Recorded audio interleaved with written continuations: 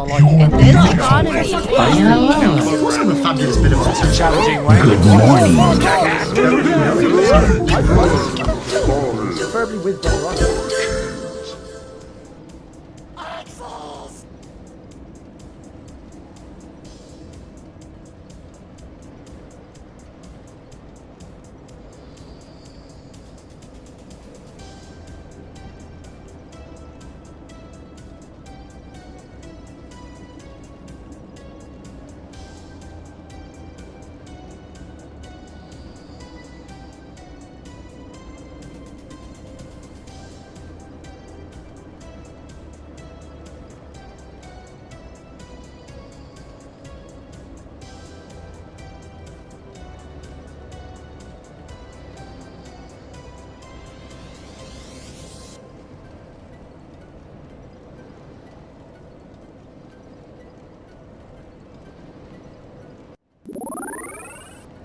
Good evening, good evening, good evening, good evening, good evening, everybody. How the devil are we doing? Thought you'd be happy that it was back, Jay. Thought you'd be happy. Not that I particularly did anything, but, you know, it just works now. It works. But how's everyone doing? Welcome in, welcome in, welcome in. Oh, too far over to one side. Too far over to one side. Oh, but welcome in, Jay. How is the week going? Yo, Dan. Hello. How are you doing? Welcome. I mean, sorry. Hello. How are you doing? Welcome, welcome, welcome. Chris is in the hizzle as well. How are you doing, Chris? And Maximus. How's it going? How's it going? Lib, did you get a message on Discord earlier from... I don't... No. Joe Condi's nuts? Is that where we're going? Is that where we're going, Jay? I feel like this is a D's nuts. It's just got to be. Got him. Thought it was. I was just like, Joe Con. Definitely not. Oh, dear me. But how's everyone doing? It's good to see you all. It's good to see you all. I hope everybody had an absolutely fantastic weekend. Yeah, mine was pretty uneventful. Decorating and shit. You know, just the normal adulting and, you know, work and family stuff. Yo, Fish! Welcome in, Fish. How the devil are you doing? Welcome, welcome, welcome, welcome. How's your Monday going? Welcome in, everyone. Welcome in. The master plan today is to get my butt kicked by Nameless King, if we can find him. Well, not that we need to find him, because we know where he is. But I've just got to get there first, haven't I? Yo, Chris, welcome in. I'm doing good, thanks. How the devil are you? How's your Monday going? Welcome in, welcome in, welcome in. What is that noise? Can anybody else hear church bells? Why can't I hear church bells?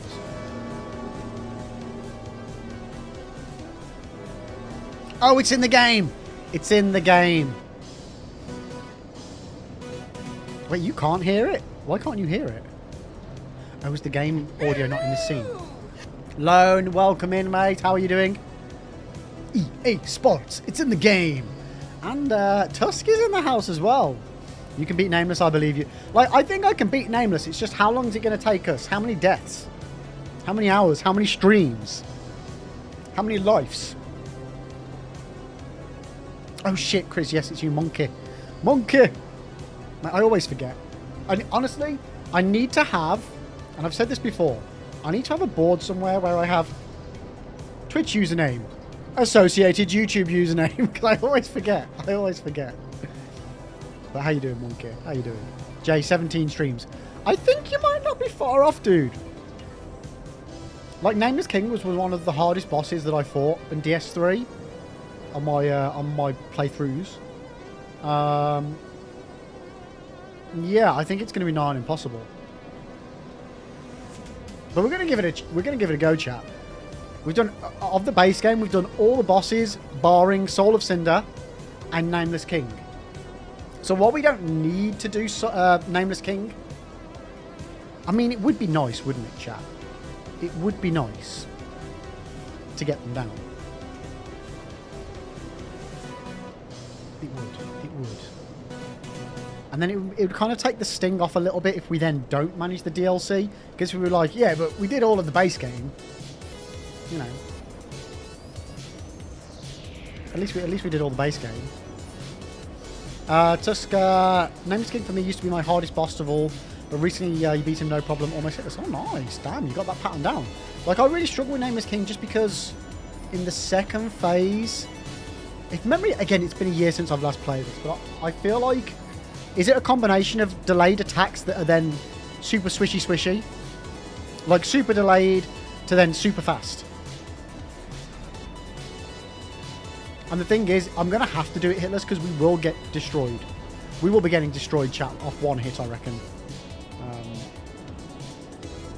I mean, we were pretty much getting destroyed one hit off most of the last few bosses that we've gone up against. So what was that like? The likes of Lothric Twins, Dancer, Assyrios was pretty much one hitting us as well. So yeah, I think we're gonna perfection is gonna need to be had or done or something. I don't know. But either way, chat, we're gonna dive straight into the game because while I'm still sort of with it. Oh Jesus Christ! Nobody wants to see that, Jay. Jesus. Well, oh, fucking hell. Okay, hands are up here. Nothing dodgy is going on under the screen. Nothing dodgy is going on. Tusker, pretty much, yeah, but used to find his lightning bolt to be the harder attack to dodge. Like, it's been that long, I genuinely can't even remember. I genuinely can't even remember it. Right, so where am I going? I'm just thinking out loud, by the way, chat. Oh, nuts.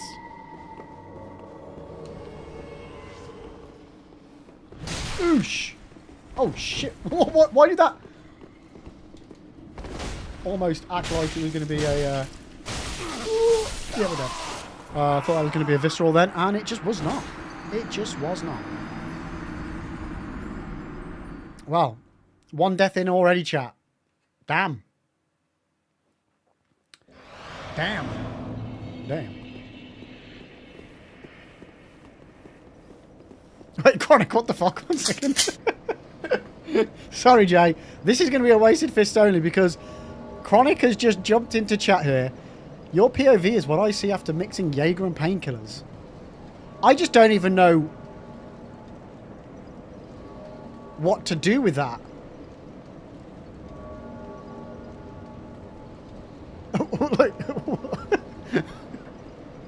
But that was your point of view, not mine. Oh dear me. No, okay, I'm going, Jay. Jay, I'm going. You can have a new minute starting now. Oh shit! I'm going. I can't do anything. I'm just gonna run away. Oh, I'm dead anyway. Oh dear me. But Chronic, welcome in. How are you doing today? Welcome. Lone to Live. I beat Doom 2016 early. Holy shit, Lone! You flew through that.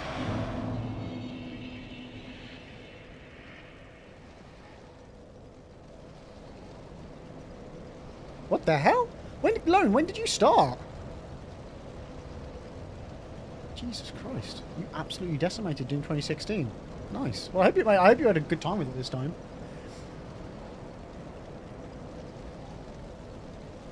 Just fun fact, did you know a level 1 run is the hardest to do in Bloodborne? Do you mean it's the hardest challenge run to do in Bloodborne? Or Bloodborne SL1 is the hardest of all the SL1s? Just to check. Yo, Poutine, welcome in. How are you doing today? Welcome. Question for the new people in chat as well. If you're going to be stranded on a desert island for the rest of your life and you could take just one video game, you get no mods, no DLCs, no internet access, just the base game, what game would you go for? Lone, yeah, and on ultra hard too. What the hell? Jesus Christ, Lone. That's insane. Oh, sorry, Tusk, that was you that said the fun fact thing. Sorry, I thought it was Chronic. So yeah, Tusk, clarify, do you mean SL1 Bloodborne is the hardest SL1, or it's the hardest challenge run on Bloodborne?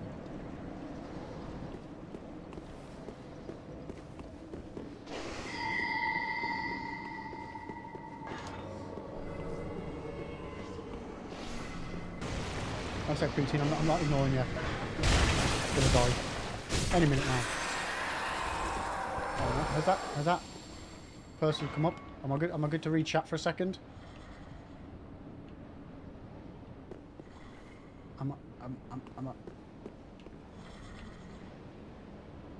I think I'm good, chat. I think I'm good. Poutine, doing well. Actually, have finished SL1 run on Fears back. Run a few years back. That's what I'm guessing that's going to say. So it's cool to see someone else doing one. Couldn't beat the DLC. Yeah, I think I'm going to really struggle with the DLC. I've not committed to it. I've committed to doing the base game. I've done Dark Souls 1, all bosses, SL1. Dark Souls 2, all base game bosses, SL1, but not all the DLC bosses. And then DS3, we've just got Nameless and Soul of Cinder to do for the base game, and we haven't touched the DLC yet.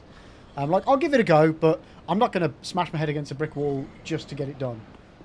Which I feel like is probably going to be the case with the DS3 SL1. Lona, I enjoy it a lot. It was so much fun. I only wish there was more bosses. So are you going to jump onto Eternal then, now that you've done 2016? I hope so. I hope so. Chronic, I'd choose a live service game with an active community so I could tell people to come save me. But you get no internet. Right, chat. I very clearly say the stipulations for the Desert Island. You get no mods, no internet access, and no DLCs. If you've got internet access, life's too easy on the Desert Island. It's way too easy. So Tusk, it's the hardest one to do in an all, like, even you do shit damage and parries do no damage.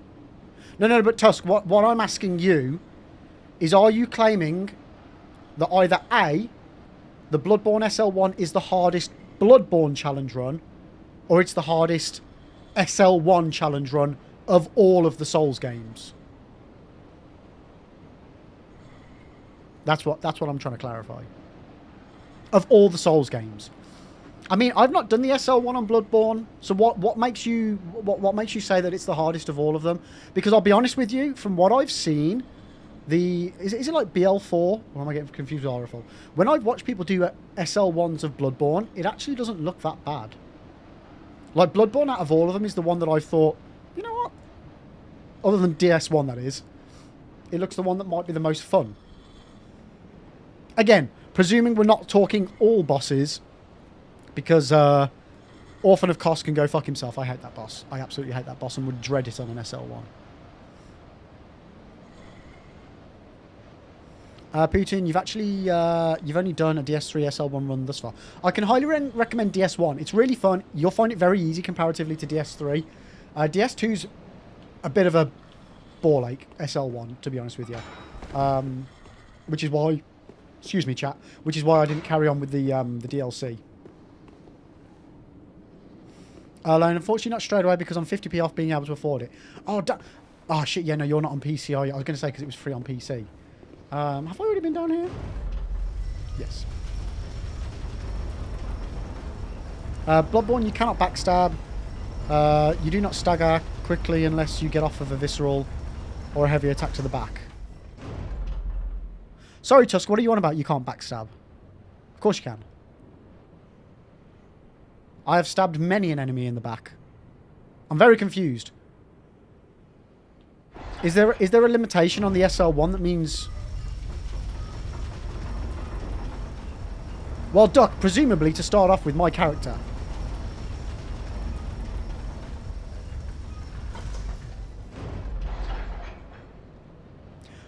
I mean, Tusk, while I don't have the most amount of hours in Bloodborne, I've done a few playthroughs. And I'm fairly certain, yes, you can backstab in Bloodborne.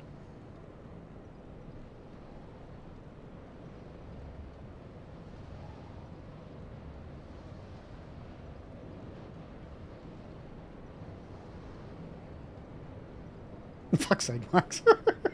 For a split second, then I was like, oh, did I miss a shitty joke that you wrote earlier on? And then I was like, no, this is the shitty joke. So, you don't like my jokes about ghosts having sex with owls? Well, boo fucking who. I actually quite like that one, Max. You can have a cheer for that. Where's my good clap?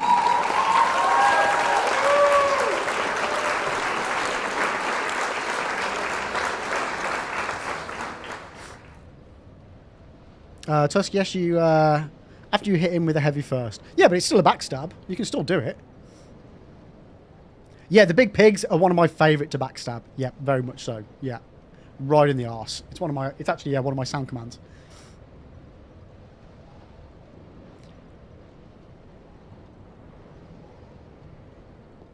Yeah, but you can do the visceral from behind as well, Chronic. Being my point. So you can do a backstab. You just need to set it up first, so to speak.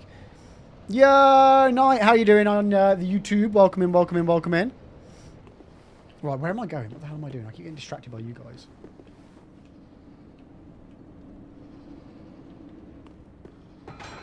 Nah, it's definitely a back fist. I mean, if you want to fist those piggies, Fish, go for it. Oh, I don't like that guy being over there. Yeah, I'm pretty sure I just go down here, right? So yeah, it's not, you can't just like walk up to the back of somebody and then do the backstab animation. But you can still perform a backstab just via another means. So it's still a backstab. Poutine, wanted to check first, is it alright if I talk about the weapon I used for the run? For your SL1 on DS3, you mean? Yeah, go for it, yeah. As the only thing that's not allowed, as far as like chat, is backseating. So no telling me what to do, or go there, go here, do this, do that. You know, suggestions and things are more than welcome. But I don't particularly like people trying to dictate to me how I play my run. So yeah, anything other than that is absolutely fine, genuinely. I'm always eager to learn new stuff. So I've only got a few runs in DS3. Oh shit, what's that thing? Only got a few runs in DS3. So always have to learn new stuff.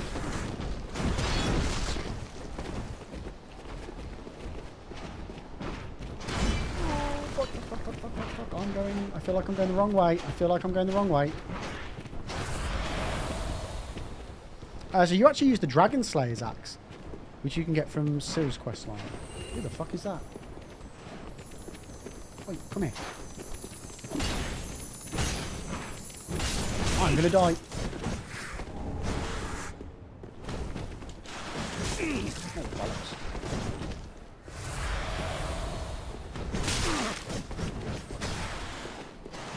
No, no, no, no, no, no, no, no! I wasn't paying attention. It's a little troublesome to get. It's easy to miss if you accidentally go too far in the game and get locked out. Gotcha, okay. So just no low chance high rewards are in Bloodborne, only high chance high rewards. And on Soul Level 1, that high risk high rewards, the reward is not that high.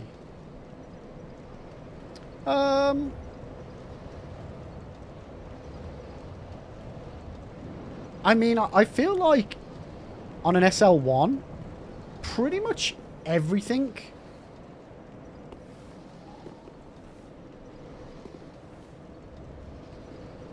Wait, Tusk, I'm now confused by what you've said, actually. You said no, there aren't any low chance high rewards in Bloodborne.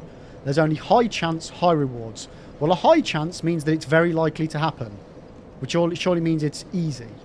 Do you mean that there's no low chance, as in rare high rewards?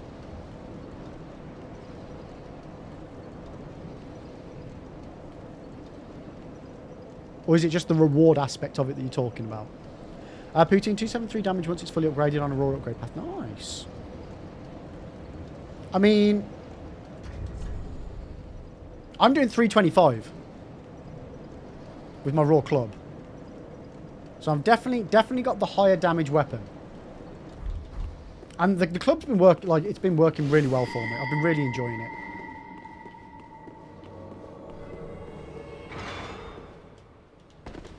I am aware that there's a twin blade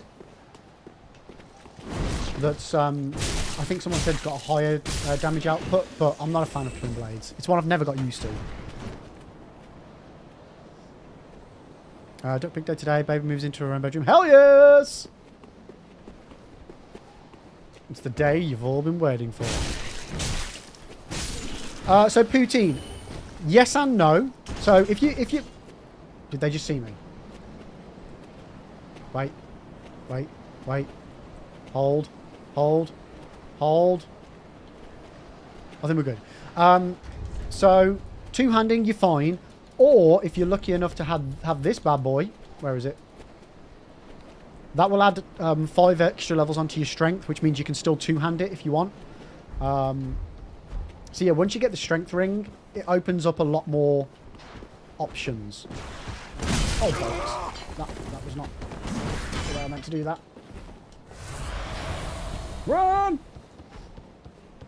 Duck, I can read with the lights on. Shh! You still can't shout, Duck. Do you do the Rings of Tears and Denial? Wait, what the hell is that? No. No. To answer your question, no, because I don't know what that is.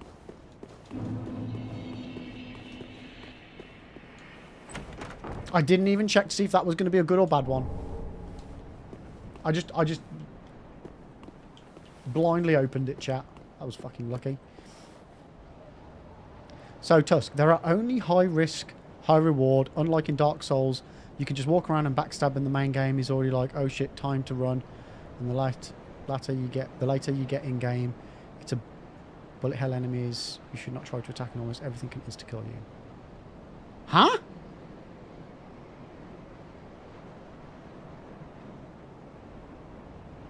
So what you're...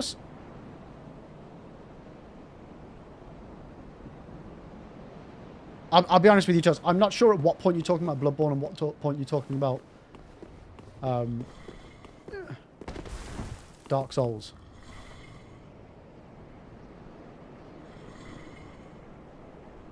I mean, having the ability to just be able to walk around and backstab doesn't make Dark Souls a cakewalk. Dark Souls is just relatively easier regardless.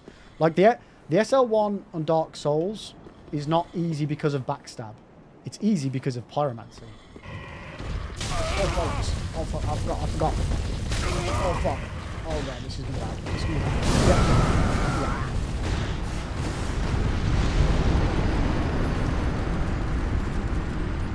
Yeah, but like, as a rule of thumb, as you go higher in the games, the difficulty gets higher and higher and higher. So I would say... Like, personally, I would... like, I've not done the RL4 or the BL1 of Bloodborne or Elden Ring. But having just played the games normally, I would say that Millennia would be way more difficult than anything Bloodborne has to offer. From a level 1 perspective.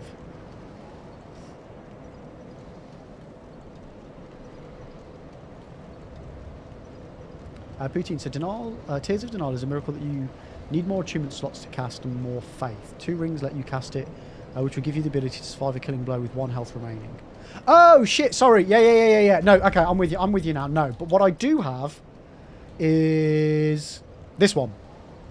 So this boosts my damage absorption when my HP is full. Now, granted, that doesn't guarantee me to not die, but it does massively help, sort of like what you're saying, but to a much lesser extent, and not a guaranteed save.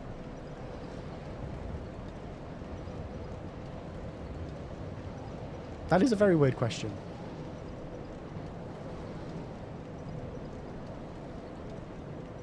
I mean, no. Definitely not.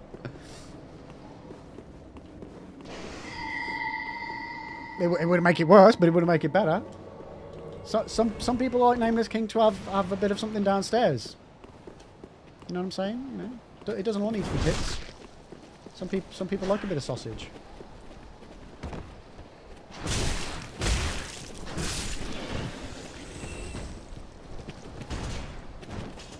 Yeah, and like Tusk, I get what you're saying, because you're talking more area survival than boss survival. And yeah, Bloodborne has got some shitty, like not shitting as in bad, but like difficult. Some difficult areas to traverse normally, let alone on an SL1. But again, I would... Oh, shit. Oh, man. I would still argue that I think as the games progress, the tricksy areas get more tricksy. Like trying to navigate some of those catacombs and dungeons in Elden Ring with the fucking imp people. Oh. It would just be as infuriating.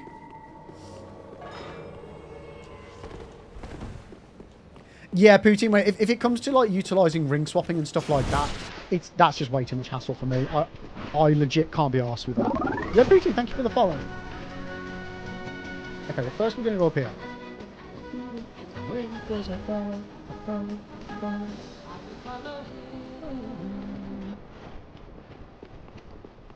Oh shit, yeah, no, I can't do anything up there, can I? I forgot about that. Oh god.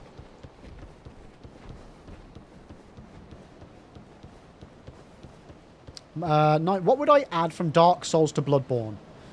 The same thing that I would add from Dark Souls to every other From Software game that's come since. Tail weapons. Boss tail weapons. That for me, and you guys might think, okay, Lib, okay, get a life, mate. But the tail, being able to chop off a boss's tail and obtain a weapon was one of my favourite things about Dark Souls. You know, I love the game for various reasons, but that was such a cool fucking feature. I just don't understand what the logic is in not doing that in the future games. Well, if they don't have a tail, then you can't chop it off. But if they have a tail, you know what I'm saying? Just make it a boss. Just make it a weapon. It doesn't even matter if it's a good weapon. Just let me chop it off. What's the game like in Bloodborne? You do have it so that you can chop limbs off, right? On some bosses. But like, I really still wish that it was just it's a tiny feature, but I think it's a really good feature, chat. What's been my most challenging boss so far for this run? Either the Lothric Twins, or Dragon Slayer Armor, or what was the other one I was struggling on, chat? Max, you reminded me last time. What was the third boss that I really struggled on?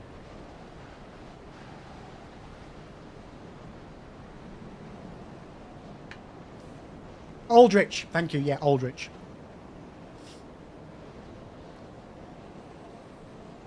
Alone. My PS5 uninstalled Dead by Daylight on its own this morning. It's like, what the fuck? That is weird. Did it need room for something else, or did... That's really weird. See, it's the problem with modern consoles and things like that, of having the ability to just randomly do shit like that. Is that if you don't want to upgrade your game for whatever reason, I mean, something like Dead by Daylight, you kind of wouldn't have a choice because it's an online multiplayer, but the fact that they can just kind of do this stuff without your permission... Oh, you cock! Why did I do that? It's, yeah, it's not on. It's not on.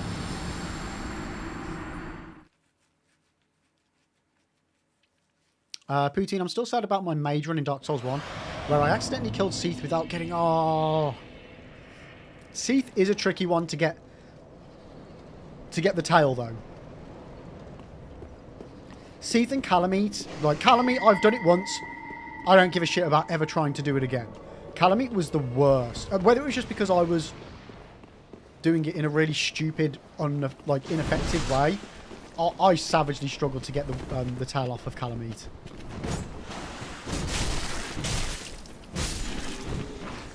Poutine, for you, it was definitely Dancer.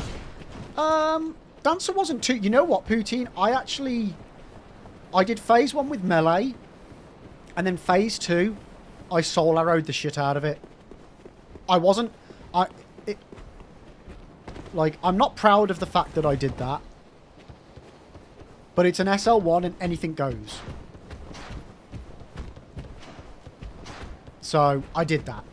I shot it with a soul arrow, ran away to the other side, shot it with a soul arrow, ran away to the other side, eventually ran out of soul arrows, I think when I had, like, one... Oh, come on! One bit of attack left. And just went in for a wallop and got him. Her, even, sorry. Although apparently there's a bug at the moment. If your PS5 is in rest mode, it will uninstall random games. That's not good. The console shouldn't be able to just decide to do things without your permission. That's what I don't like. You allow it to update games, but to completely uninstall or remove something? They really, like, I'm all for giving, like, functionality to improve quality of life from a gaming experience, aka automatic updates and shit like that. But yeah, they need to rein it in a little bit what consoles can do. They really do.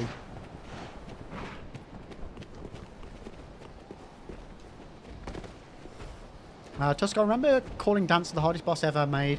It was because it took me a week to beat her, and you know, guess why? I don't know. I really like Dancer on my first playthrough. I really struggled with. Really struggled with. I went to Dancer early though, and really struggled. I'm not a big fan of fast, swishy sort of bosses. I like my bosses to just, you know, stand still for a long time. Let me just...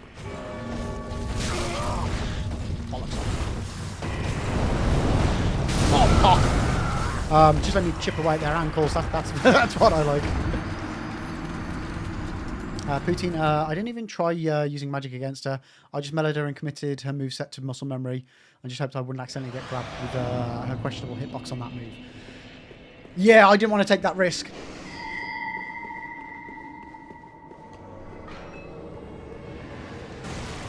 Oh, bollocks. I've gone the wrong way, haven't I? Shit.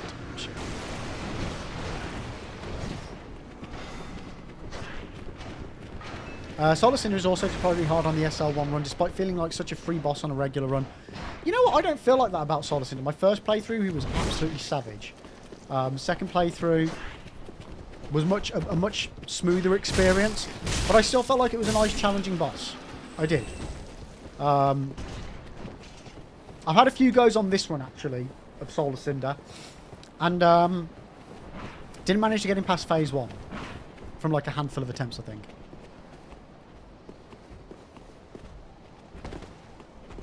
Tuss, you killed Emma because you saw it in a video and was flabbergasted, and guess what? I was underleveled as fucking never questioned it. Yeah, well, for me, I did the same thing, if memory serves. So I ended up getting to the boss room with like 7... No, wait, that can't be right. No, I can't have.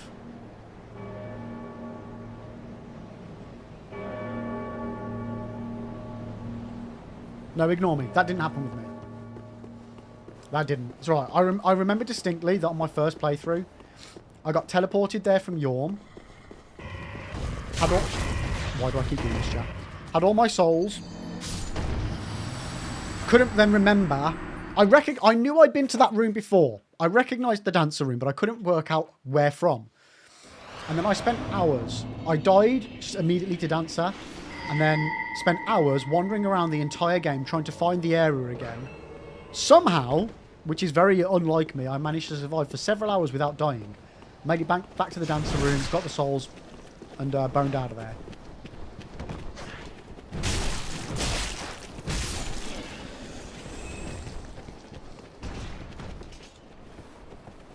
Right. We need to stop getting had by these guys. Because I've had like 15, I feel like 15 deaths to them. Oh, penis.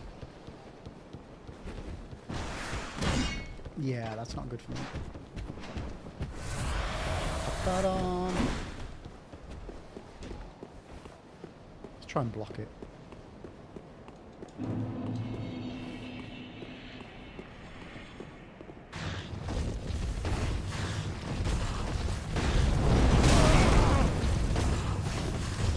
Oh, cocking out. You ever get killed by an enemy through the boss fog? It's happened to me at Pontiff. Yes, that has happened to me. Many a time by many a bosses. Yeah. ONS, it's happened to me. I'm just trying to think. There is one game where it doesn't, where it can't happen, and I don't know why they only made it in one game so that it can't happen. But yeah, there is one game. I can't remember which one, where you can't get had through the fog gate. Or maybe it's you just can't get had on the fog gate animation. I can't remember. But yeah, I am akin to getting fucked over by the mechanics. Oh shit, there. Just realised, yeah. Tusk Caleb, what's the enemy you hate until this day from every Souls game? The imps and the burial watchdogs from Elden Ring. Definitely. Definitely, without a question of a doubt. DS1.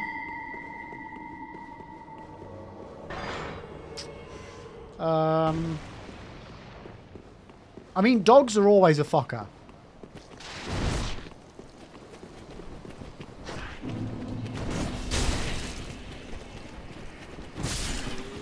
Yeah, dogs. The dogs in Lower Undead Burg. Unless I can think of anything else from DS1. DS2, the rats. The rats. The rats. The rats. The rats. The rats. The rats. The rats. The rats. Those fucking rats. DS3. Probably these guys in this area. Bloodborne, all the enemies. No, in Bloodborne, the aliens. The aliens in Bloodborne really fucked me over. But yeah, the basilisks. If you get mobbed by the basilisks, then it's a big old problem.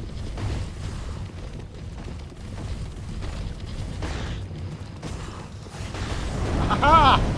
We made it through, chat. Fuck. Oh!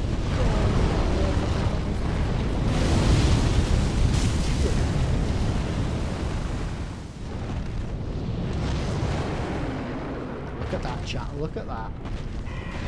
Oh! No! Oh, actually, yeah, the skeleton bone wheels. The skelly bone wheel guys from DS1. I hate them. I hate them. I hate them. I hate them. I fucking hate them. I hate them. Oh no, I love the pigs in Bloodborne. I love the pigs, the giant boars. Yeah, absolutely love them. Love stabbing them in the arse with a halberd. Not halberd, but you know what I mean. A big, long, pokey weapon. Always satisfying. Super satisfying. But yeah, the bone wheel things, fucking hate them. Genuinely. They're the bane of any DS1 playthrough for me.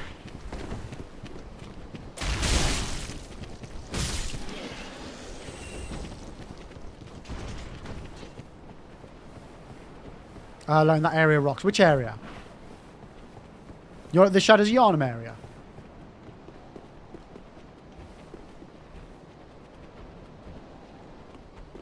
Putin, I had a traumatic experience with the Bone Wheel guys. My first ever playthrough of DS1 had me going down to the catacombs way too early, and I rested at the bonfire down there. I got trapped and had to restart my playthrough.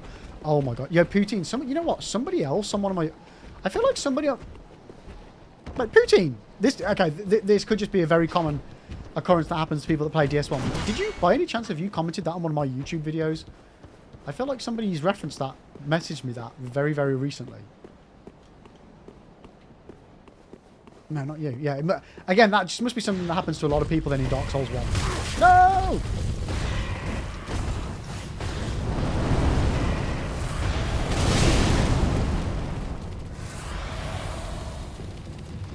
No, the area you're at rocks because those dragons are. I should have known there was going to be a problem. That's for you, though. That's for you.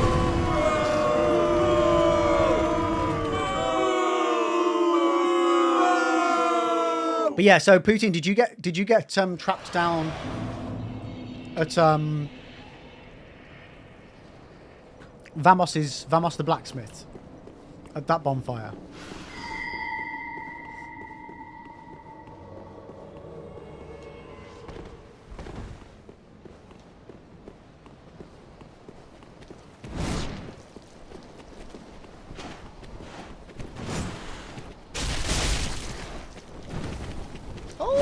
Feeling a bit spicy, do you? I have to take my jacket off. Sorry, I popped the heating on because it was absolutely freezing in my office when I started work. Just mine will forever be the Titanite demons and lampreys. Also the frenzy dudes in Elden Ring. The lampreys. What's the which boss? Which enemy is the lamprey again? But this area does. Dragon these nuts. Oh, you. Okay, that was fair enough. That insta-death was because of me doing the pun. The lamprey, yeah, but more info to us. What game and whereabouts?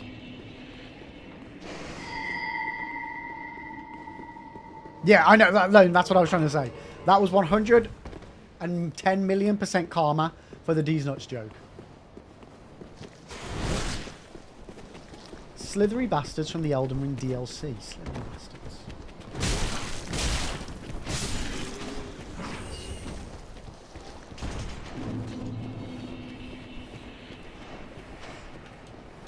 Why can't my brain think of them? Maybe I've like repressed the memory.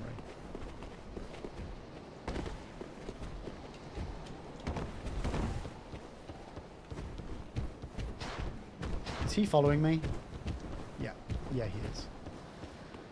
Well, so before we take on this area again, chat, we're going to have to change our rings up because this is not working for us.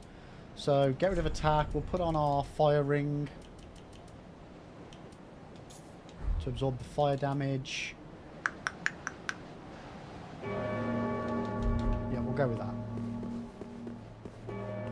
Yeah, I need to do another Elden Ring run. DLC run.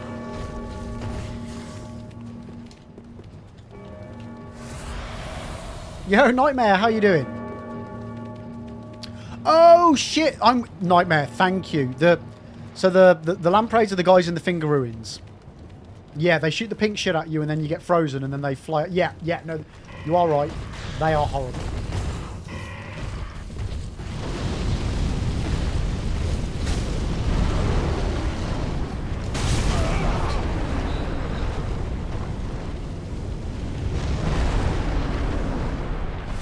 Yeah, I'm with you now. Yeah, no, they are. No.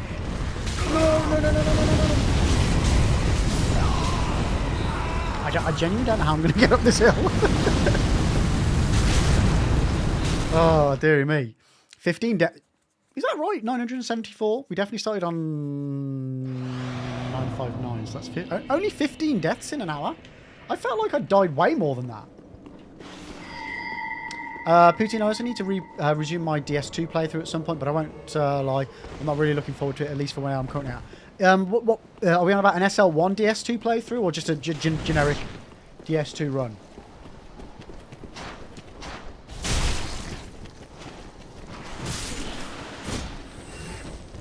Like, wow, your character's hot.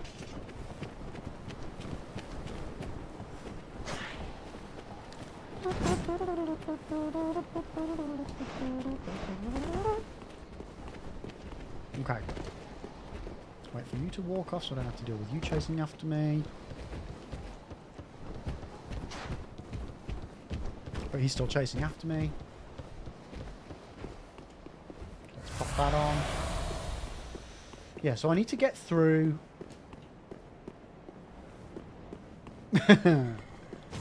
I mean, Lone, we're going to be here for days anyway.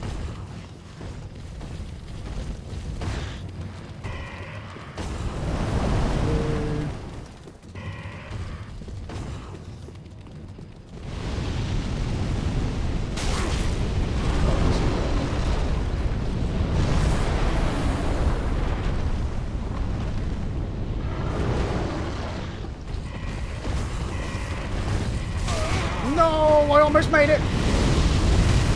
Oh, God, please go. Oh, we did it. We did it. We got her. No, I just need to not die. Oh, God. So, Nightmare, this isn't... we are using some level boosting stuff. But, yeah, as it's an SL1, we can't actually level up. So I'm using stuff as an if I need it. Poutine, regular playthrough, but it's my first playthrough and I decided that I'm going to be in a covenant of... Why? Why? Why, Poutine, why? Why would you do that on your first playthrough? Why? And answering with because I'm just masochistic like that is not a good answer. I understand additional playthroughs onwards. Yeah, go to town. Knock yourself out. Go crazy. But on a first run, just enjoy it, man. Just enjoy it. Oh, fuck. He's coming after me. I've got to run. Try gesture. Huh? What gesture? Me. I'll try it. Do I have the prisoner's chain? No. Not that I know of. What does that do, Nightmare? Fun fact, my first playthrough of DS2, I joined the Covenant of Champions because I thought it was cool without realising what I did.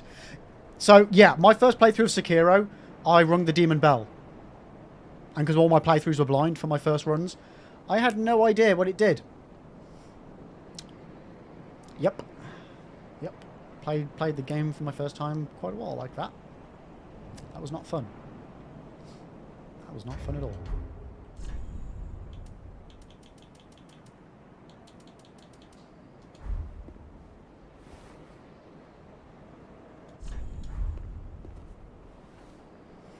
Oh, it basically is the same as... It just makes it really difficult.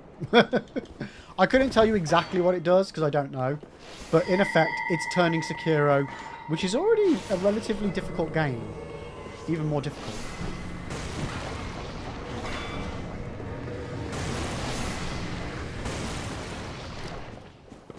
I need a grace, I need a grace, I need a grace. I need a grace, I need a grace, I need a grace. I need a grace. Hey, no I don't. I need a bonfire. What the fuck? I'm not playing Elden Ring. Okay. Okay, we're good. We're good. We're good, chat. We're good. We're good. We can crack on for a little bit.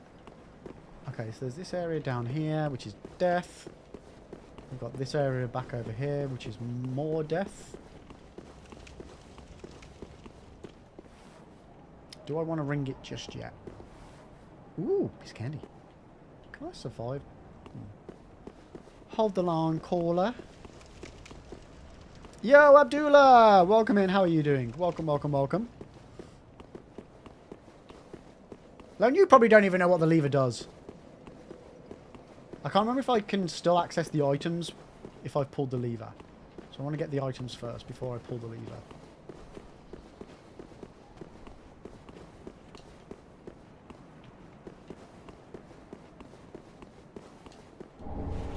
I mean, it's only an ember, but I'll take it. Yeah. You do because you found out the hard way when your mate tricked you.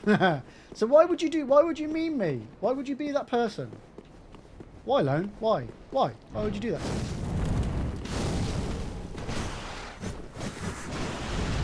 What have I done to you except for provide you with sub-tier content? It's like you don't like me. Oh, bollocks. No. No. I'm doing alright. I won't lie, today has been very unproductive. Hence the fact that you've not had a YouTube video in almost a week.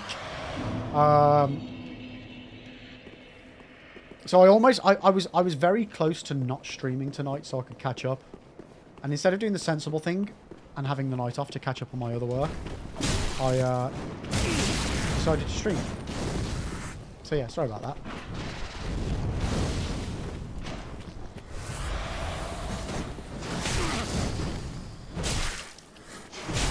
Get out. Are you still alive? Ooh, guacamole.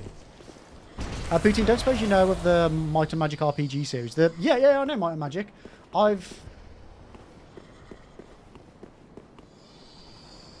No, wait.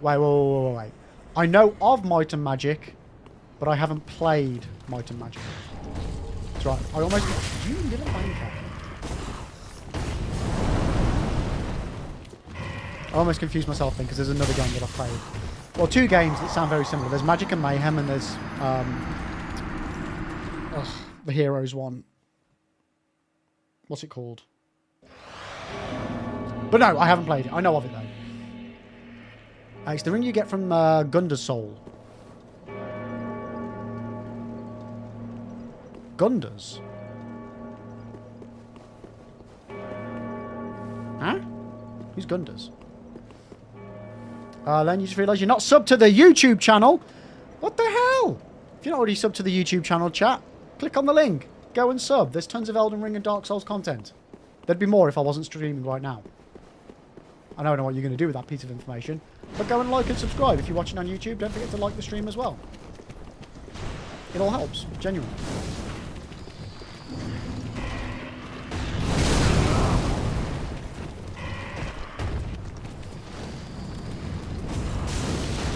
Oh, sorry. Yeah, nightmare. Yeah. So, yeah, I actually haven't been back to filing since haven't been back to the, I can't even think what the guy's called. The dude that you get the things from when you beat the people. Haven't been back there since I beat the boss. Gundyr, however you pronounce it. Dude, I find you've started DS3 and this game is a masterpiece. It bloody well is. I'm so bloody awful at this game. I don't even remember what's up where I'm going to, chat. Maybe a version of Havel, which I'm probably not going to be able to kill. Yeah, Lone, I wasn't planning on doing this section because of how much it pisses me off. But I thought, well, trying to do a whole stream of just taking on Soul of Cinder is probably going to have the same effect. And I like exploring and stuff, and it breaks up the stream a bit more than just back-to-back boss fights.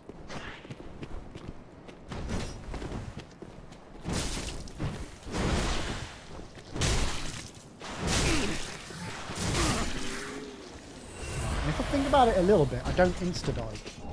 I just need to remember to not keep going so gung-ho into it. Woo!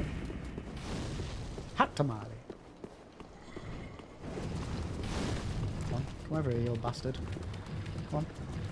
Come on. Loser! Right, up we go. Up we go. Oh, no, you don't. No! Okay, so 2 of those kill us guaranteed.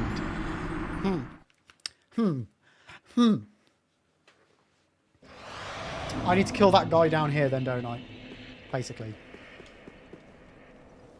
Abdullah, 2 more From Software games and you'll be done with all the Souls games. Nice. Which 2 have you got left then? I want to go up the ladder. Don't tell me what I can't do. I'm going up that fucking ladder. She's killed that fucker first.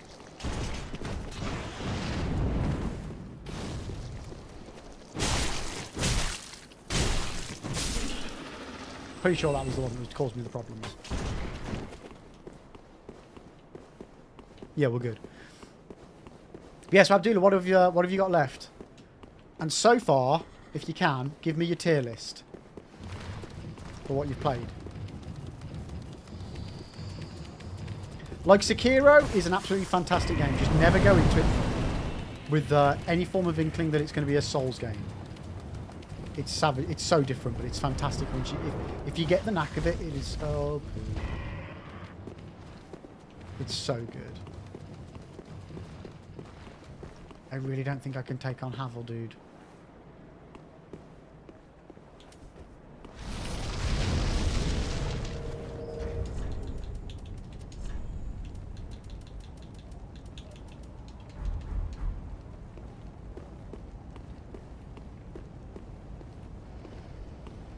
Pretty sure he's like covered in stone as well. Might as well just grab that.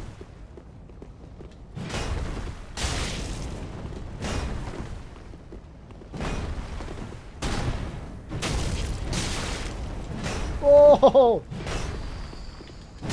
Ow! Shit the bed.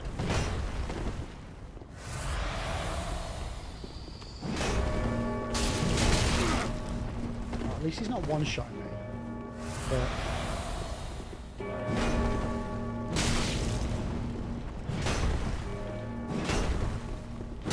oh man, okay, so that was a 3 swing.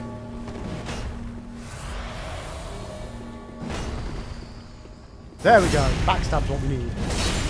I mean, it doesn't do much more damage, does it? Oh, okay, no, he can one-shot me.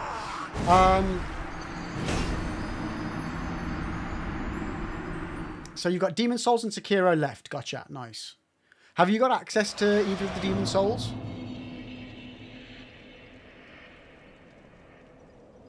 Lone, I'll be fine. I've played Wolong, which is basically Chinese Sekiro. Not from what I've heard, Lone.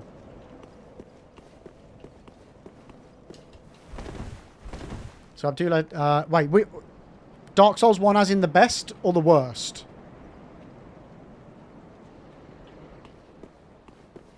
Where are we starting? Where are we finishing, Abdullah? Oh, so Lone, from what I've heard, Wolong isn't Sekiro but Chinese. As in, like, the fighting mechanics aren't the same. Was my understanding. So DS1 the best, Abdullah. So DS followed by Elden Ring, followed by DS3, followed by Bloodborne, followed by DS. Okay.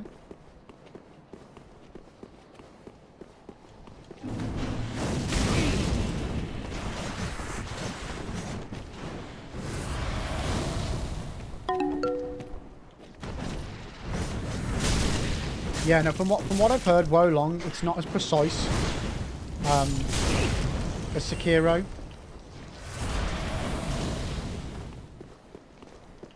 Again, I've not played it, so I'm only going off word of mouth here.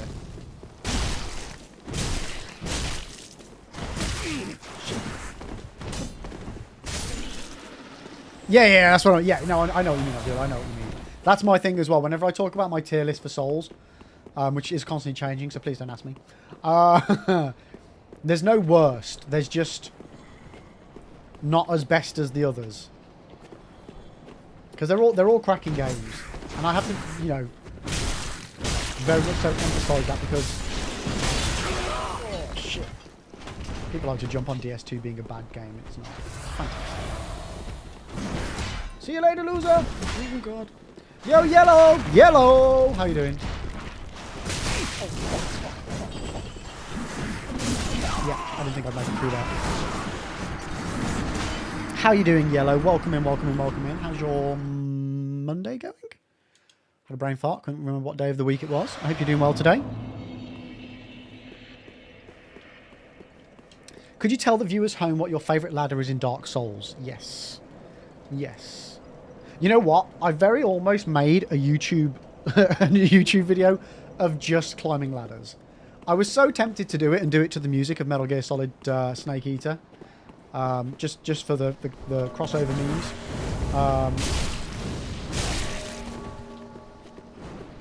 I actually like the my favourite ladder. Oh shit!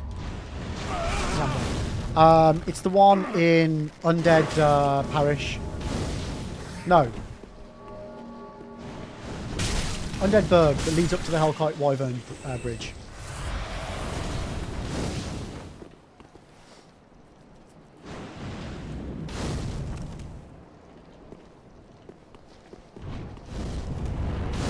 Oh no, man! That's why I'm heading up here, because I know there's some goodies to be had. No, don't you dare!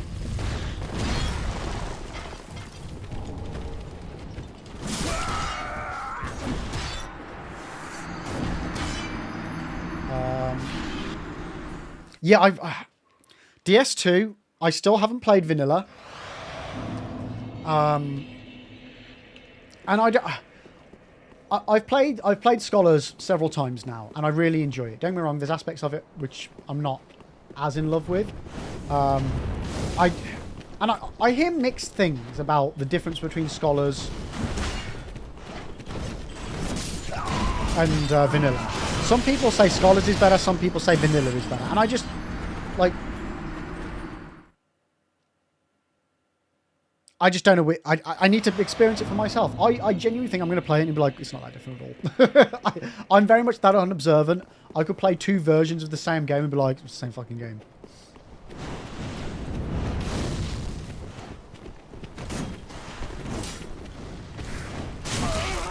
That hurt. Nightmare, you just did the SL1 of Dark Souls 2. Covenant of Champions. You insane... Yeah. DLC and everything. Yellow, you've got some DS1 lore insights. Go for it. Knock us out.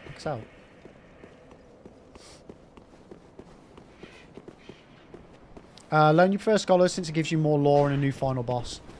Yeah, but... There's one thing that I will say about Dark Souls. Oh, mother schnucker. Well, not Dark Souls, From Software. I don't know why they feel the need to give us what, in my opinion, are bad final bosses.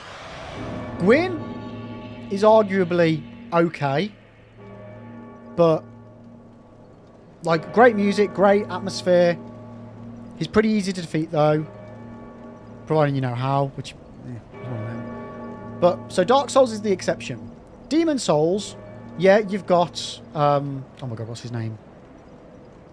King Alland, which is a cool boss fight. But then, you have the shitty little bug tree thingy at the end, which is just pointless. So it kind of ruins the ending, for me, of Demon Souls. Dark Souls 2, whether you fight Nashandra or... oh my god, why can't I think of these names? What's the name of the... What's the name of the thing in Dark Souls 2? Oh my god.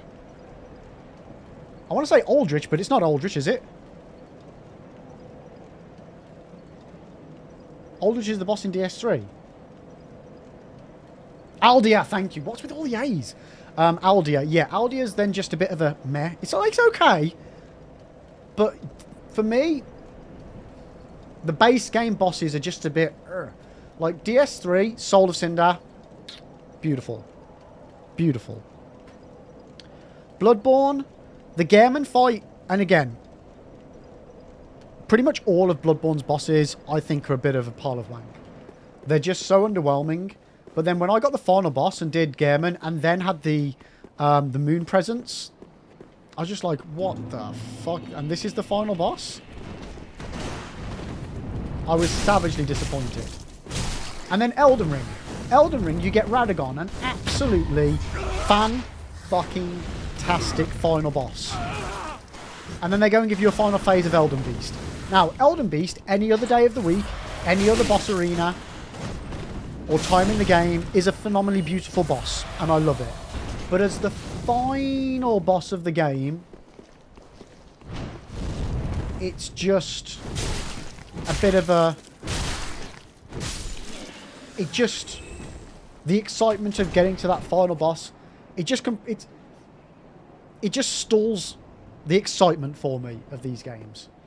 Like, don't get me wrong, your Burnt Ivory King, fantastic final boss of a DLC.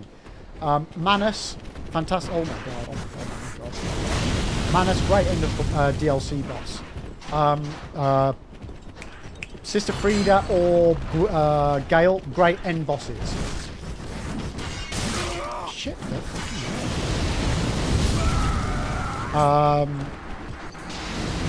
DLC boss for Elden Ring, I won't say in case people don't know yet. Fantastic. Horrible. Too difficult for me, but fantastic. Sekiro's boss. Fantastic.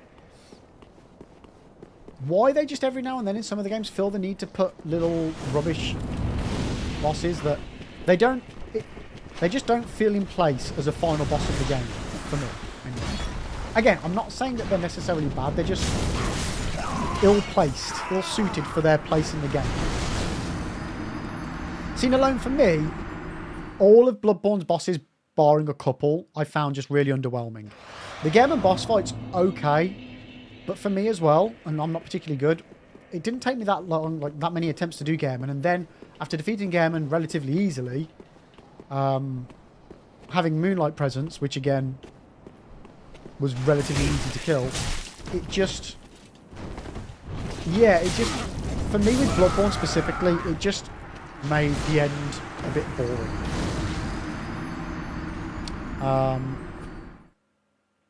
Elden Ring versus Bloodborne, you can only play one... You can only play for 1 year. Like, what's the question, Knight? Yes, you know, Abdullah, that's where I really struggle in the... As far as the lore's concerned, I really don't follow it. It's one thing that I really need to, like, do a deep dive into with all of the games. Because it's an aspect of the games I've never paid much attention to. So that will be impacting my enjoyment of, you know, lore-related stuff that, you know, elevates certain fights. I do concede to that. I do concede to that. Knight Ludwig, I hate you. What about Ludwig? Poutine, I feel like a lot of the times they're just there as a story moment. Yeah, no, I get that. But in games where the story isn't fed to you, you have to find it. to then make it end on a story moment when the story isn't what the game's like. How's the best way to say this? When they don't prioritize telling the story, they shouldn't finish the game by prioritizing telling the end of the story. Because it's so easy to miss the story on a playthrough. Because it's not told, you've got to very much look for it. To then make a high at the end be a story high. It can mean that a good percentage of the player base doesn't get the full experience from it. And it's fine. I just feel like they could maybe like... yeah, do it differently. Tuscan Orphan of Kos. Orphan of Kos can go fuck himself. I hate that boss. I really, really hate that boss. I really hate that boss. Right, for me, what I will say as well is, I do not class bosses as good just because they're difficult. I class a boss as good if I enjoy it. And I don't enjoy it. No, yeah, I watch Varty as well.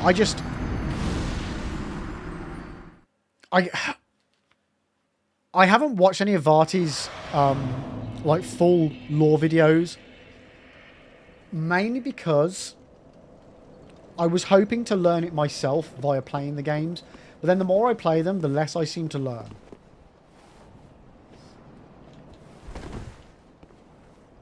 But in all fairness, you don't like hunter fights where I love them. Yeah, I prefer big, over-the-top, like, beasts and monsters. Which is why I thought I would like Bloodborne more. But then it just... yeah, I felt Bloodborne had the potential to do some really amazing, over-the-top, really weird bosses. And, like, honestly, one of my favourites is the Cleric Beast. The first one you come across. And it's just like... I just really was underwhelmed by the majority of the bosses. I love Lawrence in Bloodborne. That's one of my favourite bosses, if not my favourite. Yeah. I feel like I've missed something in chat. Somebody said something and I never answered it. 1 second.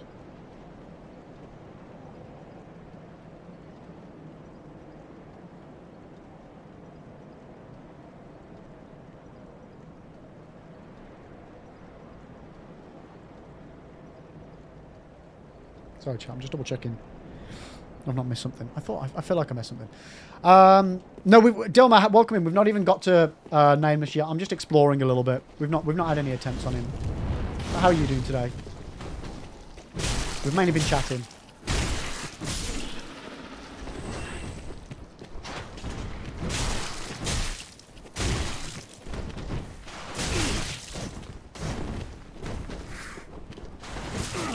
Oh, I'm gonna die. I knew I was gonna die.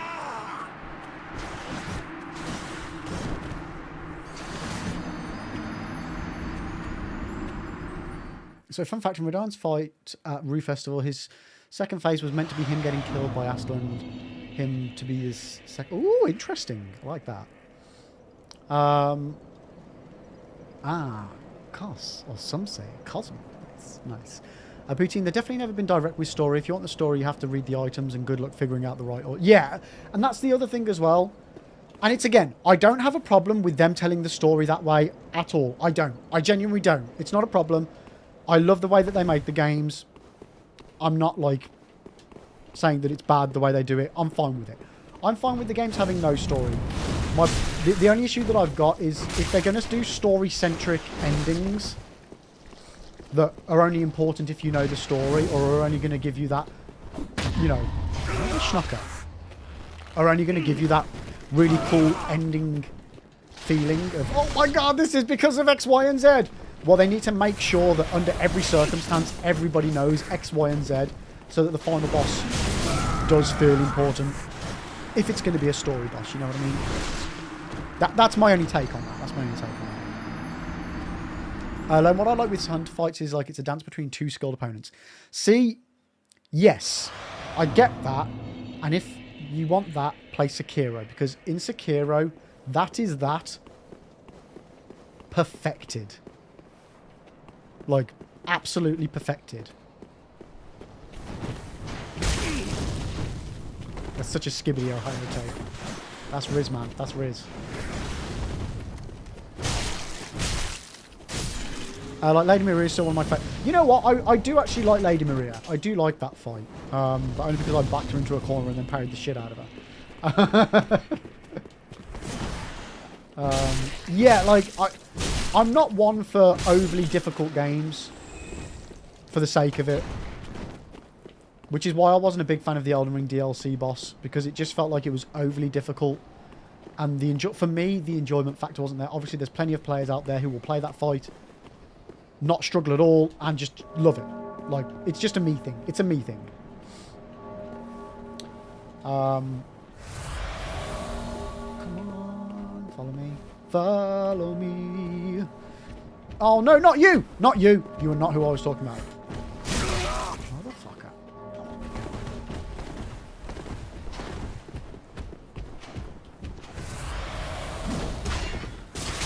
Oh, fucking doodle do. Yo, Zeus, welcome in, mate. Sorry, I'm just about to get absolutely decimated. Ah! God, the game actually flipped out for a second then. Okay, now that those guys do, maybe I can run in here. Ooh, ooh, ooh. Are they just going to follow me all the way to the top? They're just going to follow me all the way to the top, aren't they?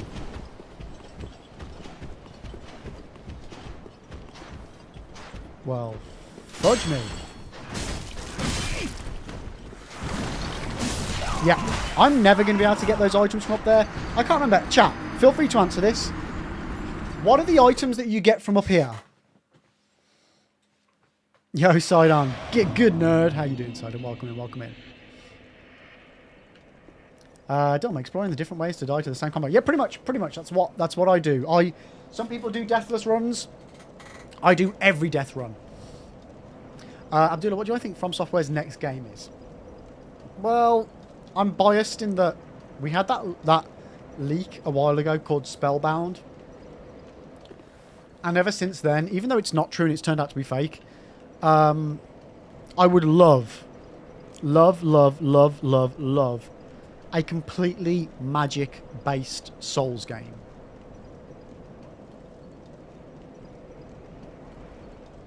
I really would. I really, really would. I think the magic is beautiful in these games, and yeah, just to have something like that would be cool.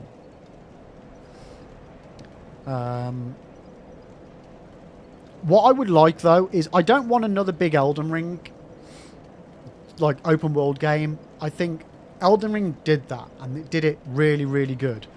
What I would love is for them to go back to the more intricate world design of, like, Dark Souls 1 and Bloodborne. Like, I think they've got some of the best world design. And do a smaller, more intricate Souls game. Like Souls, you know, Soulsborne, Ring, Kiro, you know. What I would like, regardless of the style of the game, as far as, like, aesthetics, I love the medieval vibe. I do. What I would love to see would be somehow them do a sci-fi Souls game. I would love that. I'm a big sci-fi nerd, so I would love a sci-fi Souls. Not quite sure how that would work. Whether it'd have the same vibe about it. But I love my history as well.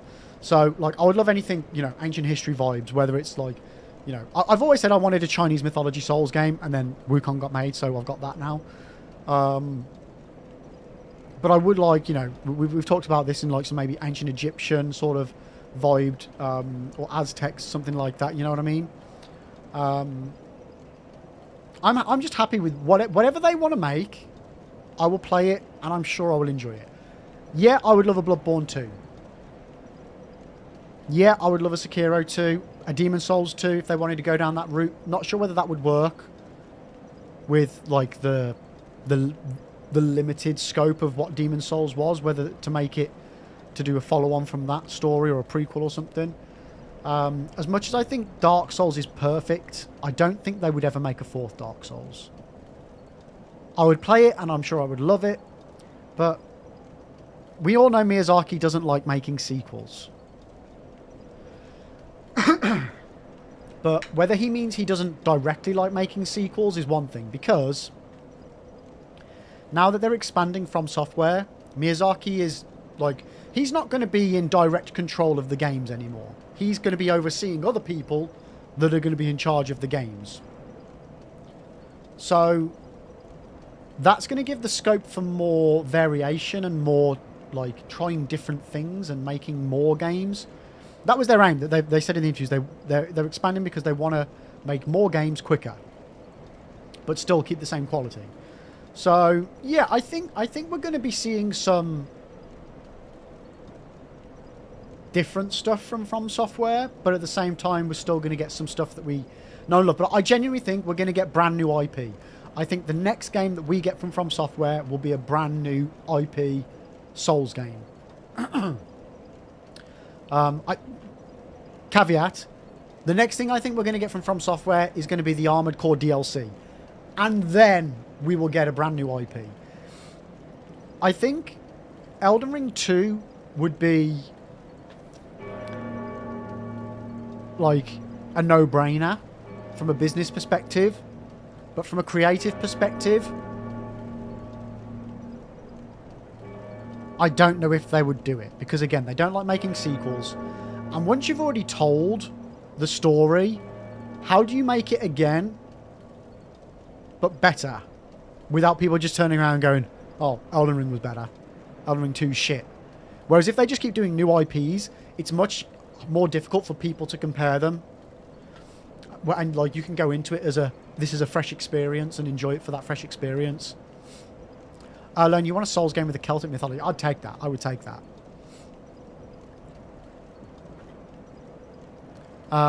Aman, yo, how you doing, Aman? They said they don't want From Software to be a Souls game factory. Did they? And do you mean a Souls genre or a Dark Souls game factory? Because I could understand the Dark Souls game factory aspect of that, if that was if they'd said that, but if they don't want From Software to be a Souls game factory, Souls genre, they specified Souls genre. Well, they're not doing the right thing then. When did they say that? Have you got a link to that? Because I've not heard that before.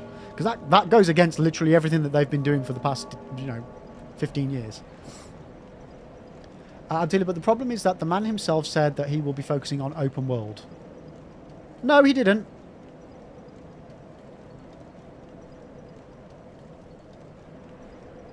You mean Miyazaki said that?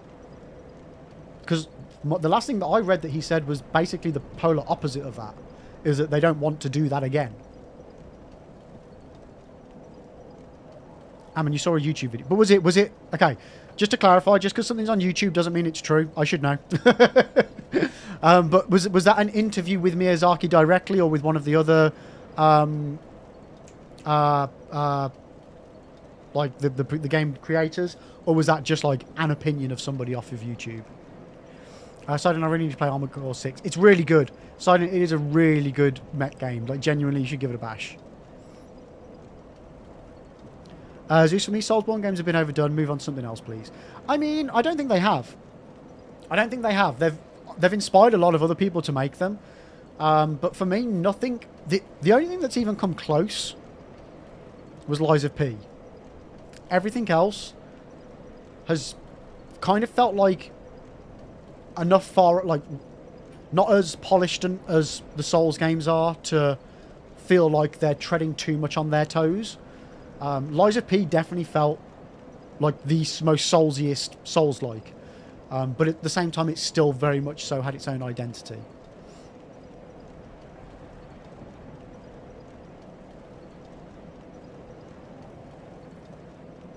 Okay, sorry, Ammon, you're saying two separate things now. You're saying the thing about... Oh, wait, no, ignore me. Sorry, you're not saying two separate things. I'm thinking you were saying two separate things, but there's two different people talking. We're good. I can read, honestly, it's fine. So they said in an interview they didn't want people to think From Software as a Souls game factory. And Abdullah, you've seen people YouTube video talking about that. Which bit? Focusing on open world? Because again, the last thing I saw on that point on the open world was that Elden Ring, they did what they could with Elden Ring and they pushed it to its limits as far as the open world, and that they've said that they want to focus more on a much more closed off world. Abdullah, you hope they make a Souls game based in the Middle East. That'd be a lot of sand. A lot of sand.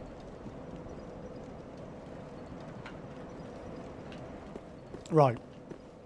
Chat, I feel like I've explored enough. Let's do this. Let's rack up this death counter.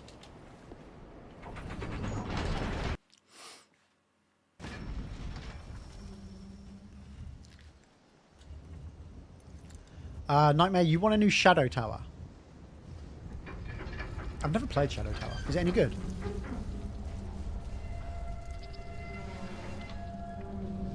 You know it, Lone. You know it. But yeah, like, at the end of the day, whatever From Software choose to do, I will give it a go. If it's in the realms of what they already do, I'm sure I'll love it. If it's really far removed, well, I enjoy video games, and they make good video games. So I'll still give it a go. Like, they're a developer that has never let me down so far.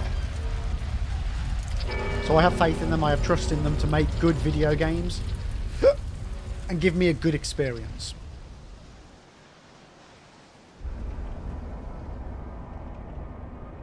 Putin, did you hear about how the Nameless King is likely Gwyn's son? Yes, vaguely. Like, Putin, like, yeah, very vaguely, yes. But there's a lot of contradictory stuff in, like, lineage. Make Torrent a camel. Oh my god, imagine. I'd take that. Yeah, I'm all over that. Oh shit, why didn't I have my ring up? What the hell happened to my ring?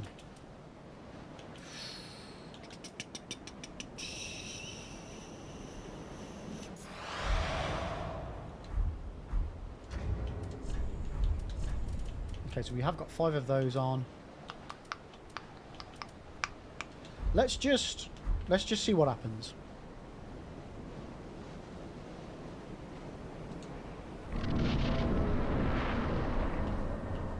Where are you?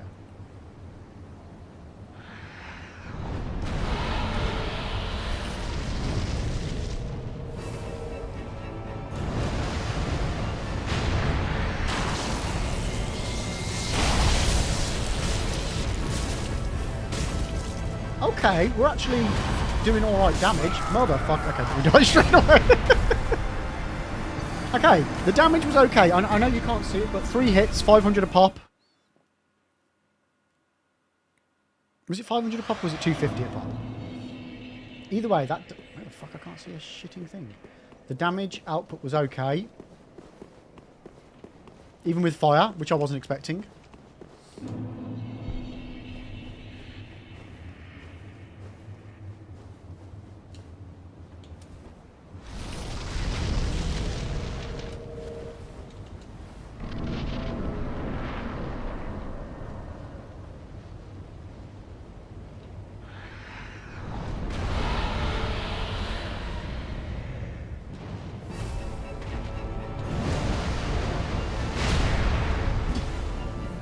Okay, 311.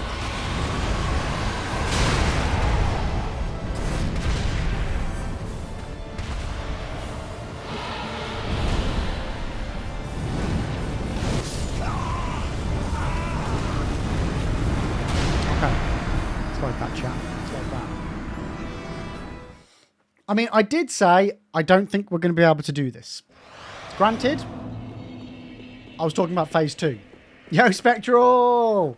How are you doing today, Spectral? It's good to see you again. It's good to see you. How's Tricks?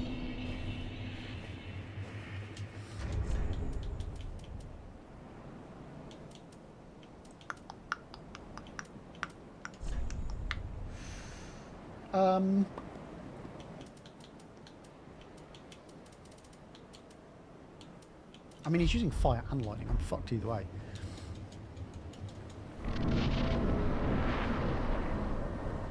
Nice poutine, hell yeah. Yeah, I think I'm gonna struggle with it. It just depends how much time I want to commit to it. Depends if I get antsy or not. Or roll too early like that.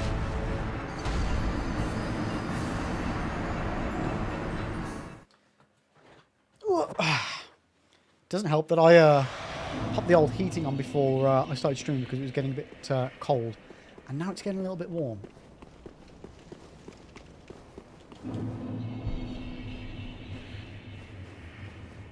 Okay. Do-do-do-do-do. We got it. We got it. It is tricky. Like, it's much easier to just put a jumper on when you're cold. But once you're warm, there's no de-warming.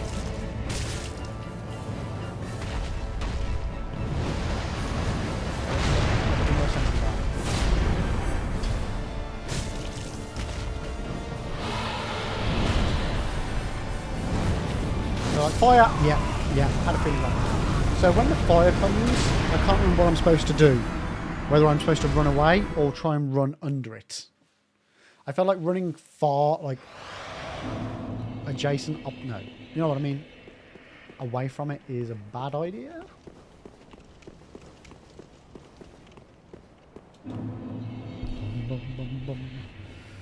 So, we need to not get one shot.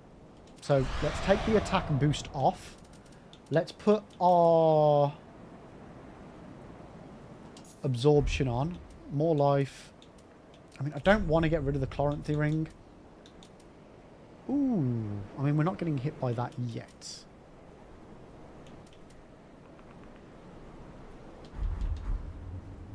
Oh no, Nightmare! I know when to run. I just didn't know where. That was my the thing I was pondering in my head as to whether I should run under its legs and towards its tail, so behind him, or run away in front of it. I'm going to assume it's behind it.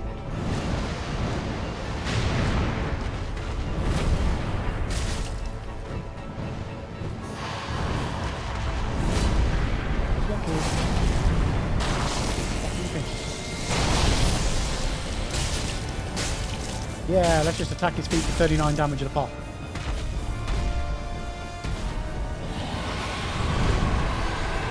That's the best hit. Wrong way again. God damn it.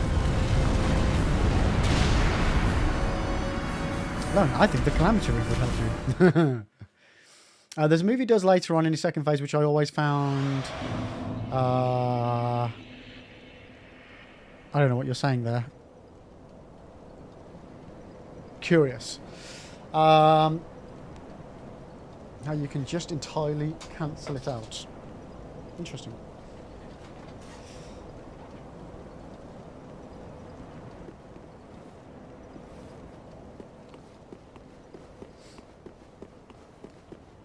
Oh, guys, for anybody that missed me saying this, just hold fire on telling me meta ways of cheesing bosses.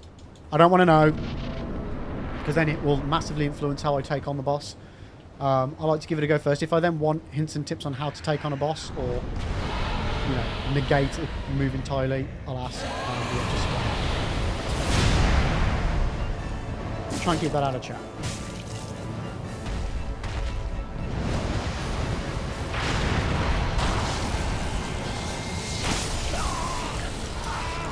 No, no, Putin, you're okay, you're okay, you're okay. Max, Steam Next Fest was a bit disappointing this time around. Maybe a handful of games that had potential out of the 20 or so I played. You know what? I didn't actually get a chance to take a look at any of them. I really didn't. Ooh, 1,000 deaths! Let's go!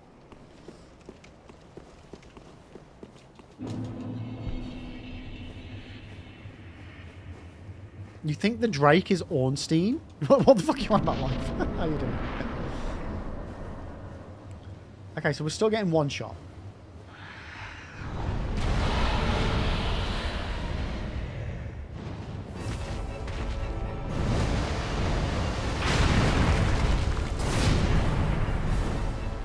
Bollocks! Oh, that was way too lucky.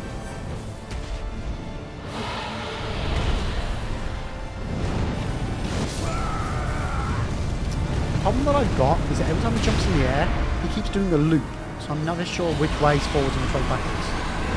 So I'm actually playing most of the Souls-likes, and offering was pretty, was plenty, but quantity over quality for me. Even the much hyped, up AI limit was pretty meh. Felt like a spiritual successor to Code Vein, but a lot clunkier. Oh, that's a shame. Alan, I'm doing a new Elden Ring playthrough. Only problem, I got to get Rykard's weapon, which is going to suck in the DLC since it's fire. Why? But what? Why do you have to use it?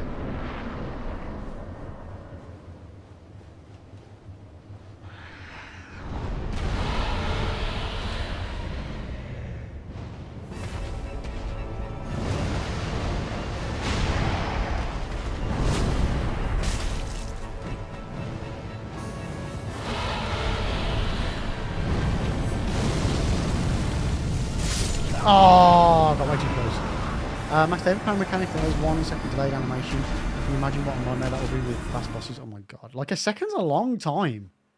Holy moly. Oh, you're doing a cosplay character. Ah, gotcha, Lone. Gotcha. Well, I mean, mate, you've made your bed. I mean, you could just respec and make it go for a different character for the DLC.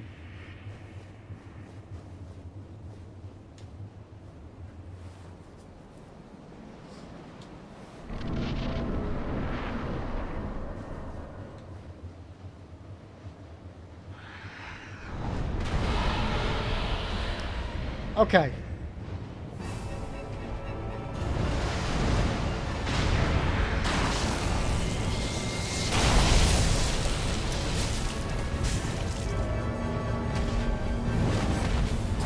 Oh, whoa! I think this is... Had anybody noticed? Had anybody else noted that this fight wasn't going particularly well? Is it just me? Right, what else? What can I do here? Let me just have a look what we've got.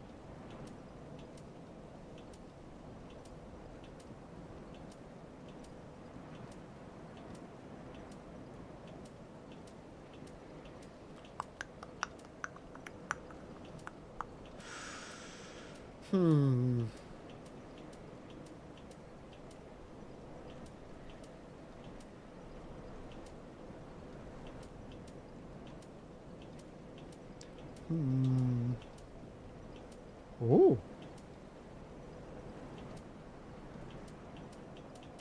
Okay. Nothing much. Nothing much.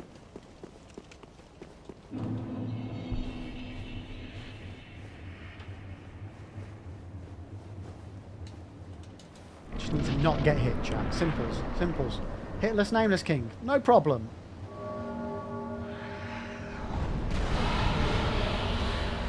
That's all we need to do.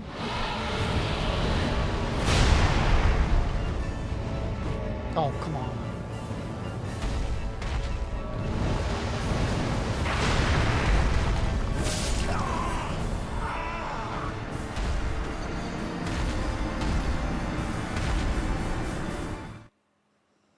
Maybe I need to stop locking on.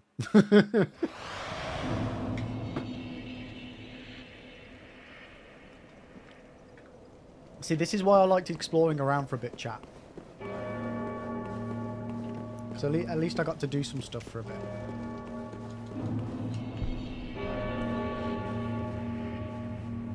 They'll be fighting 3 bosses here: the chicken, the Nameless King, and the most difficult, the camera.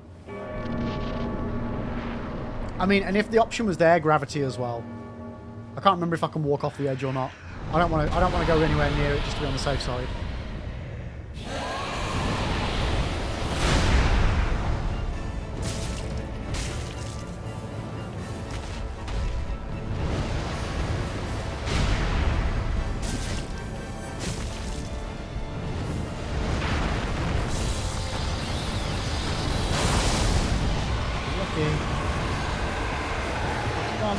Oh! Well, that was the best we've done so far, chat. No, I can confirm. You can't force you. Okay, so gravity is off the table. We do not need to worry about gravity. Okay. Just the other 3 horsemen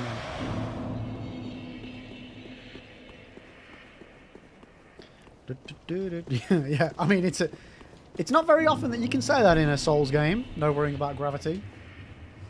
Cruel mistress. Just don't piss off the fog. Wait, do you mean like don't annoy the fog or don't go for a whiz on the fog?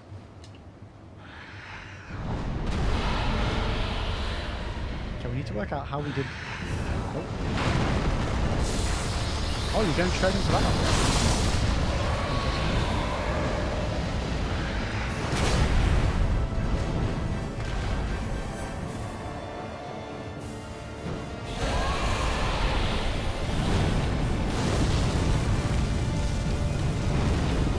Fuck! my club's too short. Oh. I saw it happening, chat. I tried to get underneath it. Yeah. It didn't work. Yeah, in case anyone was looking away, it didn't work.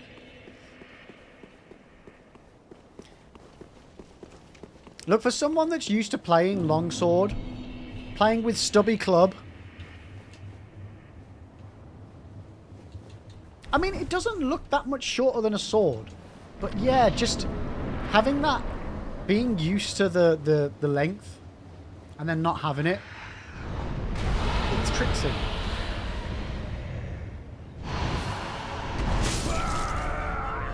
Yo, Fragers, welcome in, mate. How you doing? How you doing? Yo, Spectral with a 5 stream streak. Let's go! But yeah, how you doing, Fragers, mate? Welcome in, welcome in, welcome in. As you can see, I'm getting my butt kicked by, yeah, Nameless King on a weird flying, I don't know, pigeon. It's okay, Liv. It happened to me on my first playthrough of Elden Ring. Well, see, on my first playthrough of Elden Ring, didn't have to worry about that. Had the Game of Thrones sword, didn't I? A million different swords, all swinging at once. That was great. I loved it. I'm so glad I decided to go big honky chunky for that playthrough. I'm so glad.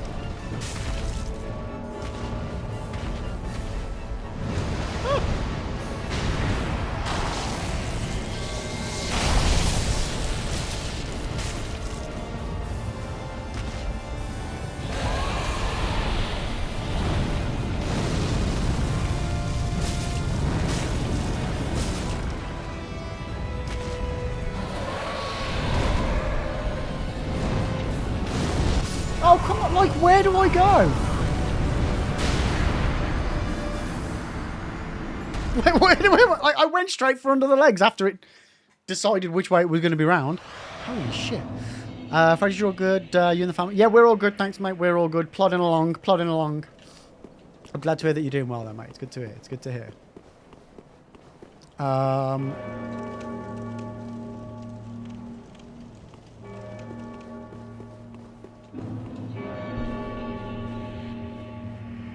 Used an axe. Oof.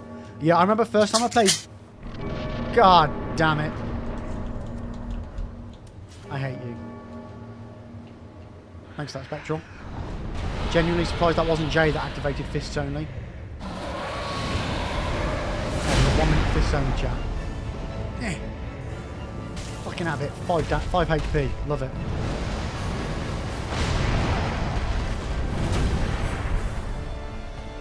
I can't reach!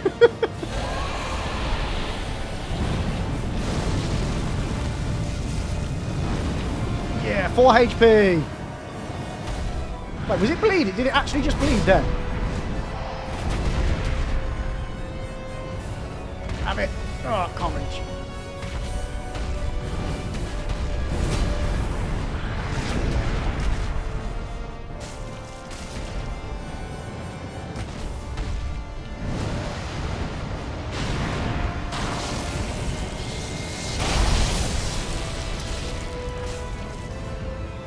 Surprisingly, this is the longest I've... Ah! I was about to say, surprisingly, this is the longest I've survived. Instantly died. But yeah, so I was saying on my first time... On my initial playthroughs of all the games, because we did them all back-to-back a few years back, I wanted to try different things each time I did a playthrough. So my first playthrough was longsword and shield with a bit of halberd. First playthrough of DS2, so that was DS1. DS2... I then went primarily... Well, I started off with dual blade, but just hated it. So I then went over to halberd. Yeah, I think I then did a predominant halberd run on DS2. And then Demon Souls, I was like, okay, I want to try an axe. Started off Demon Souls with an axe, and oh my god, it was horrible.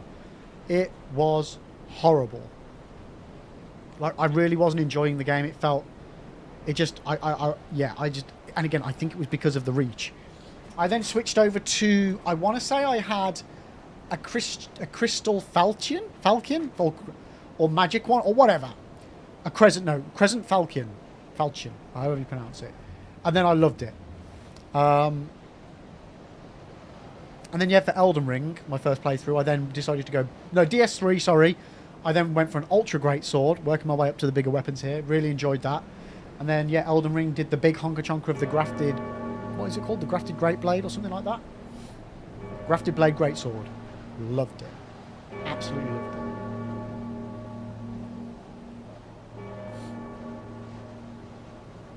Dark Souls 1, I used the sword that the lady gives you if you give her Artorias' soul in the DLC. What, the Abyss Sword?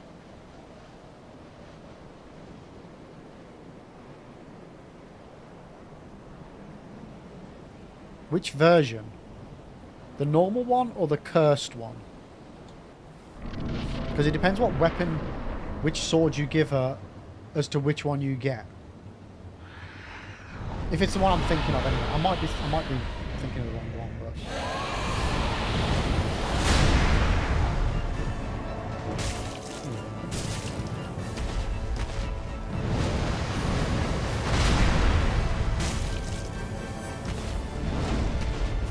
Oh, man. Yeah, that's a very good sword, Lane. That's a very good sword. If it's the one I'm thinking of, it's very, very good.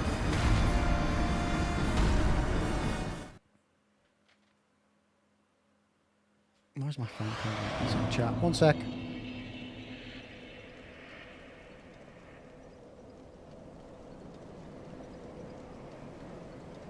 No, we're good. We're good. We're good. We're good. Okay, well, let's try again. Yeah, I don't...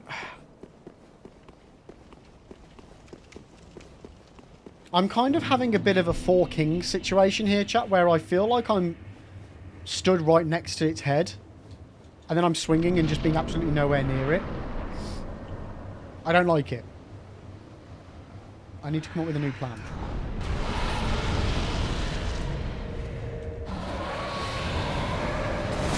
Thanks. Way too early.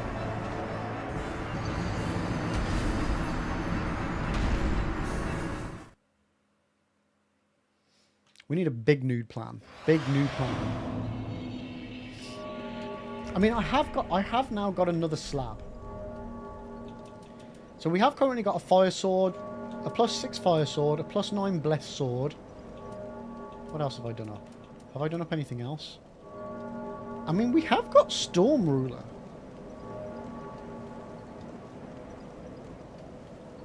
Chat.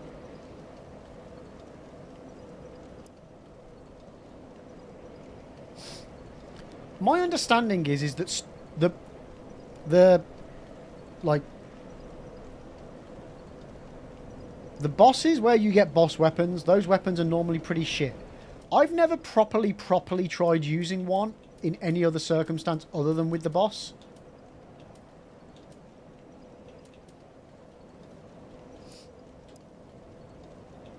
Are they shit, like, all the way through? Because, I mean... Storm Ruler, if its special was effective against Nameless King, at least even a little bit effective, could be tasted?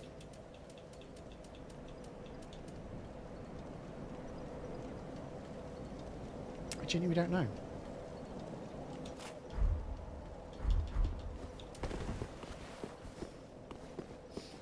Let's see what happens. I mean, it's not leveled up at all, so...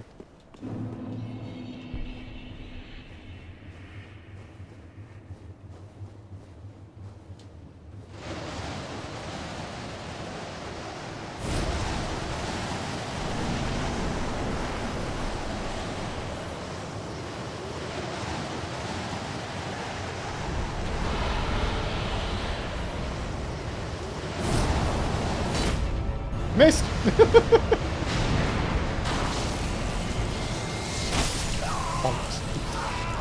Okay, well, I wasn't stood a million miles away, but at the same time, I was definitely stood closer than I would have been in Yorm's fight.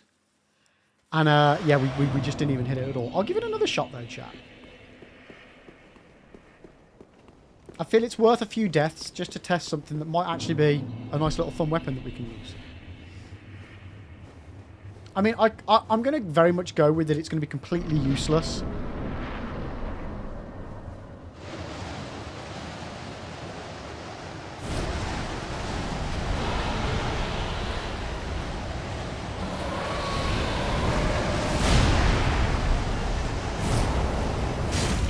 Yeah, did 140.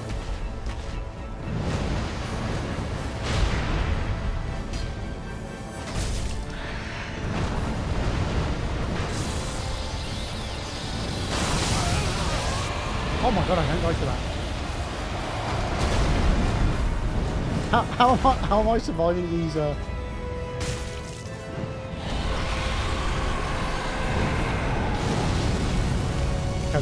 the problem that I've got now...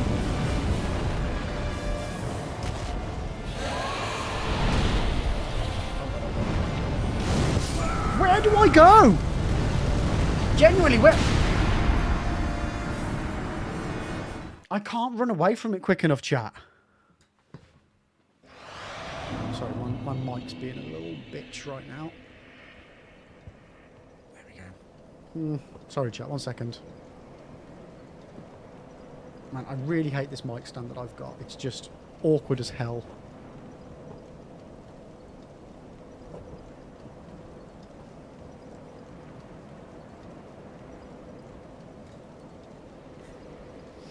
Try running out of the arena while screaming, "Oh my god, oh my god, oh my god!" I mean, did you not just watch, like, the last hour of stream?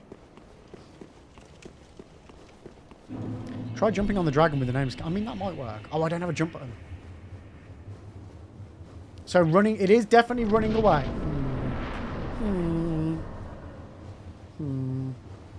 Oh.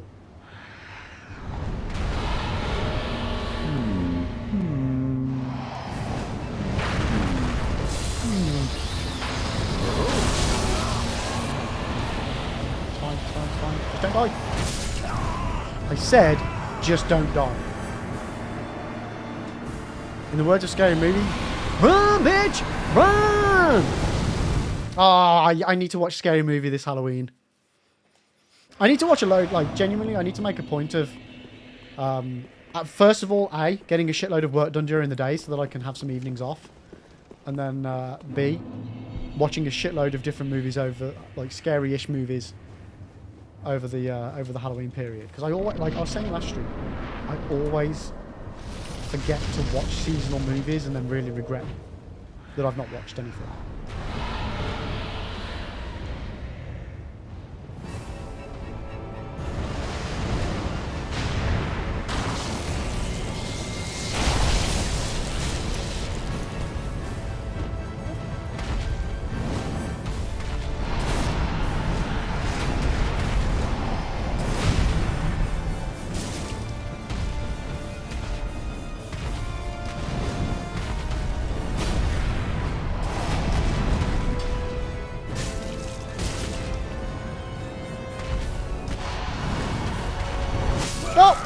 Thought he was going to jump up in the air, but he didn't.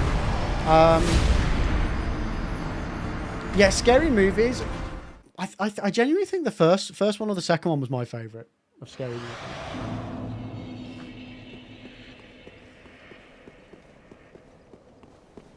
I think the first one. Again, it's been a long ass time since I've watched them.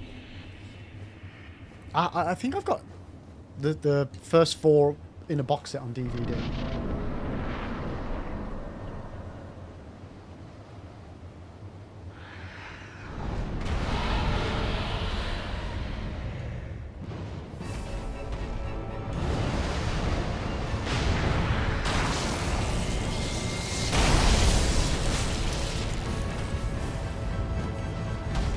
I don't know what you're going to do.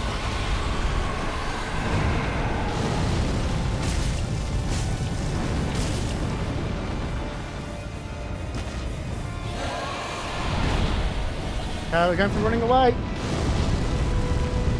Okay, does the trick. Does the trick. Thank you. Thank you. Running away definitely does the trick. I just have to survive everything else.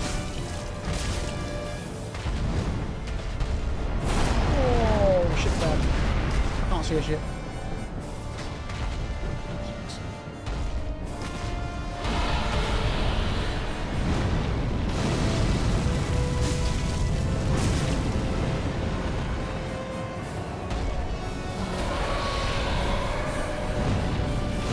Woo! Didn't need to technically run away from that one, but... Whew.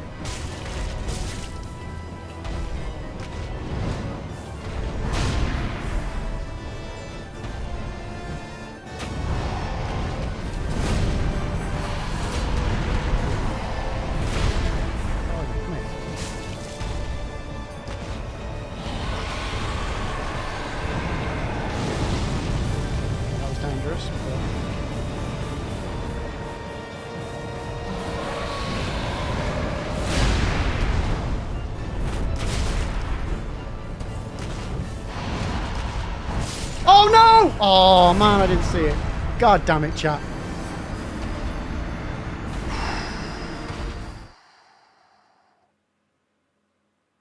Okay, that was a better attempt. That was the, well, not just better, that was the best attempt we've had so far. Okay, so we got him down to half health of his phase 1. Man, this fight's going to be brutal.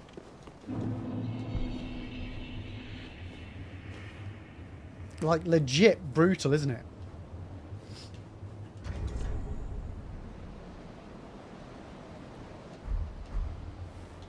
Right, let's see what we get with the lightning. It should be better.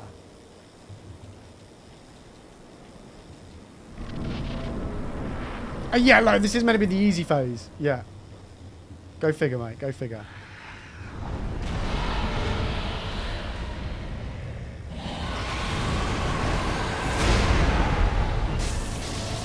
Okay, 255.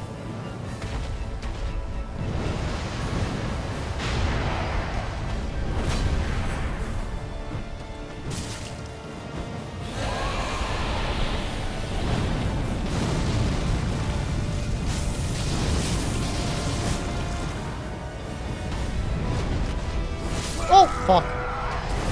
I panicked and just didn't think about dealing with it. Okay. Right, I need to turn this heating off. One sec, chat.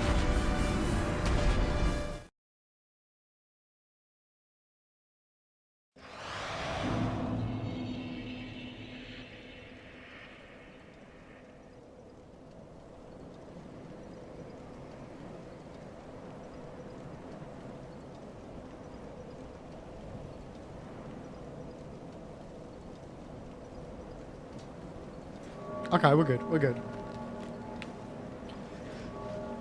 Well, we're not good. The heating was already off. It's just my little cinder box in here. Annoyingly, when it's hot, and when it's cold, it's absolutely freezing. Okay, so we managed to get like 300 plus with lightning. But the lightning is a bit of a spenny expendable. Fire's free.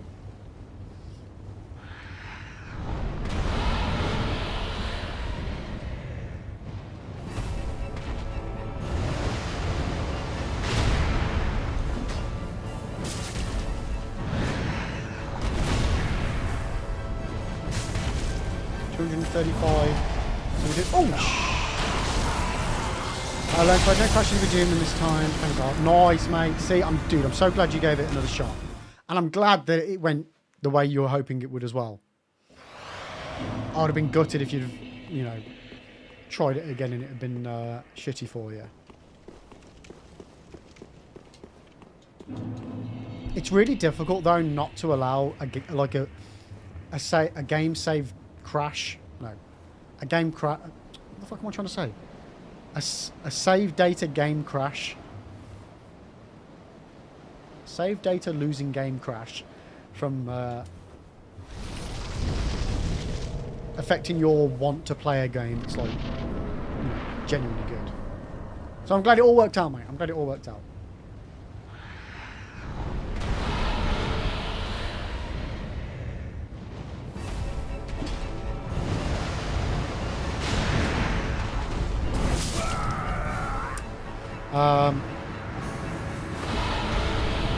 No, I said I wasn't going to do Nightmare, but someone said to do it.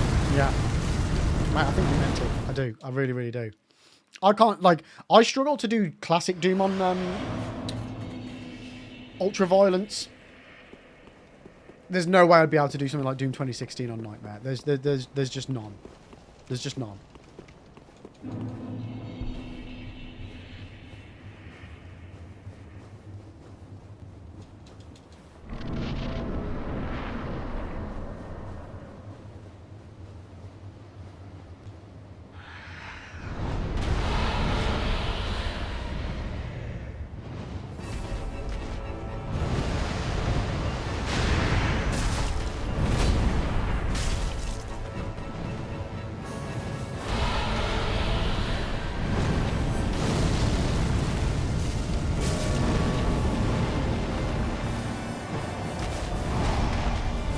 Oh man, I just haven't got the reactions to do this. I feel really clunky.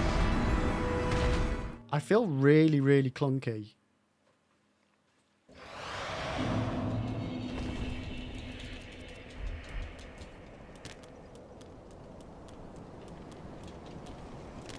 How you doing, Ash and Bob?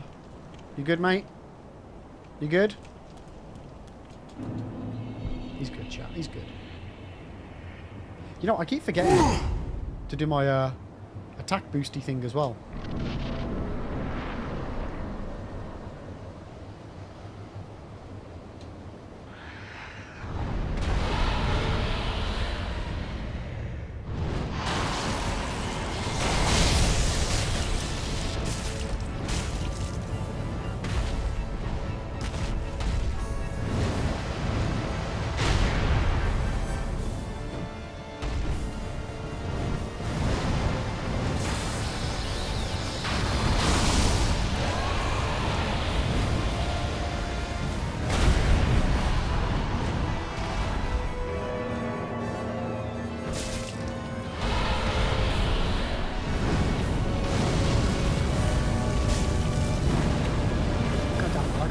One hit in, and the camera's just panning me like a bastard.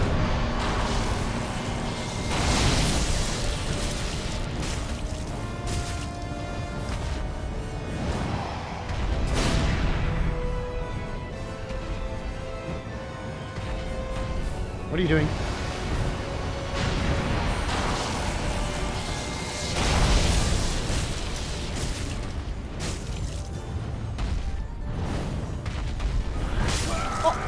What?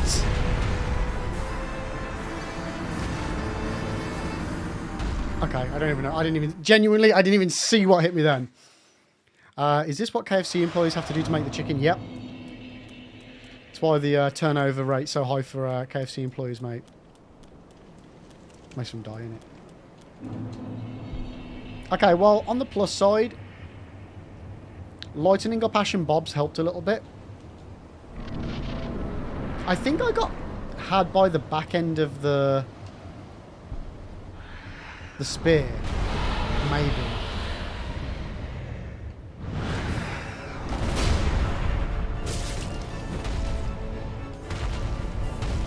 Can't see a fucking thing.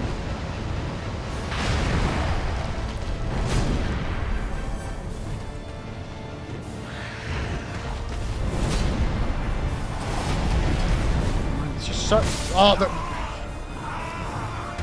no matter whether I lock on or whether I don't lock on, the movement of this fight, it's just not nice. It's just not nice.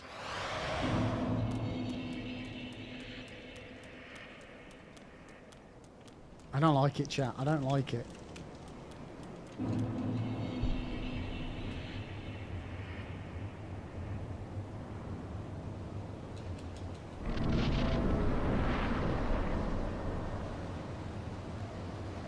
I mean, I could just try and go under his feet and whale his feet, but the damage output is awful.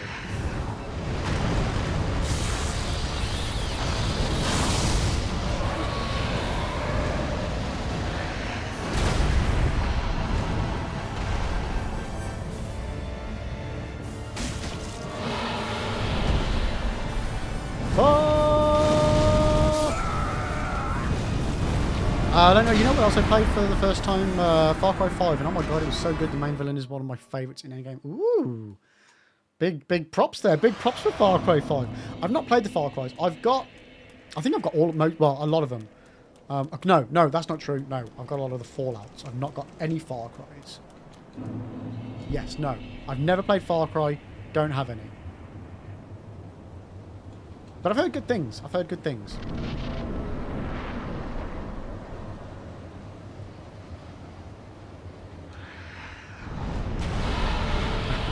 I experience that every single day, Max.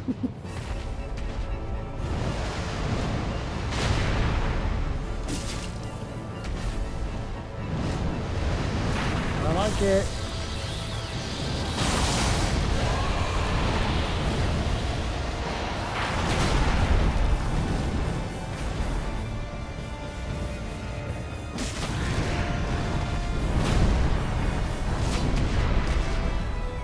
See, yeah, when I'm locked on like that, I just can't.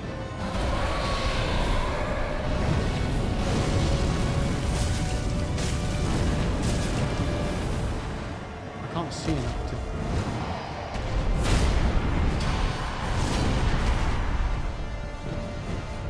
Like, what, like, I felt like I was legit right next to the damn thing.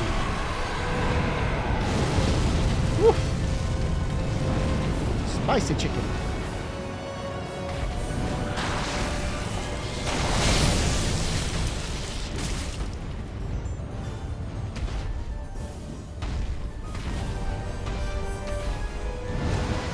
Doing.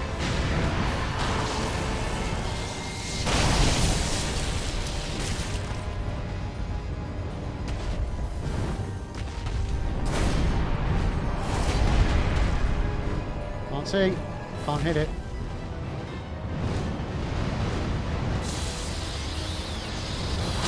Oh.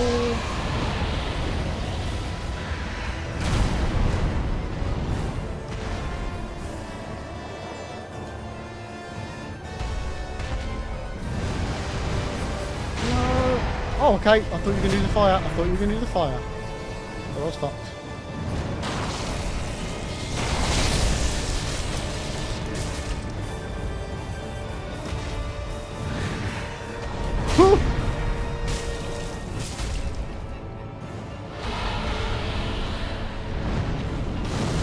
Oh, man. I thought, no, I can get back around there, but I couldn't.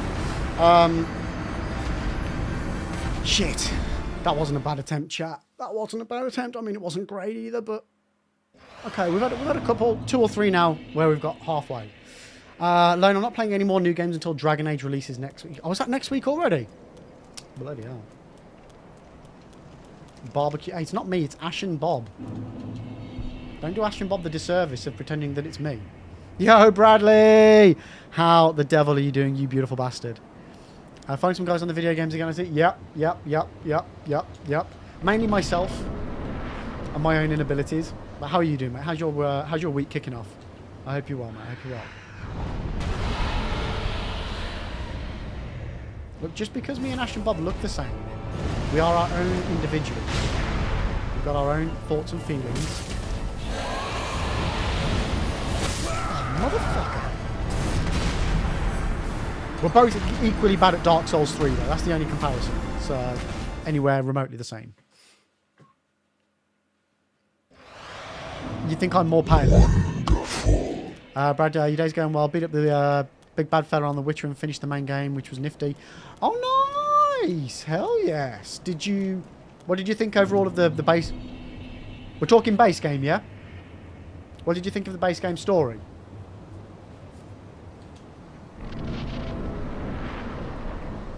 believe he is going to do the DLCs.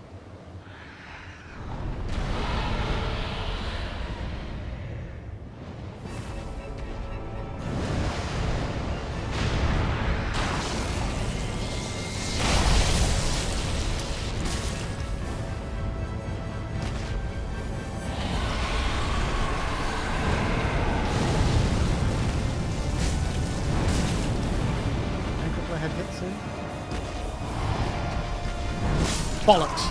Too early. Max, wait, it had a story? Base game story was a 10 out of 10. Loved it. Then I've just started Hearts of the Stone because I wanted to leave Blood and Wine until last. Nice. I think...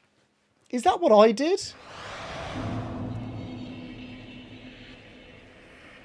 Max, I got distracted because I found out you can take off Geralt's shirt. Which way around did I do then? I legit can't remember.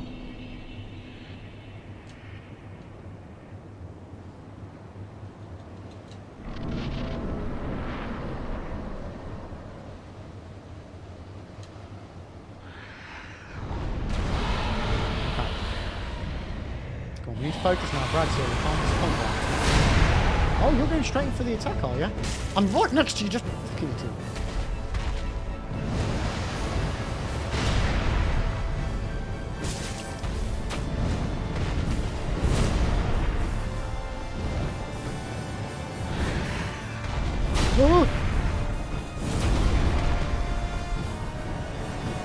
Oh, come on. Oh.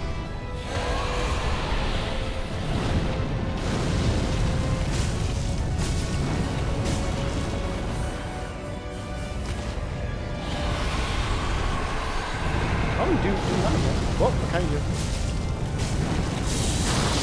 Whoa, whoa, whoa, whoa, whoa, whoa, whoa, whoa, whoa, you what? What the fuck?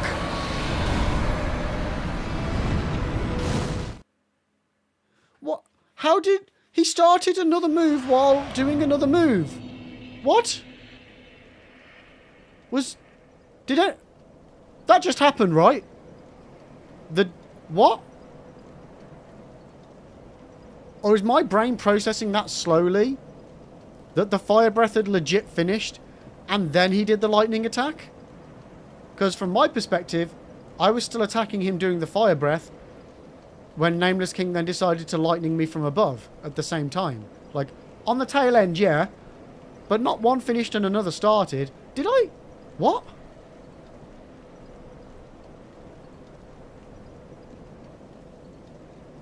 Huh?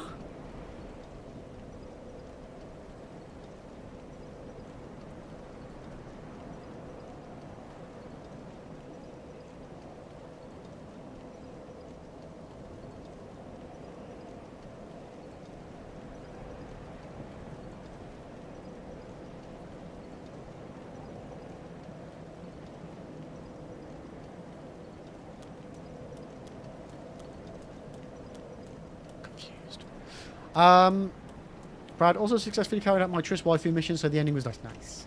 I mean, I'm a yen through and through. Well, until the DLC decided that that wasn't going to be the case, but you know. But I'm glad you got the ending you wanted, Brad. I'm glad. Max, I think what confused you there is that he is just better than...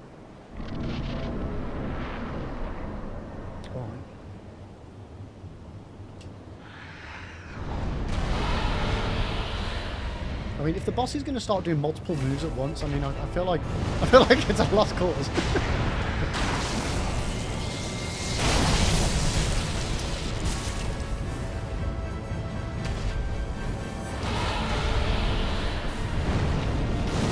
alright.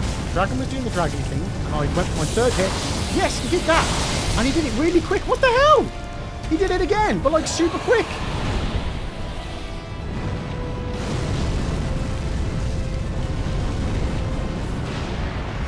So it's not just me. The boss is doing multiple moves at the same time. Okay. Well, I'm glad we ironed out that detail nice and early.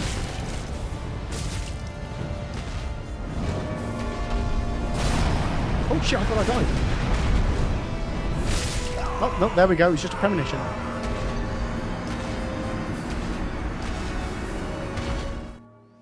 Brad, the mission where you get drunk with the lads at Cairmoran and Garrett puts on Yen's trousers, though. So I don't remember that. Max, I mean, technically, it's one boss bar, Max. One boss bar.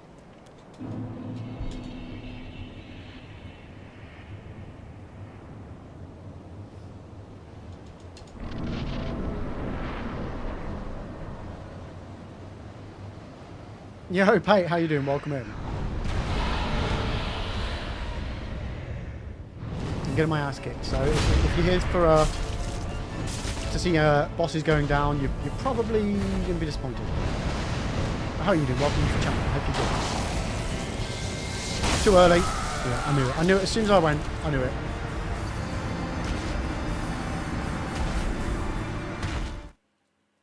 Yeah, but the king is sitting on the dragon and does stuff while the dragon... Yeah, it's just cheating, man. It's just cheating.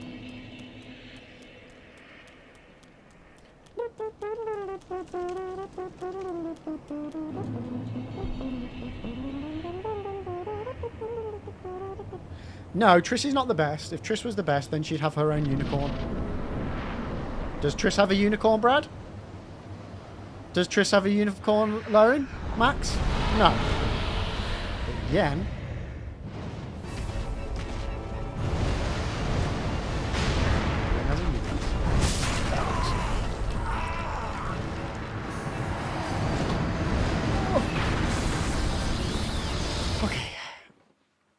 she does. It's made out of cake. Well, that just wouldn't last very long in the summer. Unicorn cake. Let's not jump on the unicorn cake as much as I... Look, right. I love me some pink frosting, okay? I'm not going to lie. It tastes the best. But I'm not going to jump on this unicorn cake bandwagon.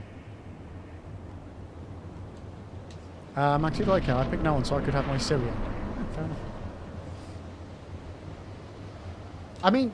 Yeah, no, you know what, Max? Fair enough. Completely fair enough. Yeah, Pate, so everybody other than Nameless and Soul of Cinder are dead on the SL1. Thank you for the follow, I appreciate it. Oh, none of the DLC bosses do that. Base game. Everyone but Nameless and Cinder.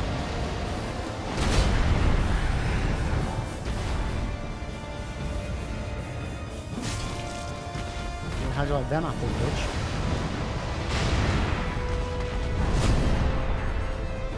Oh, come on! I was totally close.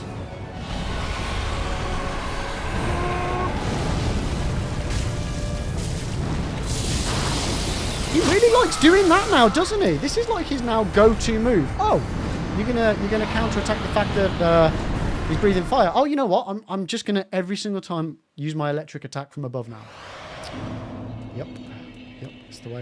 That's just the way it is. This boss will never be the same. 'Cause that's just the way it is. Doodaloo, doodaloo, doodaloo.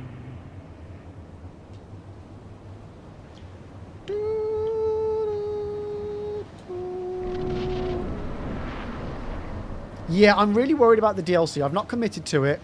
I'm going to give it a go. But I feel like I'm going to get absolutely just rinsed.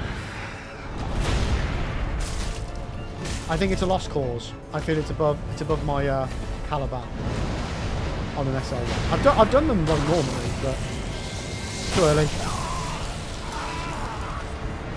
Bad. Max, I can't spoil, but your choices in the base game affect the Blood and Wine's ending. Ooh.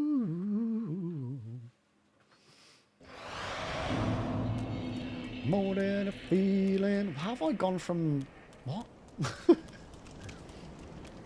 My little DJ jukebox in my brain here, chat, tonight. Okay, come on, we need to focus. We need to focus. We need a cup of tea, but I missed my break. Yeah, I'm excited to see Witcher 1, but better than it was. Which won't take much, because Witcher 1 was god-awful.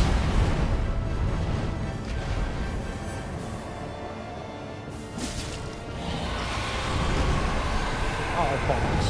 I'm dead.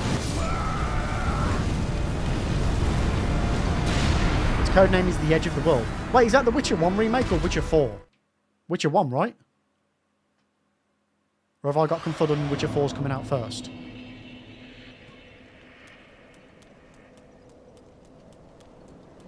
No, Witcher 4. I thought the remake was coming out first. Have I just totally got all my wires crossed? Or did they delay the Witcher remake?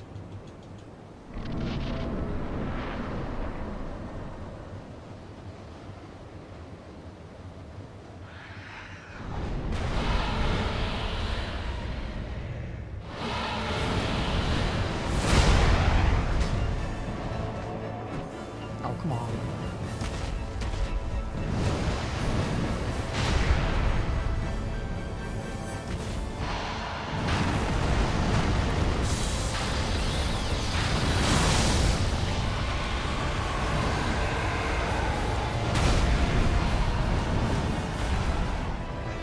Let's get a hit in.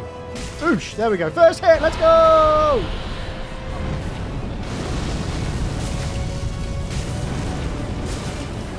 Okay, so he didn't do his electric boogaloo. We're good, we're good. Oh! Honest to God, chat, I'm losing the plot.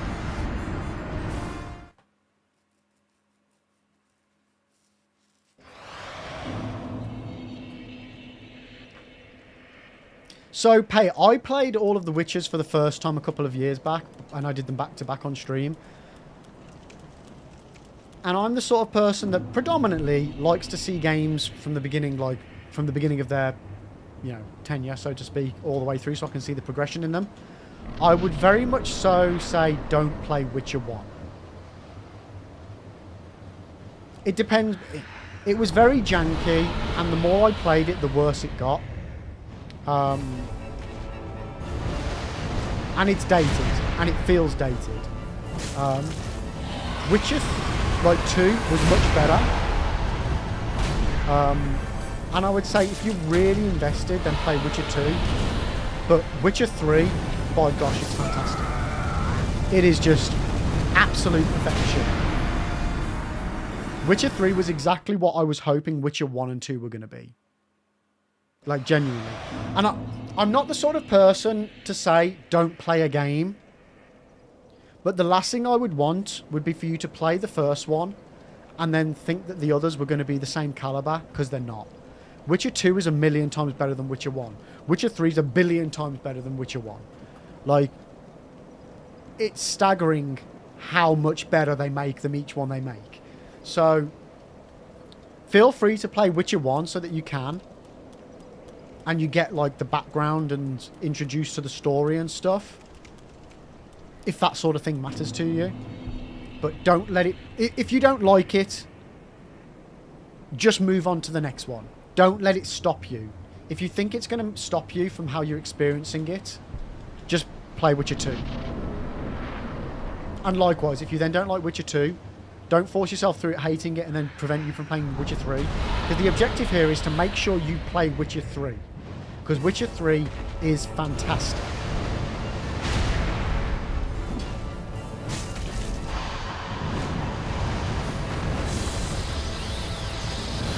And like Witcher 1 is good. But it's got jank and it's... I just had issues. I had like issues with it bugging on me and just not doing what I wanted it to do when it was supposed to. So it just ruined the experience a little bit.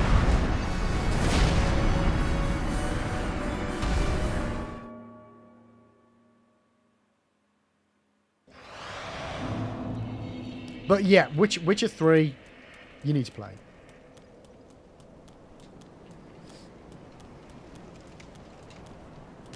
You got a co-worker who hasn't played Red Dead Redemption 2, and I always say play it down, and he's saying the same thing about Witcher 3. I mean, I'm still yet to play Red Dead Redemption 2. I played the first one about 3 years ago, bought the second one immediately, and then started playing Dark Souls, and we've, yeah, got addicted to Dark Souls. Yeah. So, yeah, I'm with you. Your co-worker definitely needs to play Red Dead Redemption 2 too. Just from everything I've seen, it's a fantastic game.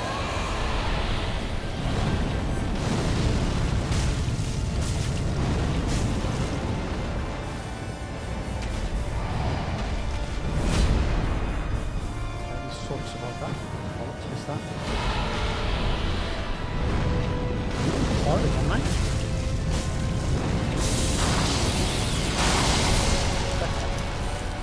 What are you doing? I can't see you. Run away! Oh, we're going to be far enough away! Oh my god. Oh my god.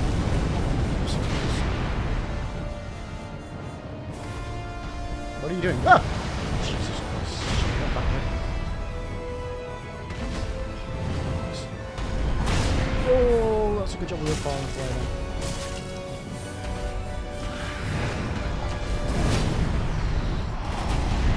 I don't know how to time those. It's just luck every time, chat.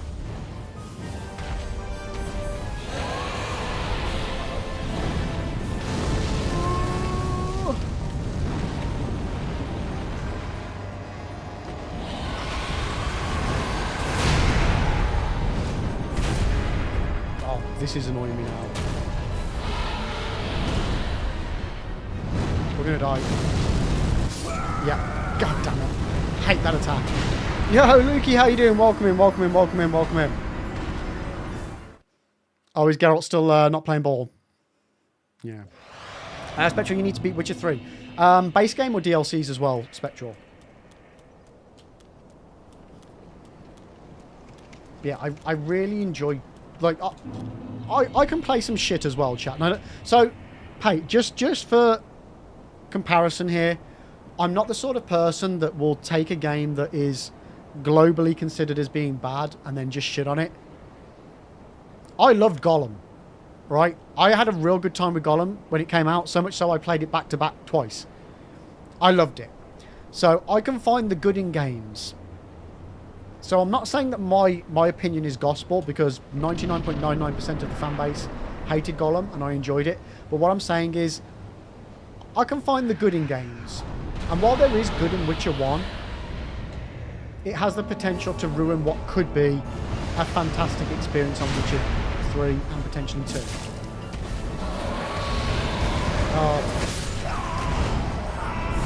Ricky, sorry. Oh, no, you don't need to apologise for missing the stream. Holy moly. Please never apologise for missing a stream. Thank you for being here. Like, genuinely. Whether you're here for 1 second, 1 minute, 1 hour, 1 day, whatever. Like, thank you. Yeah, never, guys, never ever apologise for not being here. Holy shit. There are way more important things that you could be doing with your life than watching me play a video game. And let's be honest, not the best either.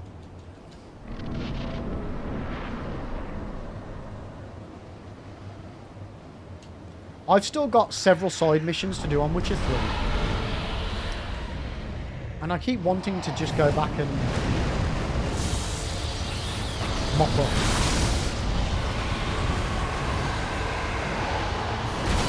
I think it might have been too long now whereby I won't remember how to do anything.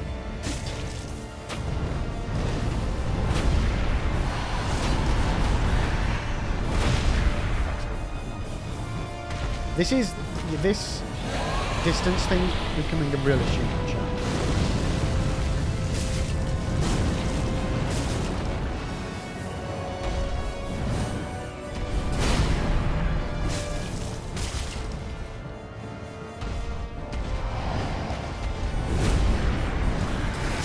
Oh, cocky does a back one as well.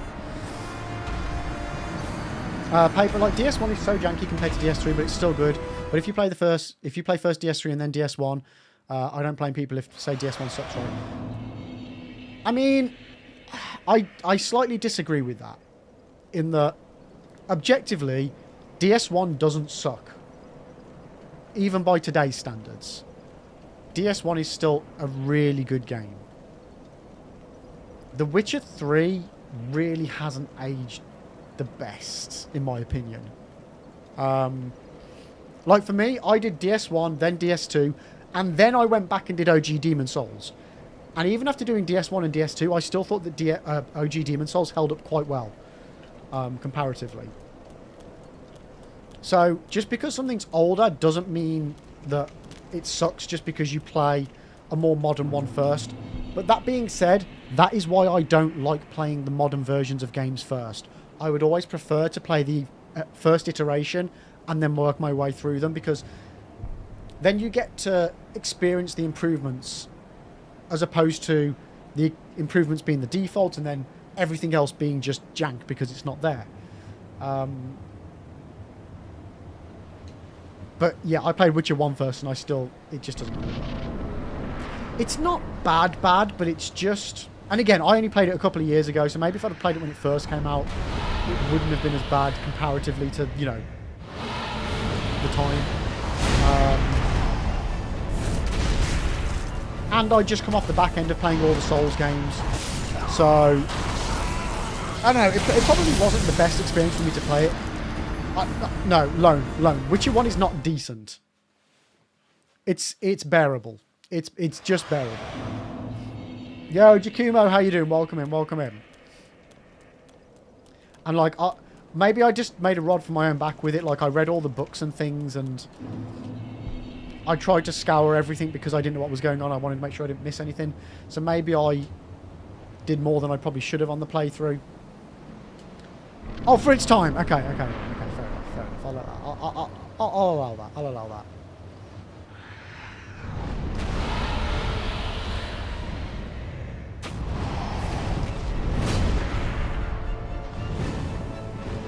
Like DS1 isn't janky at all, it has its own pace. That pace feels dynamic overall in a game.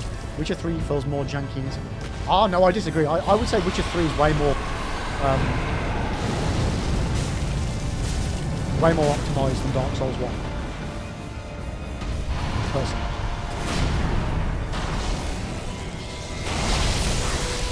Oh shit, I got partially hit like that. I was not expecting that. This is normally... Oh,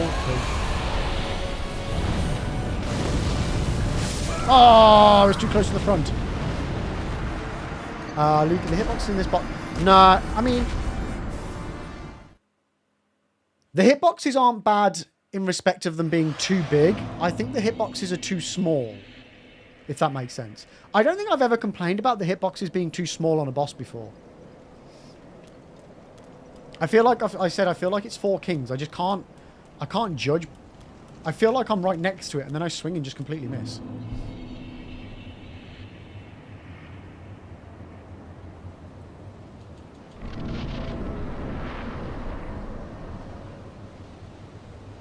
Oh, I loved, oh my god, what the fuck was the name of it? Gwent. Gwent? The card game. I got so addicted to that.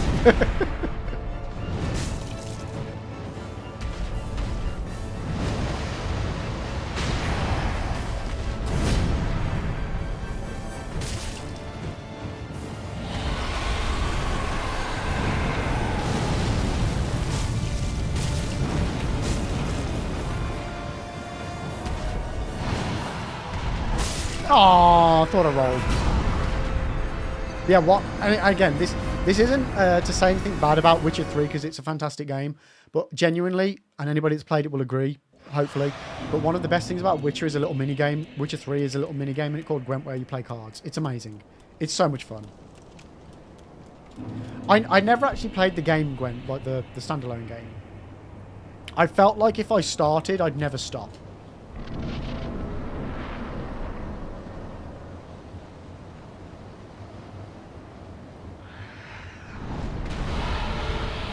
Which one was kind of bad even by then standards? Like Count in 2007. Same year as Halo 3, Assassin's Creed, Mass Effect, Bioshock and God of War. Oh really?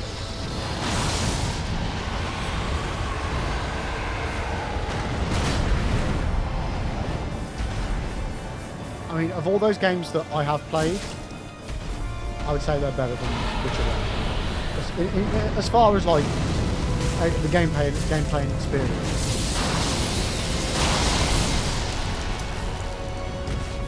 Not necessarily from the technical side.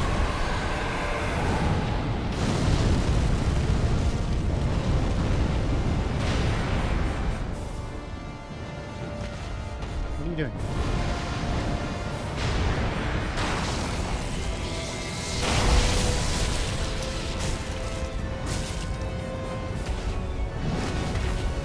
Oh, why? I hate this camera. I hate this camera.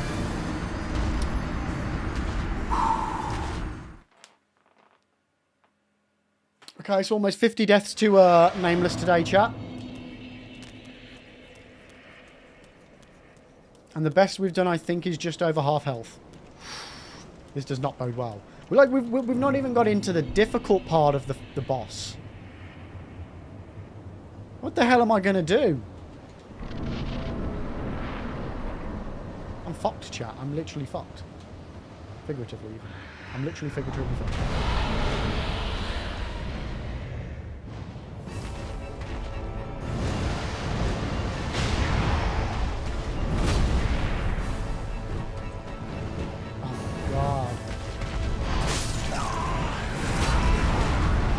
I think, chat, I need to walk away from this boss fight.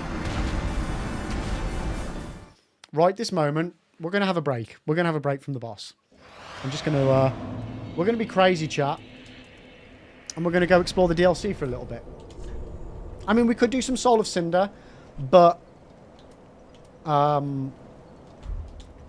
felt going from one boss straight into another boss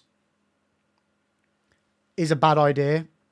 Exploring soothes my mind. So we can refresh the brain a little bit. Have a chill, have a chat. And then when I'm feeling back to it, we can try the boss out again. So I have previously ran to this area because I was looking for goodies, chat. Okay, three hits per enemy is not bad.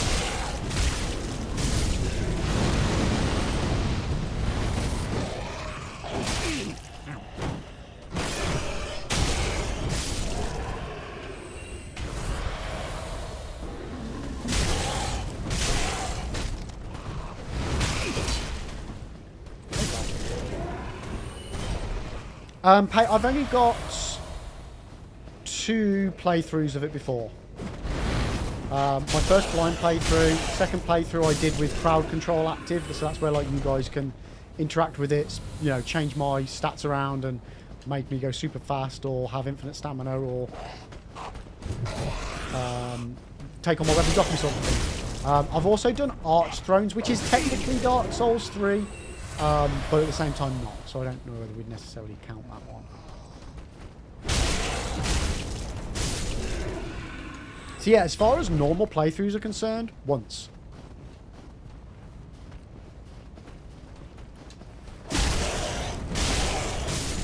I would have loved to have had way more experience in the game so I could like optimize the SL1 run, as opposed to what I've done, which is just kind of go in and winging it and trying to work it out as I'm going. Oh no, yeah, no, it's fine, You stay over there. You stay. Oh, wanker. And yeah, just blagging it. Like the Dark Souls 1, by the time I did that, I felt like I knew enough about Dark Souls 1 to do the SL1, which is, you know, it's a much easier playthrough.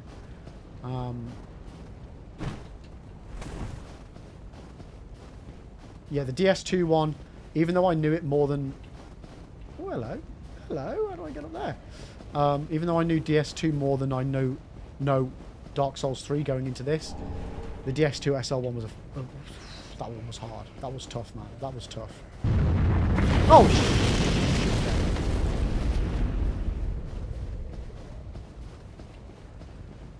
now, I just noticed that item up there that I missed, so I'm pondering. Is there a way of me getting it? Yes, there is.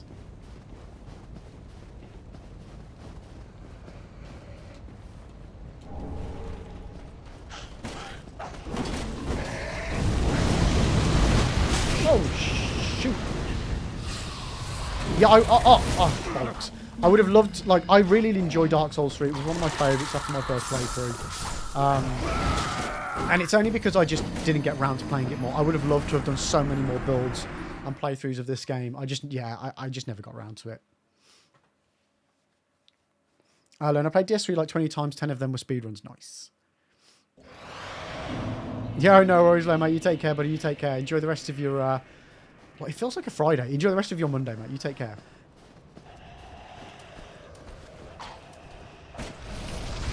Yeah, like DS2 without the ADP for the SL1. It's rough, man. It's rough. And I look like... I'm someone that loves Dark Souls 2. I love the challenge of Dark Souls 2. I don't like the challenge of Dark Souls 2 with ADP. Or with the lack of. That is a stat that 100% is crucial to being leveled up. Nightmare, why don't I get the chain? I just don't. One thing you need to learn about me, Nightmare, is I will not and do not do the smart thing or the meta thing. I play it how I want to play it. If I remember, I might get it. I'll probably get it and then never use it. For me, I prefer to do stuff if I've worked it out.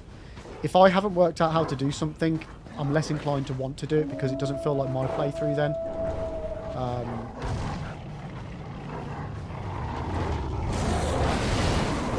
Again, just the curse of me having played all these games initially, no help playthroughs. It's just kind of the way I do it. I will ask for help if I need it on these subsequent runs. But yeah, it's just kind of the way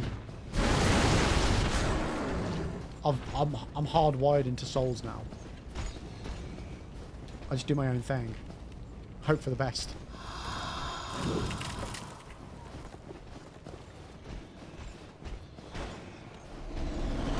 So, Pate, it's alright, we were talking about this earlier. Why is Dark Souls 2 Vanilla much better? I've got Dark Souls 2 Vanilla. All I've played so far is Scholar. But I was literally asking this question earlier as to what makes the... People say Vanilla's better, people say Scholar's better. So what's your reasoning behind it?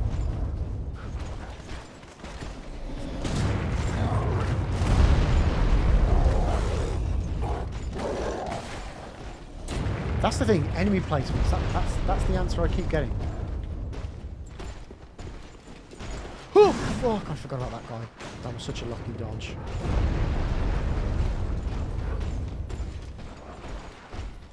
But like, what was the purpose of the Scholar Edition?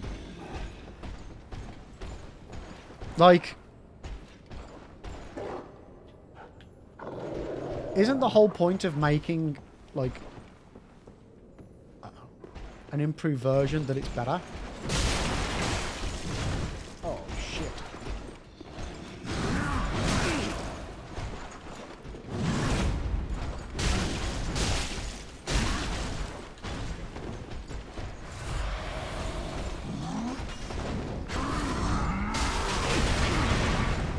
How do I not take any damage then?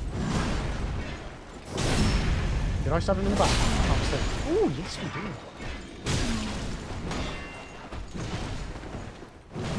Oh! Yeah, we're dead. So, Scholar adds way too many statues you need a branch for. You also need to find a DLC keys, which is annoying. I mean, that's not too bad. They added more enemies in annoying places. Yeah, the statues I don't mind. Is the purpose of the statues to kind of force you to take a more certain path before you get the items needed to unlock them? And yeah, the DLC keys. So where were the DLC keys then in the Vanilla Edition? Do they just appear in your inventory? So the Vanilla's better. It has much better enemy placement, but the bosses are harder. What, they just have more HP, or are they like coded differently? They just give them to you. Oh, I like finding them. On my first playthrough, again, blind, didn't have any instructions on some of it. I found like a couple of the keys by myself. There was one that the chat gave me like cryptic codes. 2-word cryptic clues on where to find them. But yeah, I think 2 of the DLC keys I just found, like on a blind playthrough, so it's not that bad.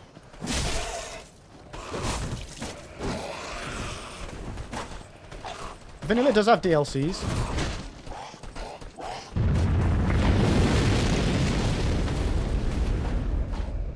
You can still play the DLCs on the Vanilla. Hey, are you asking me? No, I've not played Vanilla. That's why I'm asking. I've got it. I've only ever played Scholar though. Yeah, Vanilla definitely does have DLC. Oh shh. I've got it. Nitro. Yeah, Nitro. How you doing, man? DS2 is just probably the hardest game in the series on the multiple enemies. And Scholar just exacerbated that by adding way more enemy. Yeah, like don't get me wrong, I completely agree. There are a shit ton of enemy ambushes in Dark Souls 2. Annoyingly so, like Iron Keep especially. It's a pain in the fucking arse, is what it is. Again, my last memory of it is the SL1, so maybe I'm imagining it worse than it was.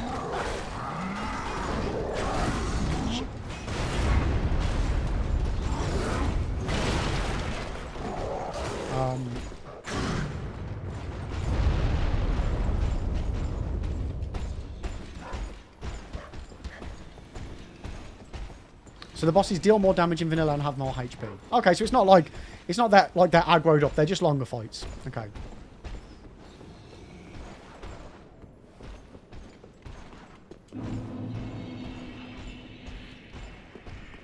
Pat, you played the vanilla version through SL1. No way for Scholars of the First.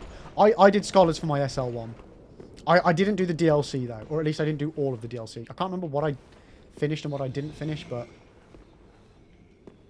I definitely didn't finish the DLC, if I even started it. Nightmare, to my knowledge, the bosses are the same. What, 100% the same?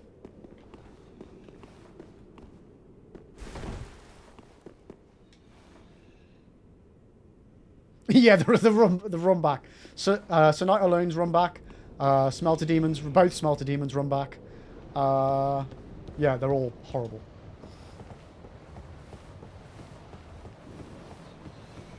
For my SL1 history, Dark Souls 1, I did every boss optional and mandatory of the base game and the DLC on SL1.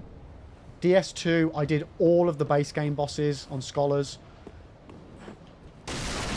I think I may have done one or two of the DLC bosses, but I can't confirm that one way or the other at the moment. My intention is still to go back to the DS2 DLC and carry on the SL1 on that. But yeah, that was a tough... The SL1 was a tough playthrough. DS2 is always a tough playthrough. But yeah, the SL1 was just a nightmare. And then yeah, DS3 so far. Base game bosses barring Nameless King and Soul of Cinder.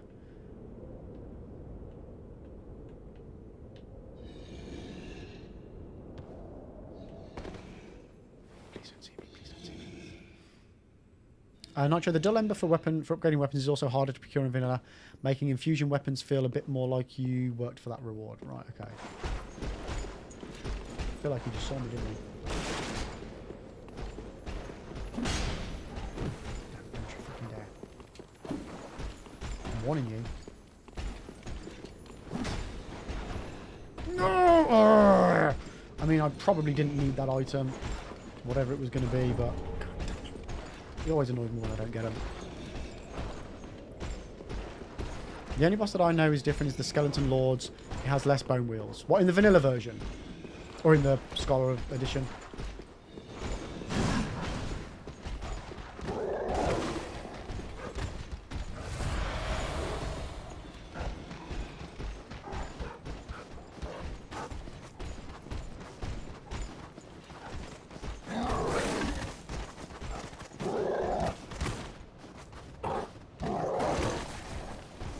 Please stop following me. I don't mind if the wolf carries on following me.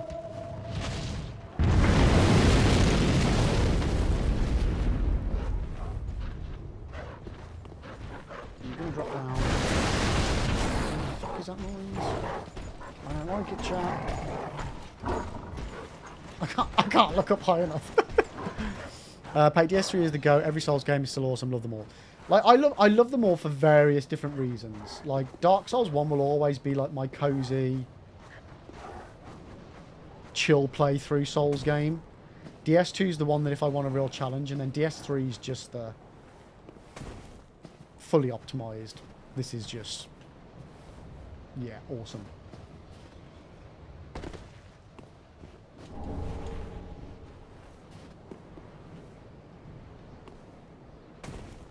Okay, we're good for now.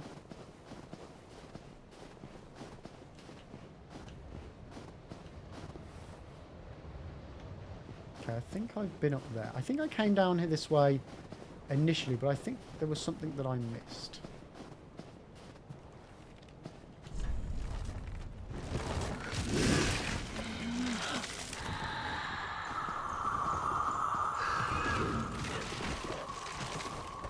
Yep, no, I think I'm good. I think I got it all. I think I got it all. Bail, bail, bail! No! Max working hard for rewards. What is this? Dark Souls? You know that. Actually, it's Dark Souls 3.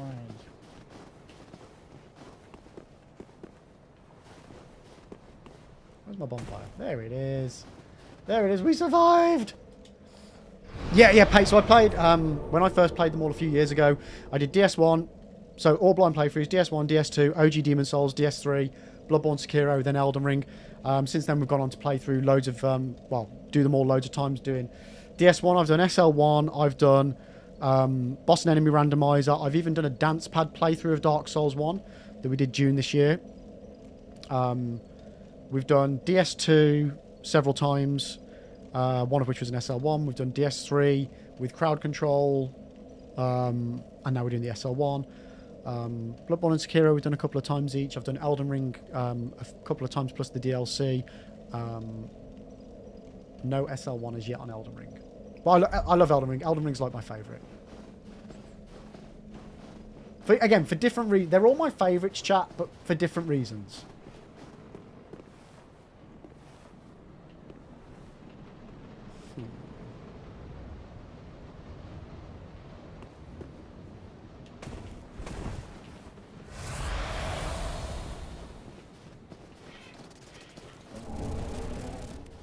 Leave me alone!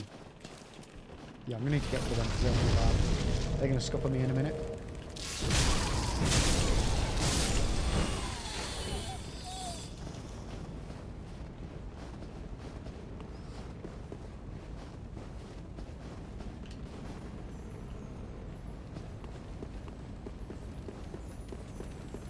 Yeah, for me, Elden Ring was... I gotta tell you, it was perfect. Perfect. Everything, down to the last minute details. I loved it. I freaking loved it.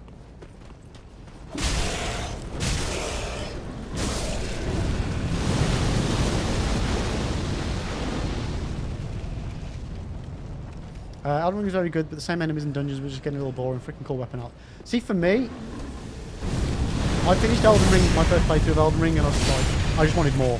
I wanted more. I didn't mind the repeating bosses and things like that. I genuinely loved the world that they created with Elden Ring. I was so glad that the DLC was just phenomenal. I just wish I was a better player because I struggled so much on it. Like, I got my arse absolutely handed to me on the DLC.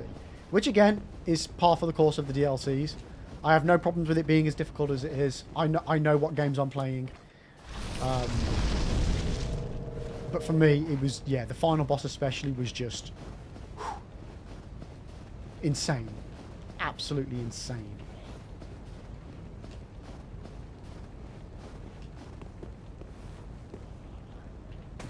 I don't think I've ever been humbled more than I was when I first entered the Elden Ring DLC.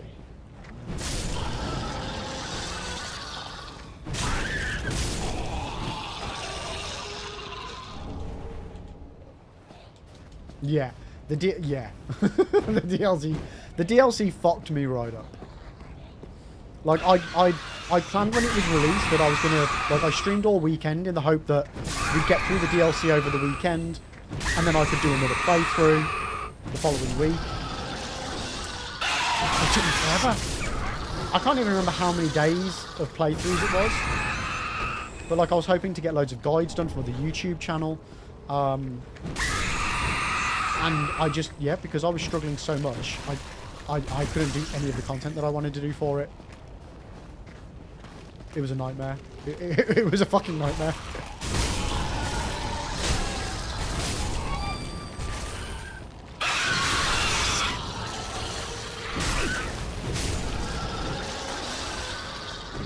But again, it was brilliant. They did a fantastic job of it. I really wouldn't change anything with it. I understand why they felt the need to, you know, nerf the final boss. I don't feel like they needed to. I understand why they did it, but I don't think they should have. Like, if, in my opinion, unless it's broken, like, I don't agree with nerfs and, you know, stuff like that. I think if you design something to be a certain way, well, you made your bed, you should lie in it, you know. That's how you designed it in the first place. Unless it's like months later and there's still nobody has managed to defeat the final boss, like then maybe you've got a problem, you know what I mean? But like, yeah, I don't have a problem that they changed it, but I would never have called for it myself. And for someone that took 19 hours to beat just the final boss, almost 500 deaths.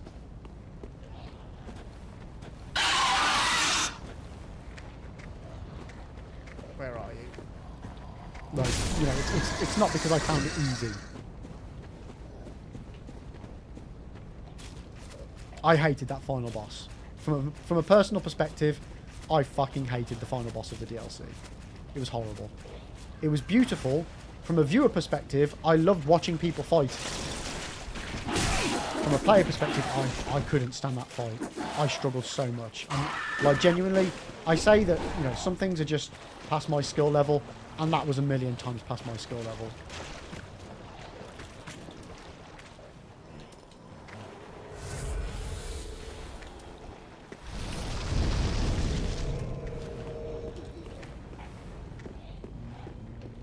Why do I feel like there's an enemy in here?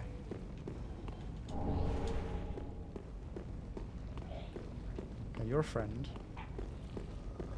Oh, well. Oh, There chat, is it's almost cup of nothing tea time. forlorn about you.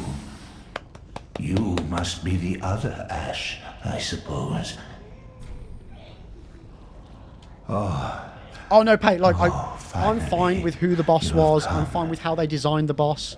Oh, It wondrous was my skill that was an issue. Grant us our wish. The second phase was Make too the busy tales for me. true. And again, I know there are plenty of burn people that this played it, world didn't have an away. issue. I'm just talking My about my lady personal... must see flame. Like, that's why I don't mind it being the way it was, You have because... only to show her like, you are Ash. not every are you not? challenge is going to be beaten Is by it not everybody. fire that you see? And it shouldn't necessarily be beaten by everybody. Surely you've As long as seen it's possible, that's all I the care about. rot that afflicts our And we got it done in the world. end. Like, we got it done. But that which fooled I the just good don't like spending father 19 hours beating a and boss. buried the flame. After we had all made up our It's when it goes minds from to, doing it for challenge sake, please, like doing it for fun, to grant doing it us for one challenge sake. wish. And I'm not a fan of doing Make things for the challenge sake when I tales just want to do it for true. fun. and burn this Like- world away, my lady. Doing the SL1, I'm doing because it's a challenge. So, you know, I pain am and so suffering is to be terribly expected. like those. Oh, I am like. But, yeah, just doing the DLC. Man, I wasn't expecting them to up the ante as much as they did. I was expecting it to be the most difficult DLC we've ever had. And it definitely was.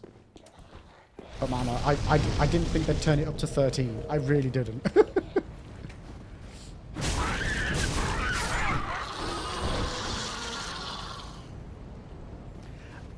And, hey, I have similar things with certain bosses in these games.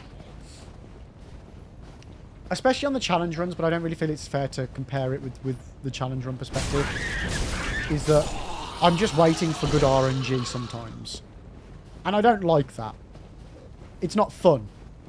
Because then I'm just playing... okay, am I lucky right now? Sort of a game, you know. Again, challenge run is one thing because it is what it is. But on a normal playthrough, it's...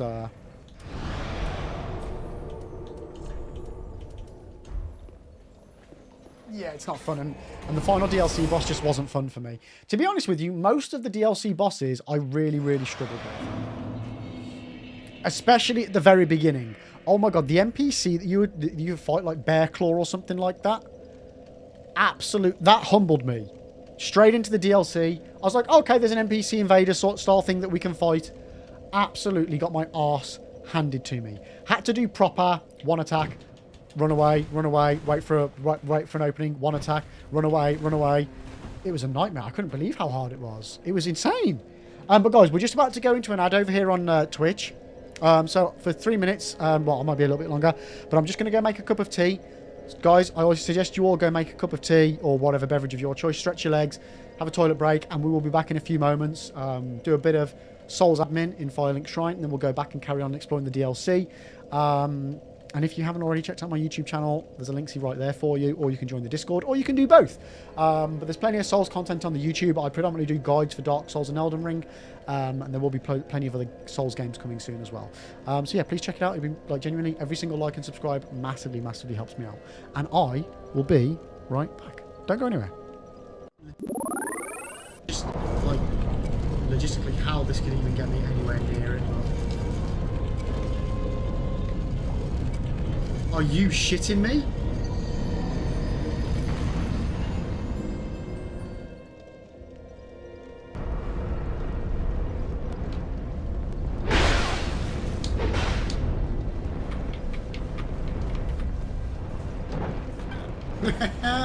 Fuck you. Oh shit, he can open doors. Oh my god, he can open the doors. I thought I'd been really clever then. Thought I was locking on.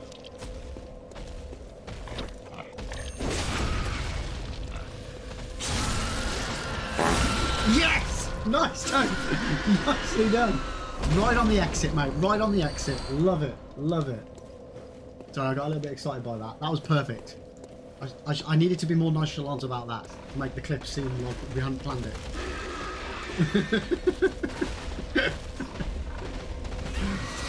Fart jokes are always funny, chat. I don't care if you think it's vulgar. This is a channel where farting and humour, it's a safe space, chat. This is a farting safe... Oh shit, it's still alive. You little motherfucker. Skadoosh! If he fucking comes back now, I'm not going to be happy. Please, please, please, please, please, please. Impressive. The divine hair. Would you deserve better? Would you not answer to a different lord? Heresy. Heresy, you say? If it is for the sake of preserving Ashina.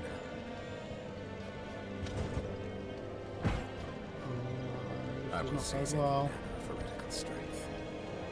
I will do No. Oh, for fuck's sake. Heal and run. Okay. Okay. Wait, why am I getting in a reverso? Oh! Oh!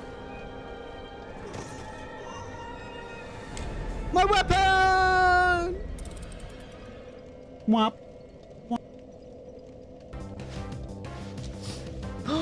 Oh, it's an Abra. We have got to get ourselves an Abra if we can, chat. Hopefully it doesn't just disappear straight off the bat. That'd be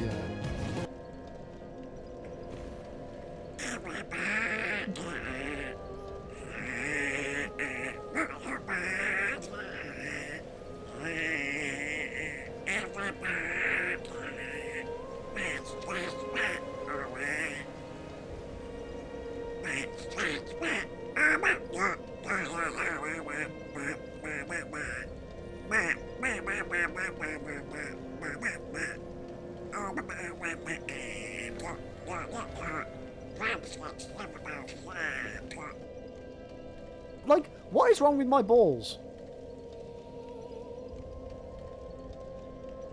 Let's go, let's go, let's go, let's go. What? Yes! Fucking have it. Now let's just not fall off.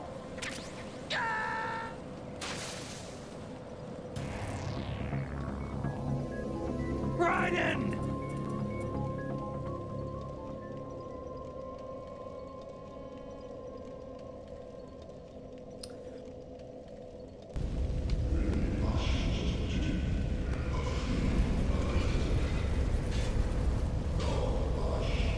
No, no, no, no, no. No. No. Oh, come on. No. No. No, no, that's not fair. That's not fair. There's a third phase. No. What?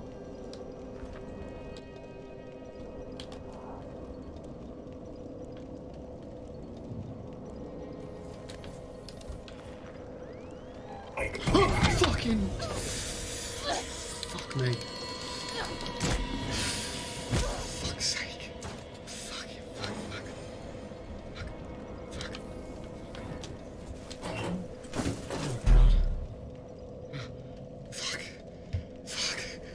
Fucking piece of shit.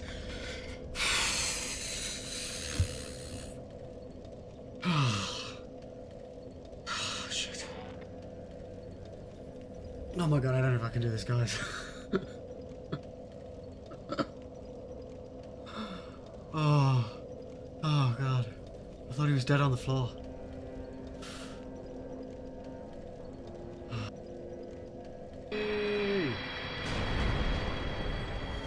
Alright, let's go and check out this other chest. I've got a funny feeling I either tried it and got eaten, or tried it and it seemed to have forgotten that I've tried it.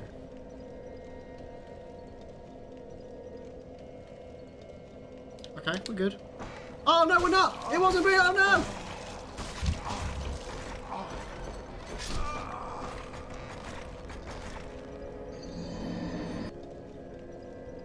I got this, Brett. I got this.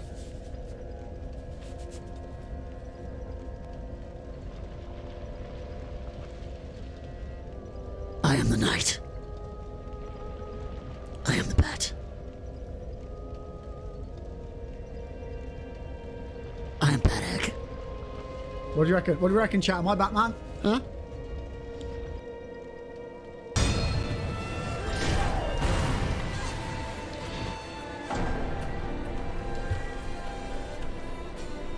That's a bridge.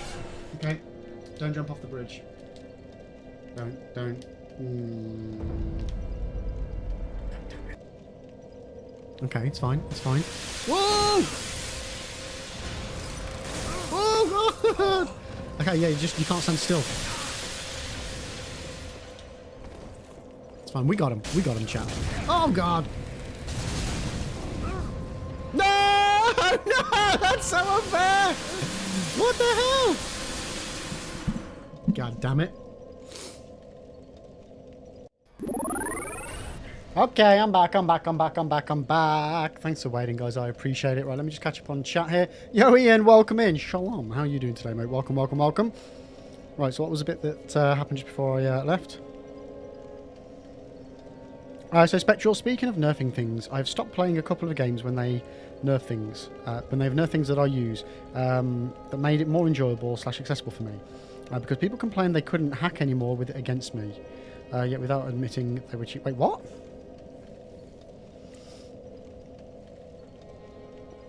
What games are you on about? Yo, Zeus, how you doing? Did I play? No, I don't have a PS5. I know it's out on PC soon, but no, I don't. I haven't played it. Right, what did we get? We got some ash things, didn't we? I've gone off the wrong thing.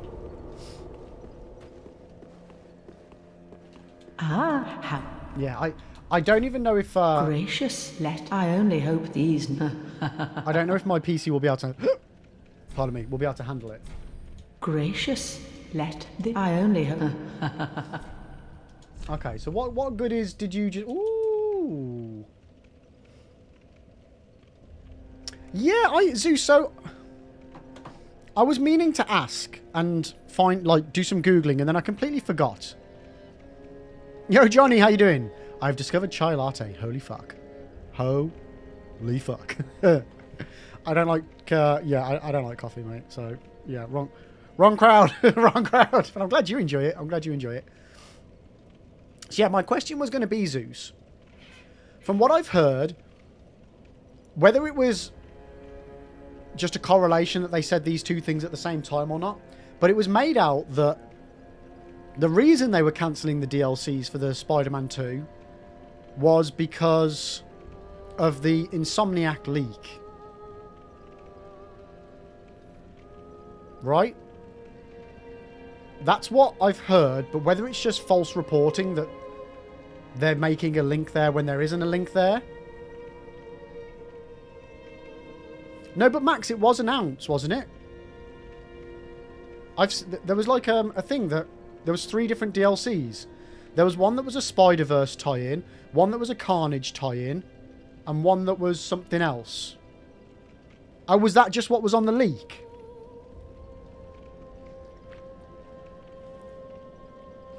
Was that information just from the leak then? Ah, okay, it's alright. Again, this article that I saw didn't explain that, which is why I wanted to double check.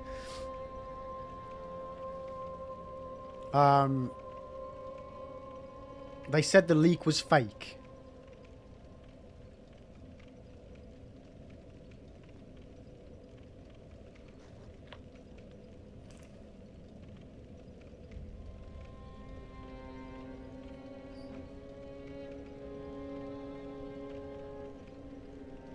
Oh, it's closer to tea than a coffee. Okay. What's chai? Spice drink made primarily with steamed milk. It has a strong spice notes of cinnamon, cloves, cardamom, and often... Ooh! Actually sounds quite nice. Does it taste like coffee at all? Because even if like someone's used a teaspoon in coffee in my cup of tea, I then can't drink my cup of tea. I really don't like coffee. So... Not remotely. Okay. You might be convincing me here, Johnny. So Spectral, Fortnite was one of those games because they put something in they claimed as overpowered, but it only got complaints after the glitches weren't working against it. Right, so the exploits that players were using didn't work against this overpowered weapon that they put in. Right, okay.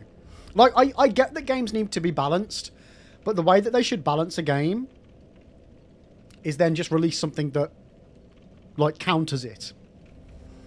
You know what I mean? And that's the way that it should be handled. Because, especially when it's paid for stuff as well. Like, I don't know if it was paid for in your instance. But I've played games where you can buy stuff and then you can get stuff from buying stuff and then they nerf the things that you've bought, but because they go for the technicality of, well, you didn't actually buy the thing that got nerfed. You buy the in-game currency that you then spent on the thing that got nerfed, which is annoying, and it's just a technicality, but it's still wrong. So yeah, just going back to Spider-Man. So, has it been officially claimed that the leak, information in the leak was fake?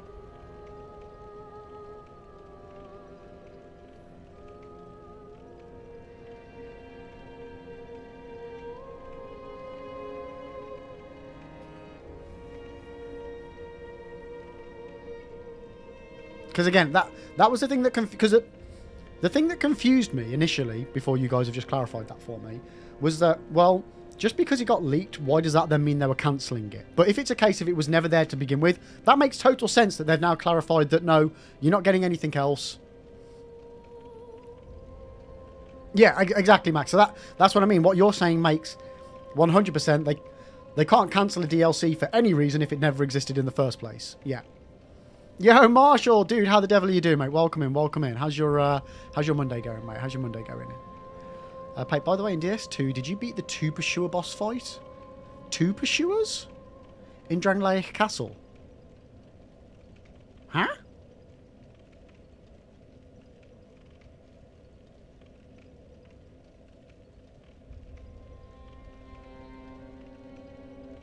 Mate, I'm at a loss. A double Pursuer boss fight? Oh, okay, Pate. Never done haven't done a proper NG plus of any of them. Yeah, that's on my list of things to do. Specifically Dark Souls 2, because I know that Dark Souls 2 changes up the game a lot in the NG plus. For me, when I do a new run, I just start a new game. I don't do a new game plus. I just start from scratch. I've used Bonfire Aesthetics because on my first playthrough of DS2, I used all of the giant souls because I didn't know. Blind playthrough again. So then I had to do the big dragon thingy. Ancient dragon.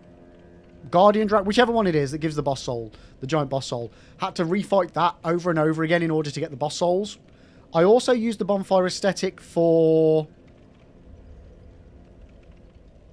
I want to say Dear Duke's Freya. In order to get... I want to say the Moonlight Greatsword? Maybe? Possibly? Potentially? Fraggers, I think some of my stuff isn't working. Max, if you could be an absolute gem, could you refund Fraggers' channel points for that, please, mate?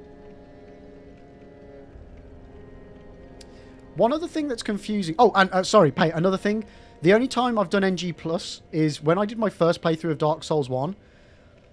I knew there was a DLC, and in my mind, DLC is something you play after the base game. So you can see where this is going. I beat all the game, did the boss, and then it chucks you into NG Plus, and I was like, well, fuck. So I then redid the game on NG Plus up until the point that I had to in order to access the DLC, and then did my first playthrough of the Dark Souls 1 DLC on NG Plus. So yeah, that's kind of the only proper experience on NG Plus that I've got. Marshall, it's good, man. Can't complain. How's the stream going and how are you? Stream's going... Well, stream's going good. SL1's going bad. We're stuck on Nameless King. I did about 50 attempts. Died, obviously. Got about halfway down his first phase. I'm really struggling with it. The camera is throwing me off a lot, whether I'm locked on or not. And also, when I feel like I'm next to the head of the Drake, or whatever you want to call it, I'm getting Four Kings issues. I'm getting issues where I feel like I'm right next to it. I'm swinging my club, and it's a swing and a miss. And I'm struggling. So I've decided to do something sensible and move on to the DLC and have a little bit of an explore to just chill out a bit. So that's where we're at. But yeah, stream's going really well. SL1's not going so great. How's Silent Hill going, dude? Are you still on Silent Hill 2? Max, but did you know that Dua Lipa is both a fantastic singer and the advice that Mario gives Luigi when he wants to get to higher platforms? Dua Lipa! Nice. Nice. I like that, Max. I like that. You can have this.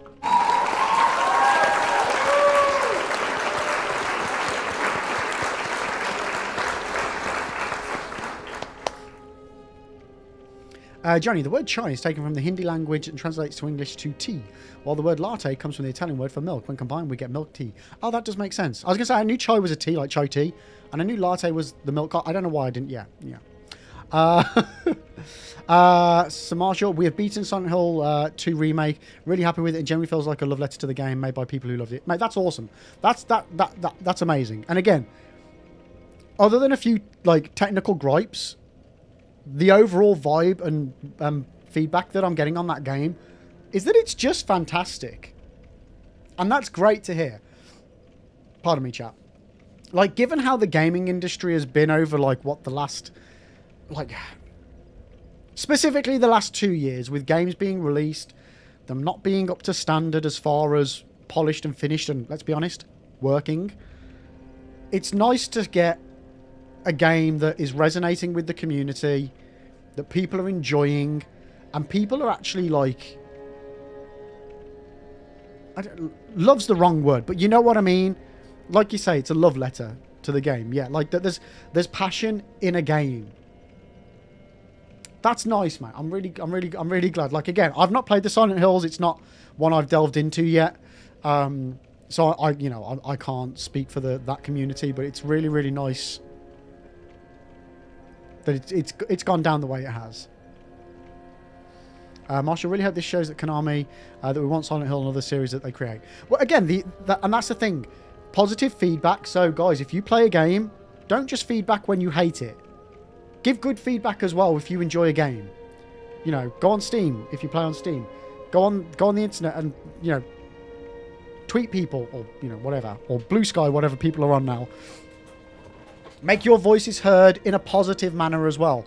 If not, I would say more so try and be more positively vocal than you are negatively vocal, because we over slag off things.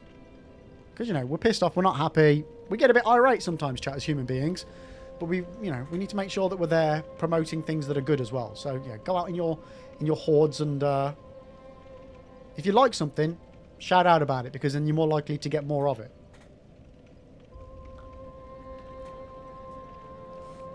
But yeah, Marshall, that's awesome, mate. That's awesome. I'm really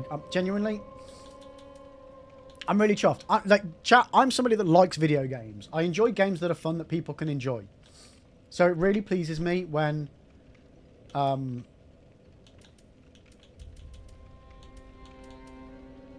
games do well.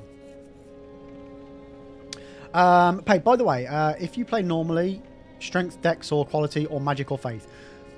So, I do pay what's called, predominantly, on my first playthroughs, a lib build. Which basically meant, because I didn't know, on my first runs of the entire franchise, I didn't know what builds were. I'd never played games with stats before. I'd never really played games where you needed to level up your weapons and things like that before. So I was like a complete blind to the genre, let alone to the games.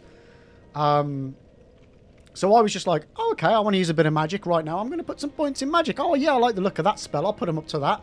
Oh, but I also want to use this pyromancy, so I'll do that. But I want this weapon, so I'm going to put some strength. And you can see what happened. I basically ended up with... It was predominantly a quality build, but with shit strewn all over the place. Now that I know better, I won't lie, I'm still not perfect, but I predominantly focus on quality builds. I like a good sword and shield. I have done mage playthroughs of Dark Souls 2 and Elden Ring, like full mage builds on those.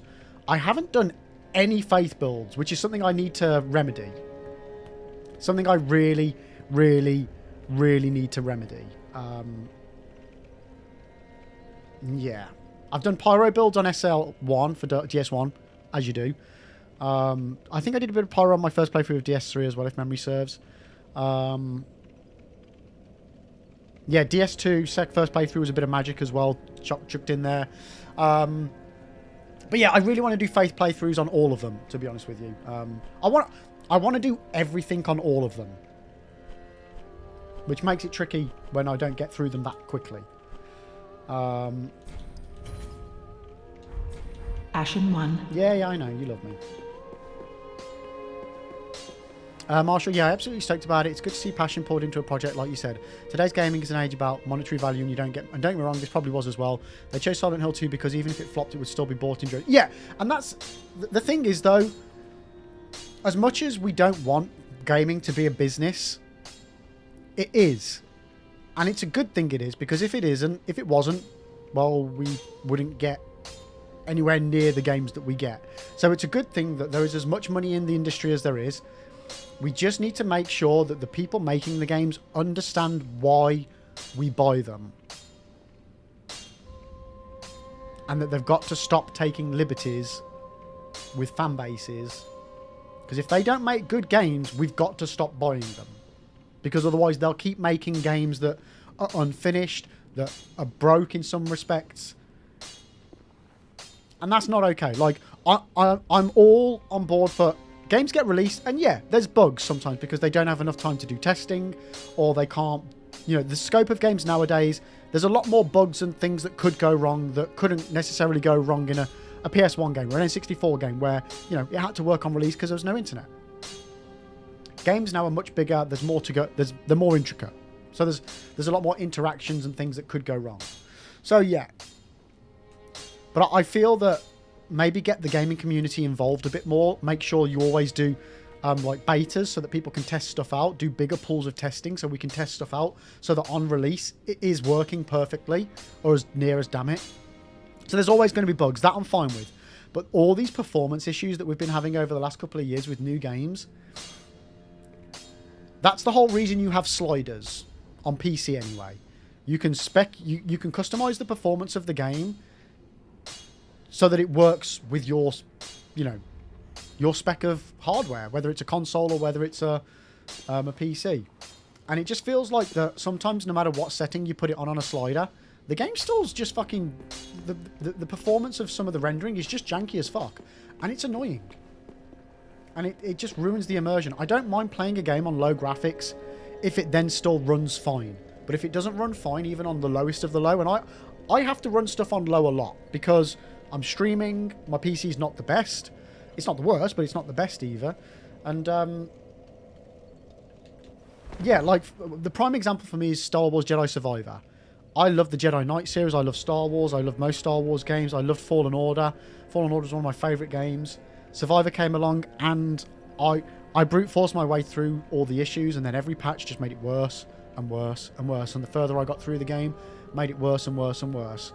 And I stopped like 2/3, 3/4 of the way through the game, and I still haven't gone back to it because I don't want to ruin my experience any more than I already have done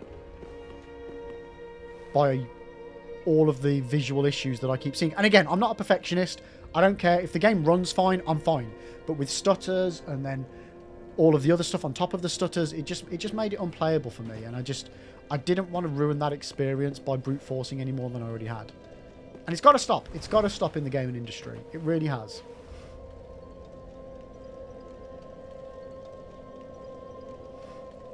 Spectrum, more positive feedback to the devs equals they have more inspiration and companies that pay their bills to push for another game you may love, compared to if there's a higher turnout of negative feedback, it discourages favourite devs and struggles the companies to want to invest. Yeah, it's 100%. Like, on the one hand, you've got to make sure that you're flagging up issues with them so that they know that they need that sort of stuff needs to be fixed, and that in future games that sort of stuff can't happen.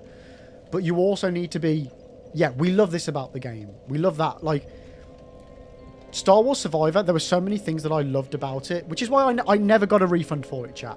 I paid the release price for it, which was like ridiculous pre-order price, like I think it was like 65, 75 quid, something like that. And I never finished it because of it being broken. I could have got a refund for it, and then right now, I don't know how much it's for, probably 20 quid. It's like I could probably get it for 1/3 of the price, if not less. And you might be thinking more for you. And I probably should have got a refund for it. But I want them to do well. And I want to support them. But they need to bloody fix their shit.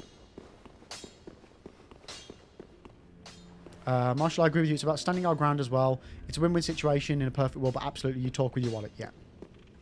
Yeah. But the problem is, if people don't buy the game... the problem is it doesn't just send the message you need it to send. It not buying a game, all it does is tell the devs no one's interested, we don't, and then let's just scrap this IP, as opposed to okay, we need to make it better. They don't see the okay, we need to make it better. Hopefully with Ubisoft and them delaying Shadows after the bad performance of Outlaws, like hopefully that there's a silver lining to that, in the it might change their view of how they make games in the future. We'll see. We'll see. Bigger testing is the key, though. I completely agree. Completely agree. The more testing they do, and the thing as well, more testing with more people of a different scope of hardware. Because that's one of the things they always say. It's because there's so many different hardwares. And it's understandable. But if you can test with as many different ones as possible, you can solve more problems. Don't get me wrong. Again, you'll never get everything fixed. You'll never solve every single bug because there's too many permutations of hardware combinations. It's nigh on impossible. But like, I'm part of the Ubisoft creator program. So like I love having the opportunity to promote games for them. I really, really do. I would love it even more if I got the opportunity to test games for them. And I would more than happily do that. Like, damn, I'd do that offline if it meant a better game in the long run to promote.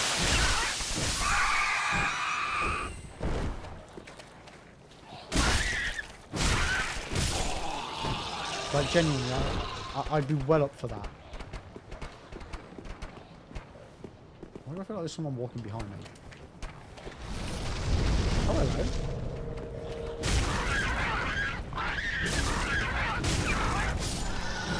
How do I get down there, chat? How do I get down there? God damn it, Jay! Okay. Fuck it. Let's roll! Dragon, Nameless King is not going well.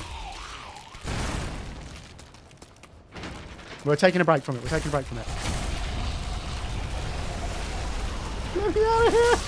Let me out of here! Spectrum, no matter how much they... Oh, 1 second. I managed to test sometimes the bug slips on because mistakes happen.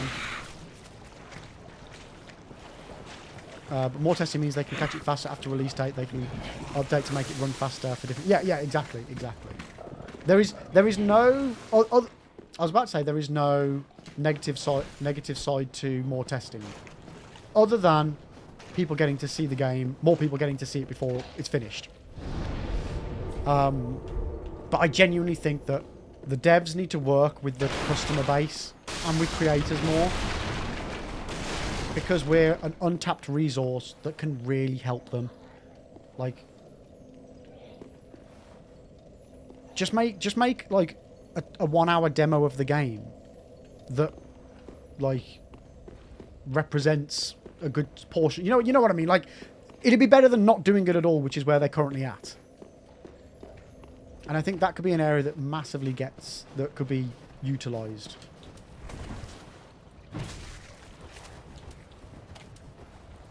And again, I'd happily do it offline if it helped. Like, if they don't want it to be, promoted.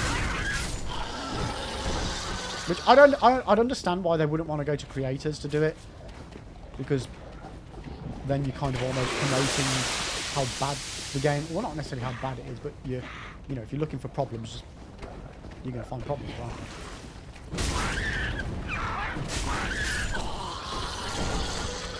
And then people are going to see the fact there's problems. But at least they can be fixed then.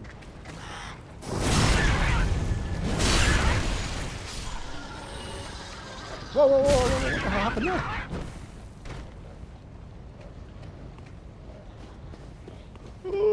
Just jumped off there. What-hoo!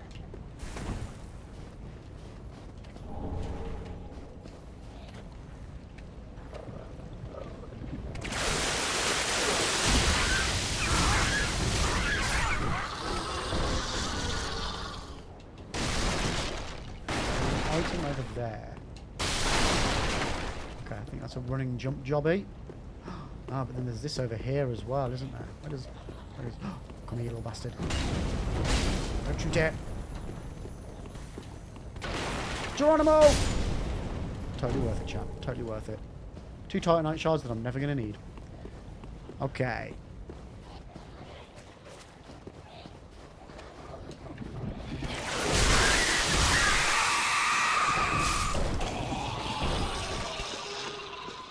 Right, back up here we go. Oh, hell no. Don't throw down there. Dragon could work for the first Sonic movie they had. If you remember, a god-awful design for Sonic, but they listened to the people and they made it better.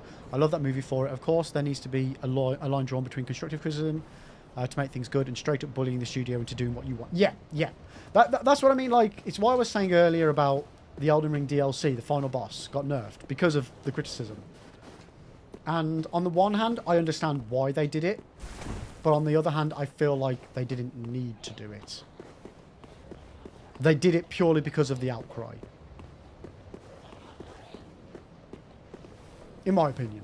I don't know, I don't work there, but that's the way it came across. And for someone, and again, I'm not biased here. I struggled like hell on that boss. I could have done with a nerf.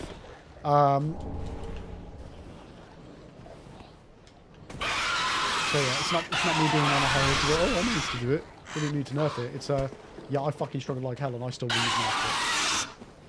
Because at the end of the day, there's like, it's one thing to make an improvement. It's another thing to, like you say, to force an artist, which at the end of the day is what game devs are, into making something the way you want. So yeah, there is a fine line. There is definitely a fine line, Dragon. Right, am I safe in here? I think I am. Where's my tea gone?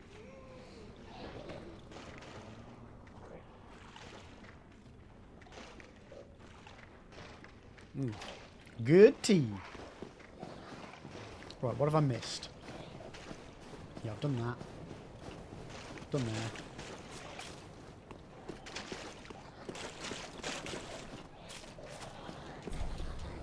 there. Paper, yeah, let's be real. Everyone doesn't have multiple hours to spend in that game, so difficulty can't be so hard if they want to make money with it. No, like, that's what I mean. I get why they did it, because Elden Ring specifically is more accessible to the general public, as far as, like, not hardcore Souls fans. So, even though the final DLC boss fight is still insane, even after the nerf, I understand that they, you know, wanted to make it a bit more approachable for people. But again, that's the line they drew in. But I just feel like they didn't need to. For me, the DLC of like any From Software, it's the toughest of the toughest. It's like, it's not supposed to necessarily be completed by everybody. I've found all of the DLCs from all the From Software games to be the hardest content they've ever made. And I struggled like hell on all of it. On every single game, the DLC was just insane. So, yeah. While I can appreciate as well that people don't have, like me, lots of hours to play on games, because, you know, some people get a couple of hours a week. Not every game can be made to cater for the couple of hours a week gamer. And not every game should, but not every game shouldn't either. And it's down to the devs to decide that. But I just kind of feel like if that's how they wanted it to be, they would have made it like that in the first place. Okay, they don't need to, but what would happen if Demon's Souls was the same difficulty? Well, to some, Demon's Souls was the same difficulty. Like, you know, for its time. Demon's Souls can be a damn tricky game. But From Software have got the thing now of they're trying to one-up themselves with the, you know, they're renowned for being the most difficult games. And there is definitely a one-upment of, okay, how can we make this one trickier? How can we make this one trickier? Like, I can say now, if I'd have played any of the Souls games when I was a kid, when they first came out, I never would have played them. They would have been too difficult for me. I wouldn't have had the patience or the skill to get through those games. I mean, hell, if I'd have tried them as an adult, if I hadn't have been streaming them and had you guys egging me on to keep going, I probably wouldn't have done them. Another schnucker.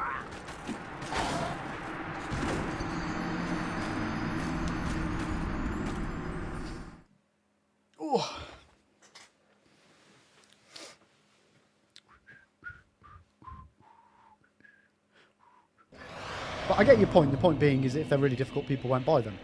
But you had the same, like, what was the percentage rate for, like, Bloodborne? For Papa G? The amount of people that played and never got past Papa G? And, like, the same for Elden Ring, to a degree. When as the DLC was announced that you needed to get past Moog, wasn't it something crazy like only 20 or 30% of people had actually got past Moog?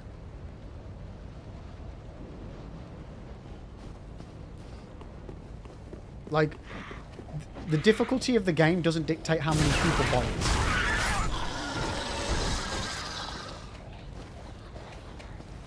It can still have a good popularity and following. Oh, you cock. Okay, to be fair, I haven't finished Super Mario Bros. 3 and I still love it. Yeah, there we go. And honestly, yeah, some of those older games were way harder than newer games. No, dude, no, it wasn't a silly statement at all. 100%. I agree. Like, to a degree, I agree with you. I do. You know, on the one hand, you want the games to be enjoyed. If the games are enjoyed, people will likely tell their friends that they enjoyed it, which will then cause their friends to buy it.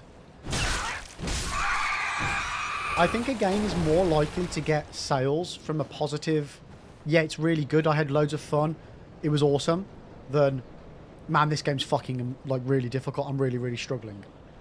Yeah, you'll have the masochistic people, aka the Souls players, that will want to try games that are really difficult because that's just a thing that they happen to like. but I would say that that aspect of games is the minority than the majority. So I definitely think that games.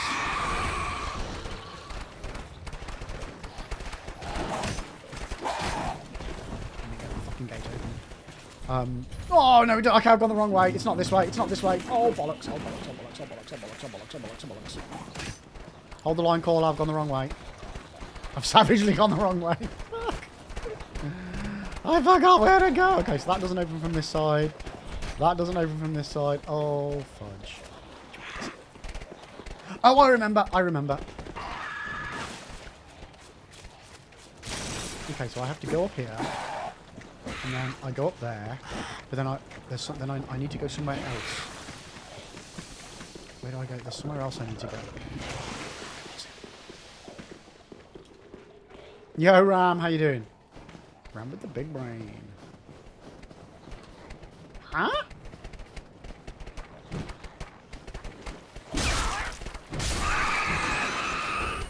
Yo, Wooly, welcome in. How are you doing today, mate? Hope everyone's doing well. Okay, I'm lost.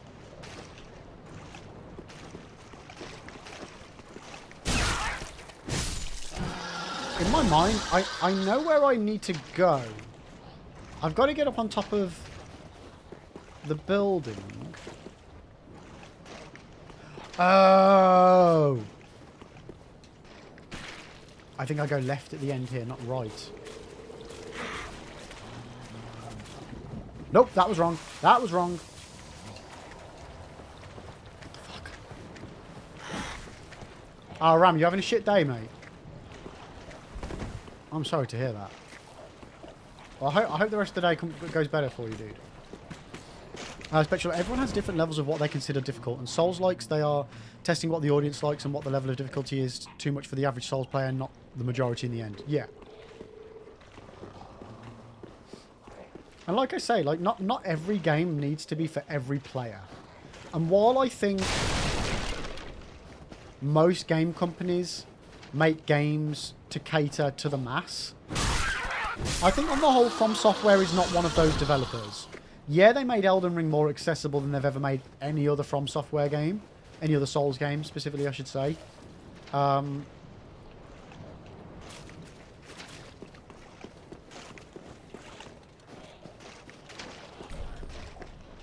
whether they'll carry on with that sort of attitude, I don't know. What do you guys think? Do you think From Software will continue down the line of more accessible for the players, like Elden Ring, or like, I mean, like when I say more accessible, on the whole, Elden Ring is more accessible. Do I need to jump over onto that wall?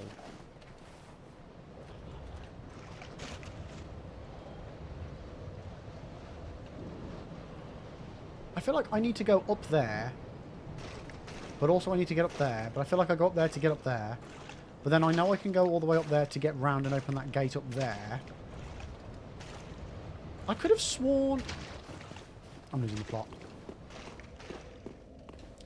I'm not a shit day, just don't want to be here. Fair enough, mate, fair enough. You got long left on the day? Like a couple of hours or something, right? Hey, you just want DS4. I really don't, like... I think out of all the potential sequels, DS4 would be the one I'd be least interested in, but I would still absolutely love it. I'd love any Souls-like that they want to chuck at us.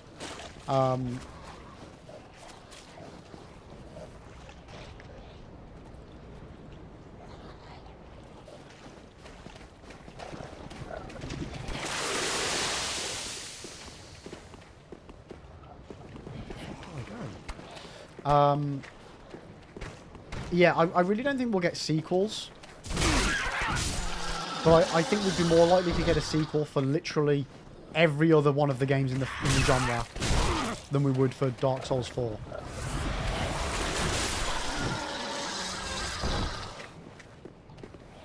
Hey, why? DS4 would be the darkest, most horrifying game? Come on. I mean, because Miyazaki hates sequels.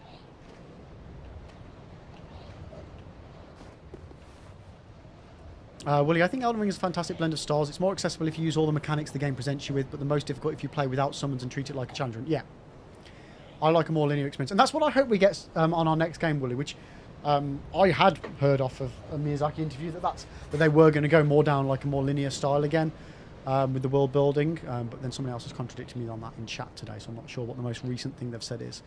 But yeah, I would like something more akin to Dark Souls or Bloodborne sort of style world moving forward. Like Elden Ring, they did fantastically, but I don't think we need another open world game anytime soon off of From Software. Spectral, yes, they probably will. Wait, what was that in response to, Spectral? Because let's be real, us Souls players would make any of their games more difficult for us anyways for the enjoyment. I've no idea what you're answering there, sorry. Willie, the open world is a bit overwhelming at times, and coupled with From Software's hands-off approach to storytelling, it's hard to keep track of missions. Yeah. I mean, I feel like a quest log would be a nice quality of life that wouldn't veer too far away from the lack of hand-holding. Max, I was in a restaurant at the weekend, and when I told the waitress... I'm guessing this is a joke. I was in a restaurant at the weekend, and when I told the waitress I would like the menu, please, she slapped me and said, the men I please are none of your business.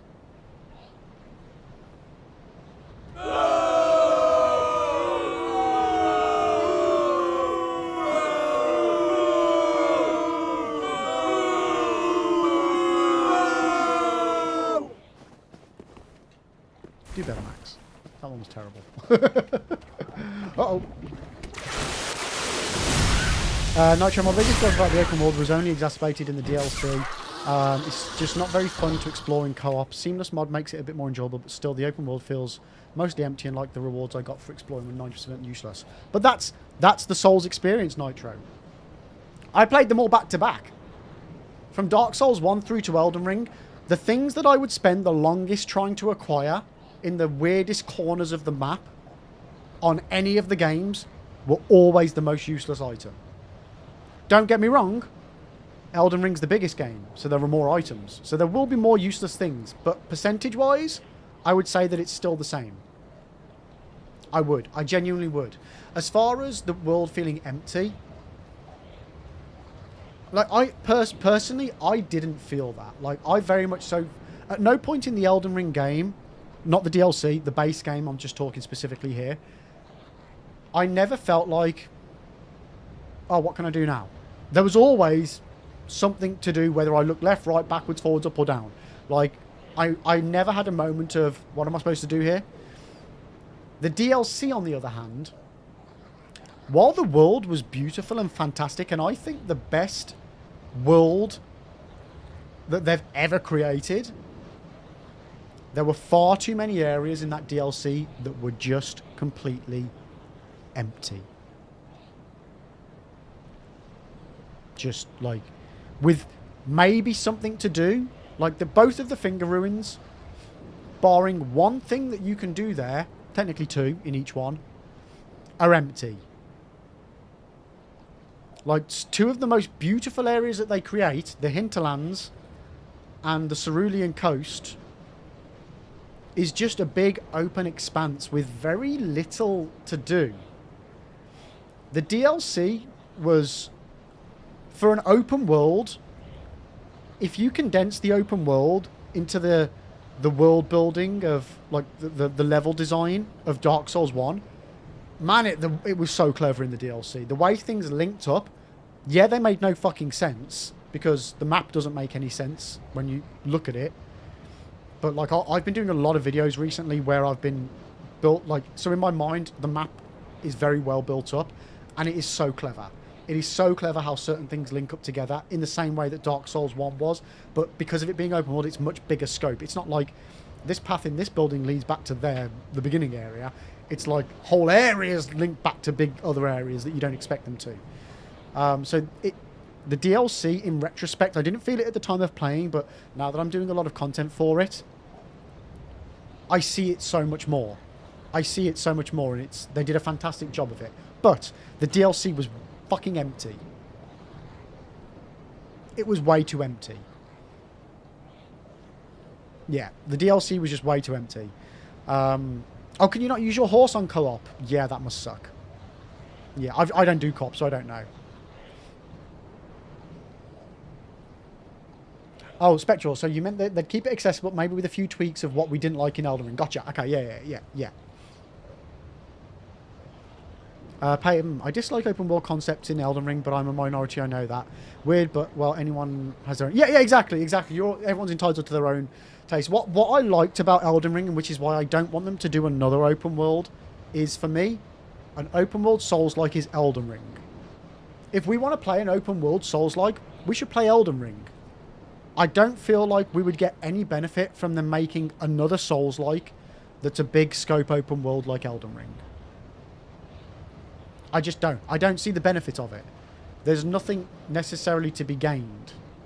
Because, especially like in the gaming industry, making an open world game was very much so the thing over the last few years. And it's overdone. It's overdone, and instead of it being a nice, oh shit, yeah, no, we can go wherever we want, we can do whatever we want. It's just a struggle to fill the world and make the world seem full.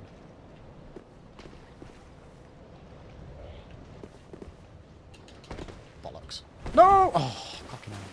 So unless you can like make a proper, truly open world game that's full of life and full of things to do that aren't just copy-paste quests, go here, fetch that, collect it, you know what I mean?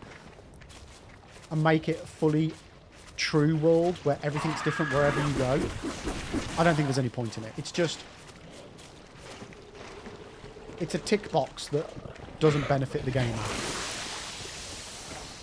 But I'm glad they did it with Elden Ring because I think they did a fantastic job. But I don't think we need it anymore in any other games. Ram, I feel like these games take too much dedication. And by that I mean like decipher the story and work through stuff. It just feels like a bit too much for me. I like in your face storylines almost predictable, like you know what you're building to at the end. Yeah, and again, dude, me too. I like both though. Like I do not play these games for the story, mainly because I have no idea what's going on. Oh, hello. I knew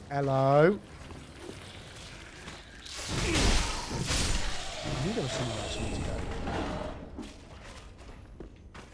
But no, dude, I totally get that. And like I've said, not every game should be like a Souls game. Not every game should be like every other game that does well.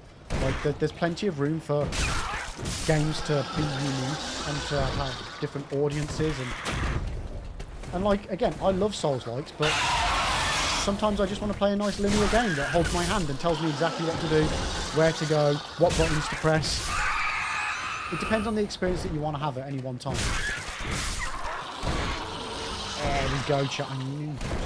I need to fucking go.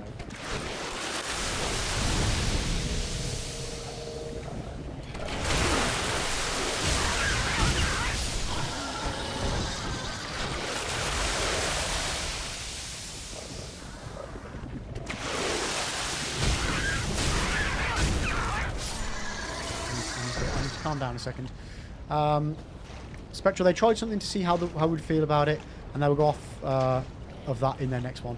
I genuinely, I don't think they will. I don't think we'll get another Elden Ring. Not necessarily IP, which I don't think we will get an Elden Ring 2, even though it would be a guaranteed sell like hotcakes. I don't think we'll get another open world in the scope of Elden Ring off of From Software. Not for a long time.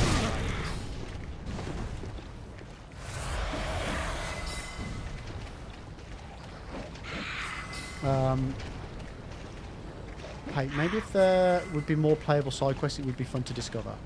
Yeah. Spectral, speaking of Elden Ring, I haven't touched it in so long. I forgot on my run what NPC quests I've already done. Yeah.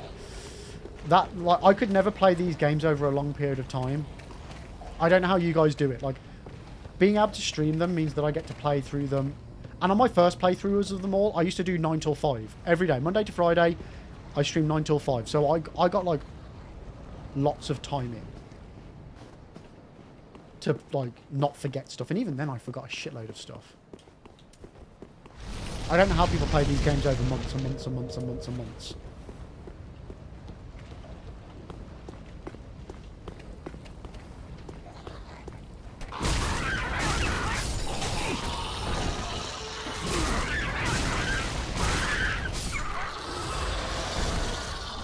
Max, yeah, that's why I played Uncharted 4 after all the open world stuff I powered through. Yeah.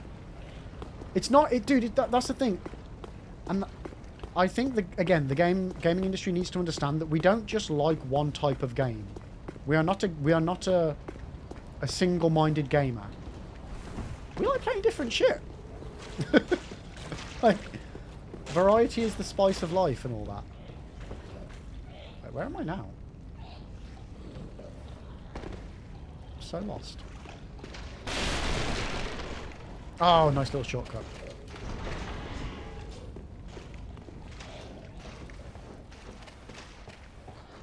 Yo, Pate! I don't know why it's not popped up, but thank you for that, mate. I appreciate it. I appreciate it. There we go.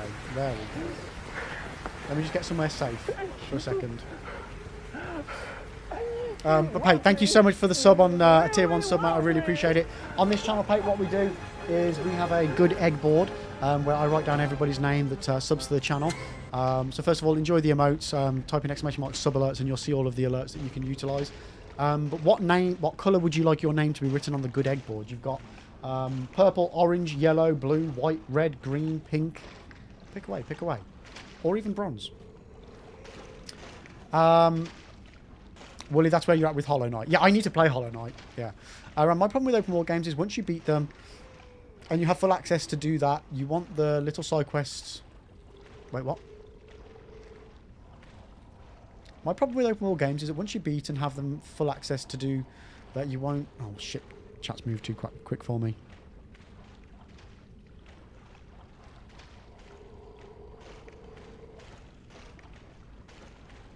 Buenos momentos, por favor.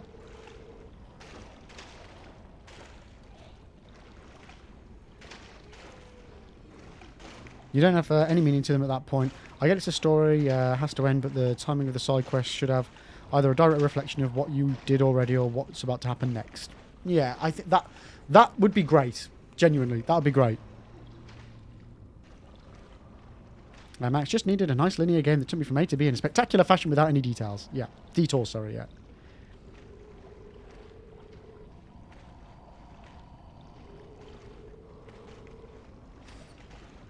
Max RAM, that's the issue. Wait, do I have that on my screen? Yeah, I do.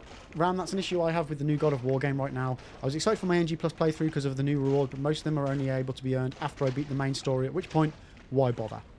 Yeah. Pink. You want pink? Nice, nice. Just got to give it a bit of a shake. RAM Max, that's what I'm saying. Hence, Red Dead 2 and GTA 5, once the main story was over, I was like, now what? Side quests were shit. Yeah, for me... I don't normally 100% games. Oh, I don't 100% games. Ghost of Tsushima was the only one I went for the plat on. And that's because I really enjoyed the world, even the side quests. So, that's the thing with the game. If you're going to make games in an open world, it doesn't need to be a massive open world. It can be a nice, small open world where you can just go wherever you want. But the content's got to be good fun, because everything should feel like the main game. Whether it's the main story or side quests, it should still feel like the main game and not just a tacked-on bit to fill out the world. Spectral Pay, even then my brain will be all now. I did this one, and in fact I have an interactive map and a checklist that marks off what quests I've done, but my brain's probably going to have me uncheck them all, thinking I didn't do it, but instead accidentally check it off. Yeah. So Spectral, there is... Wait, what do you play Elden Ring on PC, by the way? So Nitro, I have played Dragon's Dogma 2. Yes, I played that on release. I really enjoyed it right up until the very, very, very, very end. And the reason being is that it went janky as fuck. I really loved the aspect of climbing up the bigger monsters to kill. So then when it got to the end of the game and you can climb up some really big fucking monsters, that aspect of the game felt shit. And I really didn't enjoy it. And it just felt tedious. And moments that should have been really cool were ruined for me because of how poor the game performed on those particular aspects of the final two bosses, so to speak. And then the game chucked me into that roguelike thing with the permadeath, and I didn't enjoy that. I enjoyed it until I died, and then I was just like, well, no, I can't be asked to redo all that again. But I haven't played the first one. I've got the first one, but I haven't played it. But overall, 99% of the game, really enjoyed it.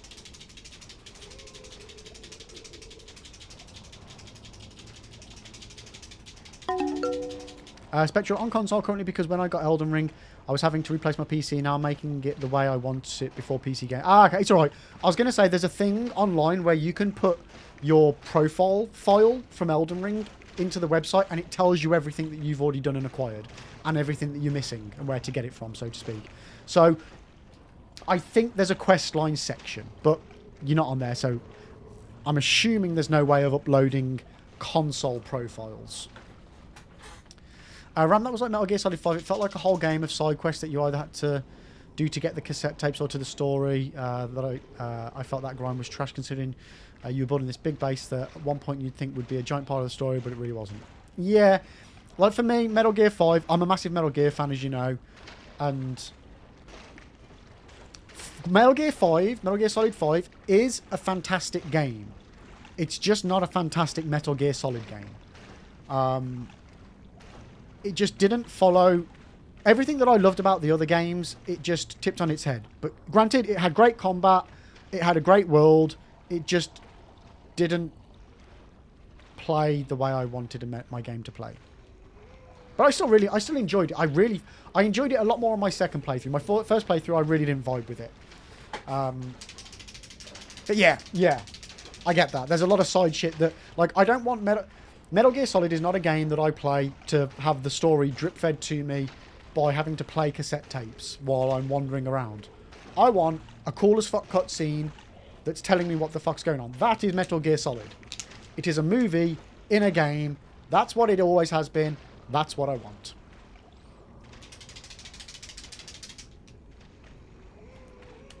I'm sorry, but that's just how I feel. Right, anyway. Pate, let me just pop your name here on the board.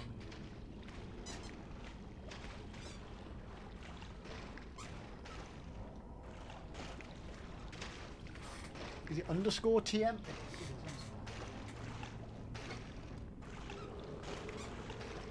Hey, is the TM a trademark or is it stand for something different?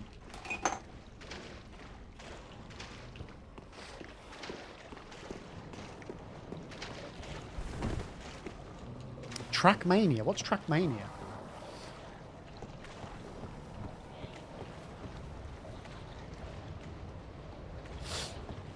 Oh, man, my nose has gone really cheap.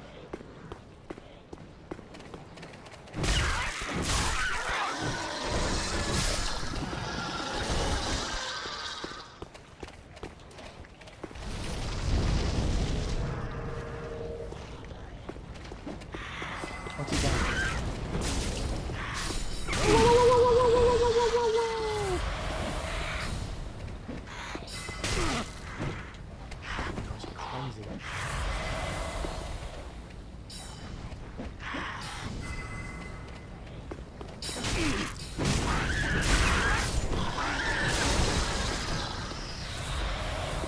That was dangerous, chat. That was very dangerous.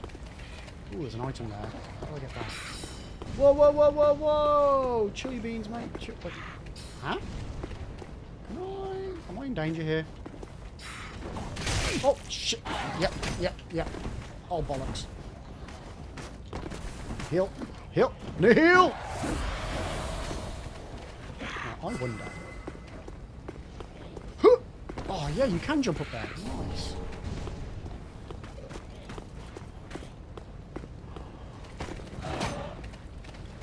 Okay. Oh, whoa. Oh, I'm going to have to do all this again, aren't I? Shit!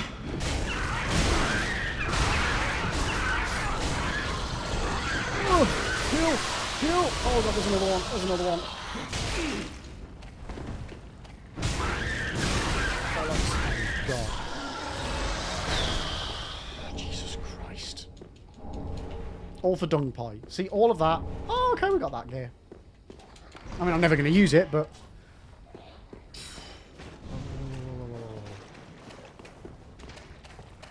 Okay.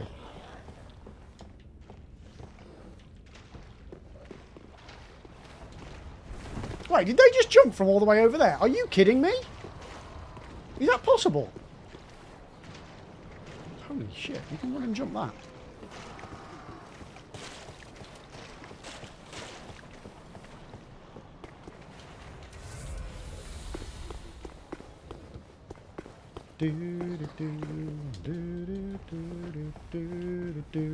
Right, we got this, chat.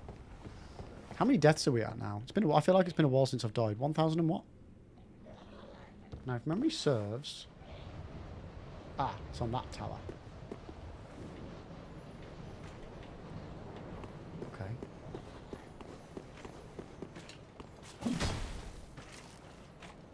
Oh, I really want the shiny though, chat.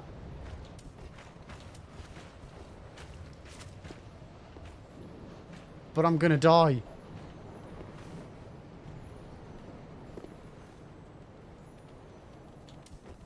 Oh, you fucker. He's gone. Well, oh, there's actually a room in there.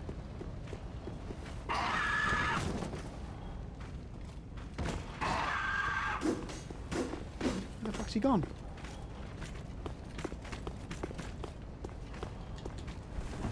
No! Oh, nuts.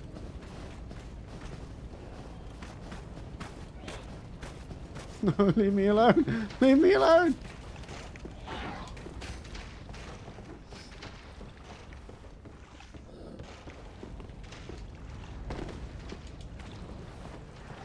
I mean, you just don't get this sort of level design in Elden Ring. Like, you do get bits. But it just always feels like... And again, I'm not complaining about Elden Ring because it is what it is. And I think it's fantastic. But I really do want another, like, intricate... Oh, shit the bed. I don't want an intricate shit the bed, chat. I just want a really...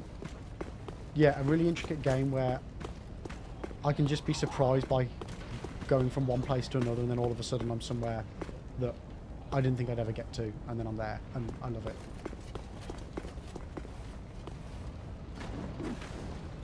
Where is he? I can hear him, chat. But can I see him? Where is he? Where the fuck is he? Is there a ladder up here? I don't think there is there?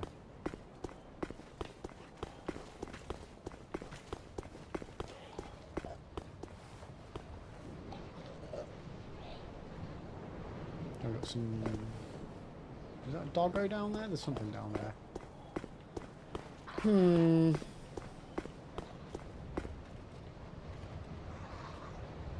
If memory serves, whenever I've dropped down here in the past, it has not ended well for me.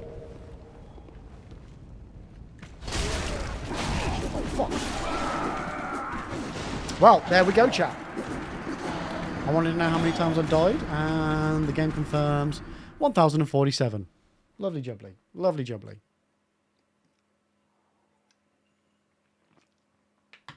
Yep, memory remains intact. See, I do have this problem. With these games specifically, in that on my first playthrough, because I didn't know anything, and I guessed a lot and tried to, you know, work shit out, I had a lot of random theories. And again, because it was a blind playthrough, most of my theories didn't get confirmed until the very end of the playthrough, in which case I then forgot most of the confirmations of what was right and what was wrong. So every single time I replay these games, I'm like, did I just make that up, or...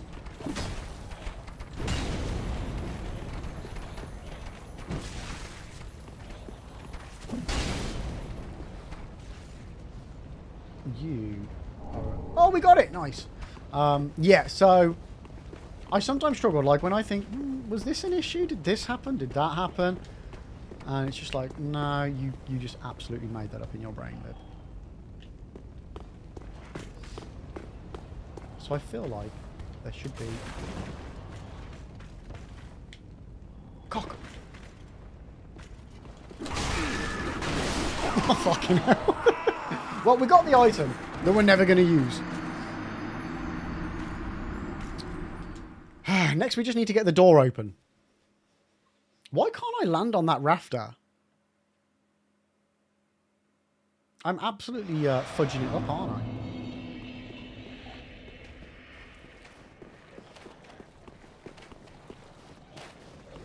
I'm glad I decided to switch over to doing a bit of DLC exploration, chat. It's definitely... I can zen out to this sort of gameplay.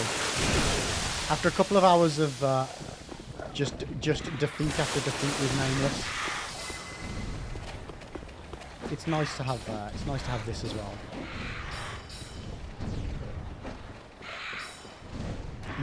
I will do some more Nameless attempts, but they're going to be absolutely shocking. Like my brain's already frazzled. But we will give it another shot, chat. We will. I just want to try and open this church door from in here. Like I can, yeah. See, I can see there's an item.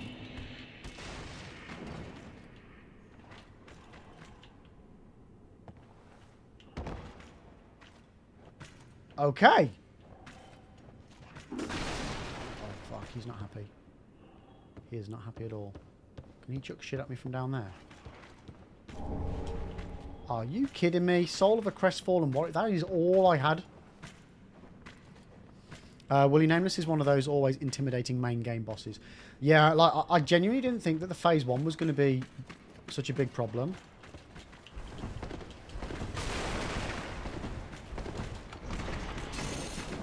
Okay, now we've done that. Open this.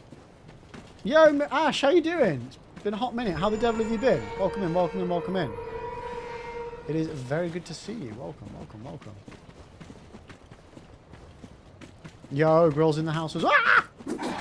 There is a ladder! Mother schnucker. Nameless Phase 2 easy. Are you shitting me? Of course it is, but please, stop calling me Shirley. I'm assuming that's what you're doing, Pate.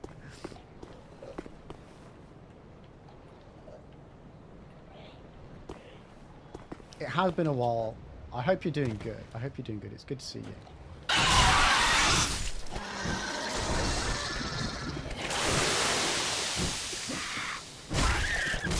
out of here. Oh, okay. No, it's my time to get out of here. Spectral, I do enjoy how you lasted long fist fights only on that fight with Nameless, though. Oh, the fists only. Yeah, yeah. It's, I think it was just because I wasn't doing enough damage to even trigger the attack that then keeps killing me. But yeah, that damn camera, like... I don't know what's worse, being locked on or not locking on with the camera for Nameless. I just don't know whether it's because I'm not used to the length of the club. It's causing me to keep swinging and missing. But there's something that's just off for me on that fight. Ash, you work on a break, catch your streams at odd hours. Well, my streams haven't been on evenings for a while. It's only been the last couple of weeks, or this month I should say, where I've actually been streaming on an evening, so maybe that Quinky Dink has worked for you this time. Special, I like to think of it as you threw Nameless King off guard by approaching them without a weapon. I mean, yeah, we'll go with that. We'll go with that, definitely, definitely.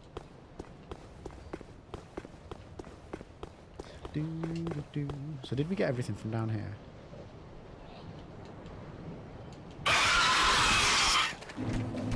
Run away!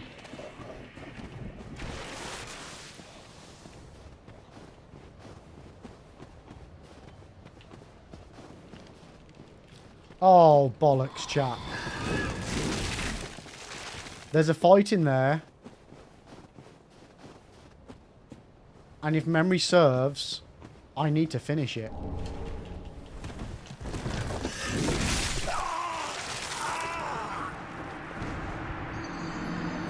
In order to get past, I think. Yo, Ash, thank you for the hydrate. Appreciate it.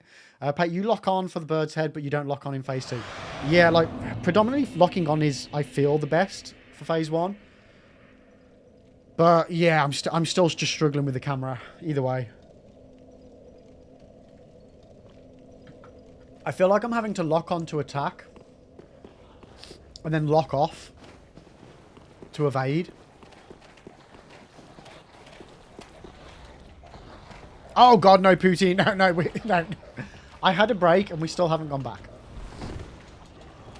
I'm using some exploration to just chill my brain a little bit. So what better place than the DLC? We're just talking about my many nameless failures.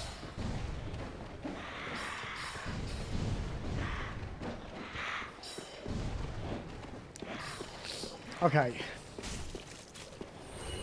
Yeah, I don't know how I'm going to do this fight.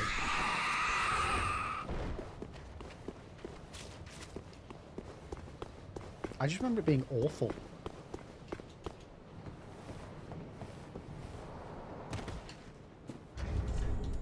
Right, so I'll get rid of that.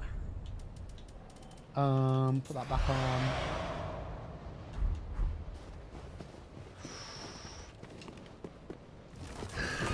Well, I'm not going to Sister Frida. I'm just relaxing before Sister Frida.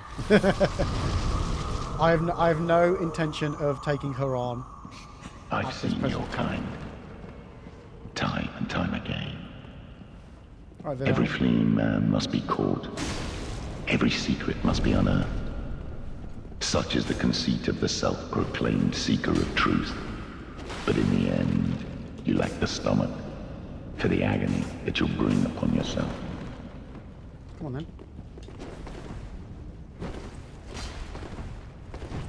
God damn it. Oh, I trust you've learned your lesson. couldn't roll. Couldn't roll. Inside Dragon, the you got to cold bounce veins and very early start tomorrow. No curiosity worries, mate. You have a good across. night's sleep, and I'll catch you on Wednesday, hopefully, mate. But you take care, buddy. You take care. Okay. Okay.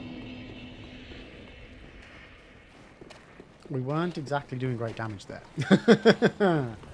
This is going to be trickier than I thought. Oh, you know what? Have I got any throwables?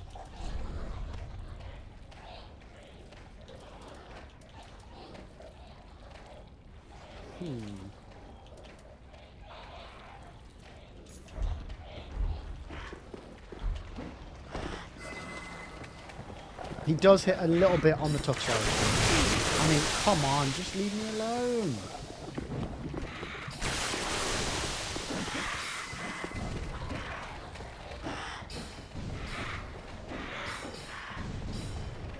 Yeah, they've got a bit aggressive there, haven't they? Holy moly.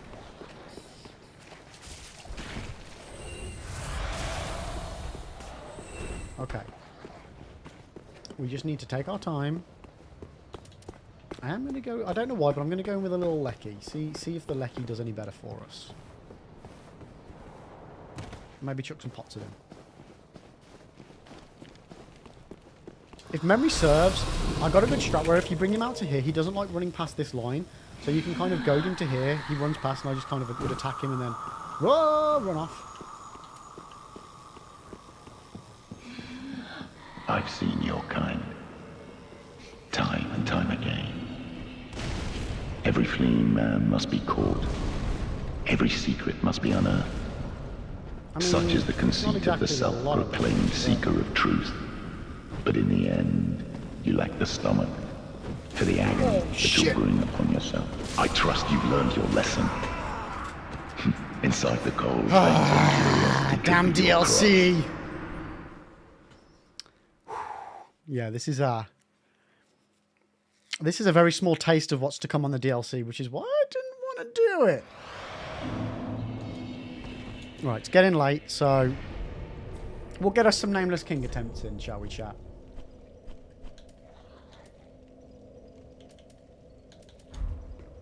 Let's go back to our Nameless one and get whooped by him for a little bit, shall we? Okay.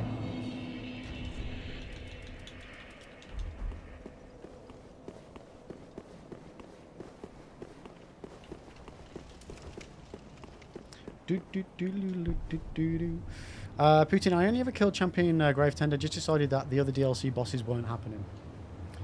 Yeah, I think I came to a similar conclusion on DS2. Again, I think I might have done Ava on DS2. Maybe Fume Night, but I don't know.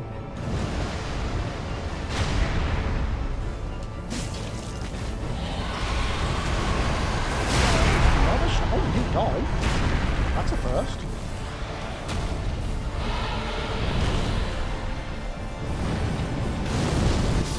There we go.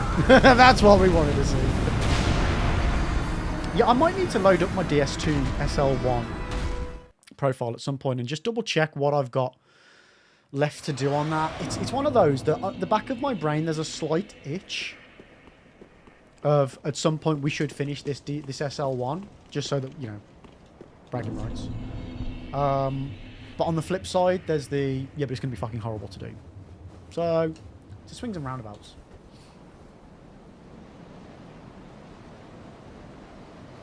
Oh, poutine. It'd be so it's easy. Genuinely, Dark Souls 1 SL1 is so easy. It just feels like your first playthrough of Dark Souls again, difficulty-wise. At least it did for me. Now, the DLC was a little bit trickier. Artorias, I ended up just doing Havelgear, Smack, Drink Estus, take a hit.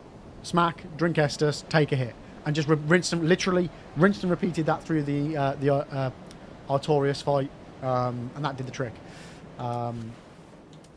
Yo, Siri! How you doing? Welcome in. I know. I'm sorry. I don't like it. I'm sorry. I don't know what I'm going to do. I don't know. I'm sorry.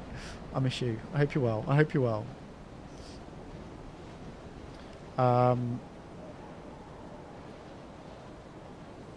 I disagree about Demon Souls being easier than Dark Souls. The thing that you need to remember with Dark Souls 1 is, first of all, Pyromancy, which is the build that you have to do for the SL1, will just decimate the majority of the base game. So there's that. And with a little bit of knowledge of Dark Souls 1, you can just counter most bosses with a little bit of knowledge. Whereas DS2, for example, well, you've got the health mechanic working against you. You've got the lack of ADP working against you. Demon Souls, you've got the health mechanic working against you. You've got the lack of respawn points working against you. And the stuff's expensive on Demon Souls as well. DS3, it's just fucking difficult. Like, DS1 is easy. Like, genuinely. And from an objective standpoint, yes, I do have way more knowledge on DS1 than I do on 2 or 3, which will make it easier for me. But I did my SL1 on Dark Souls. I think it was only my 3rd playthrough. I think I played it. Then I did a normal run. My first replay through. And then, then I think I did the SL1 as my first challenge run on it. So it was only my 3rd playthrough.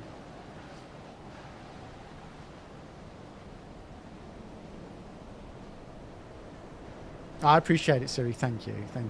I'm sorry I missed your stream a couple of days ago. I saw you go live. I was like, oh, Siri. And then genuinely, I was just busy doing stuff on the house. So I didn't get a chance to pop in, but I hope you had a good time.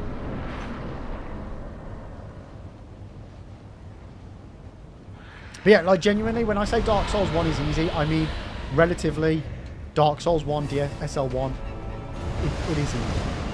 There's very little that's problematic with the Pyromancy build.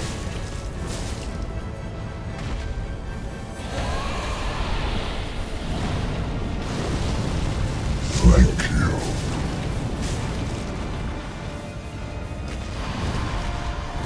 Oh man, I tried to roll that.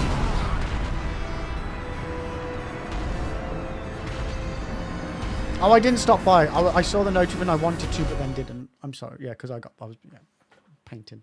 But yeah, like Demon Souls. There was the intention, Siri. There was the intention. It's the thought that counts, right? Just the spare, still decorating the spare room. It's almost finished now, so that's one job off the list of stuff that needs doing in the house. So, yeah. there's always shit, isn't there, to do? What am I doing here? But yeah, Demon Souls SL1, I don't like the sound of it. Like, I want to do it at some point. I want to do them all. My first playthrough of Demon Souls, I did enjoy it. My second playthrough that I did this year, though, I'll be honest with you, I just really didn't vibe with it. Motherfucker. I really struggled. I just didn't vibe with the game like I did the first time. And I don't know why I didn't.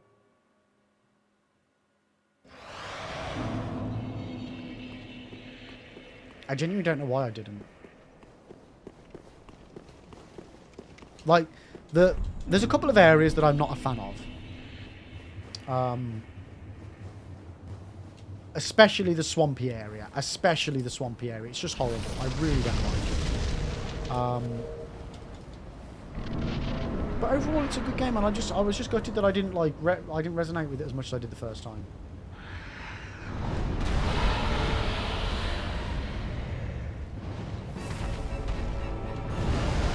Demon Souls being stuck in black wool. Why would that be good? You're crazy. Like, do you hate me? I feel like you hate me, Poutine. But yeah, as far as like ones I want to do, Bloodborne's definitely on the cards, and Elden Ring's definitely on the cards. I don't think I will ever be bothered about doing the Sekiro like attack level one. I think that might be a bridge too far for me for my skill and enjoyment levels. But I definitely want to take on Elden Ring. I don't know if I would think... I just don't think I have the skill to do the DLC of Elden Ring on SL1. I mean, I barely scraped through on a normal playthrough. But you never know, maybe with a lot more knowledge. Like, I have got a couple of boss cheeses under my belt for it that would help out. But at the end of the day, a couple of boss cheeses is not going to, you know, complete a DLC at SL1.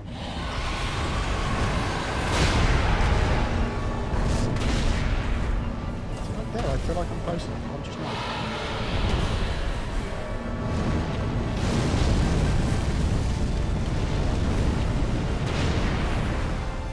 I'm there, I just want to close enough.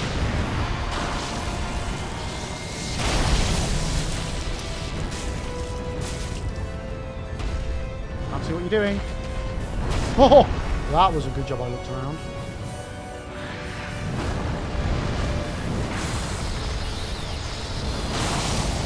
Okay, maybe I don't need to roll away from it as long as I'm walking right.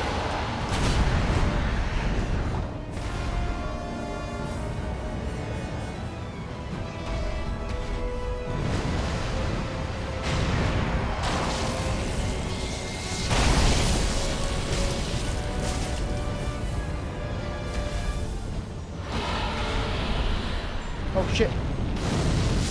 Bollocks. I knew I was fucked. God damn it, chat.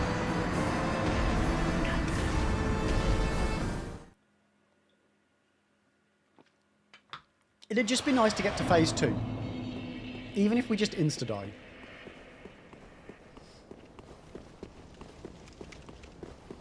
Oh, Siri. I was umming and ahhing about whether to tell you this or not. I think it's fine.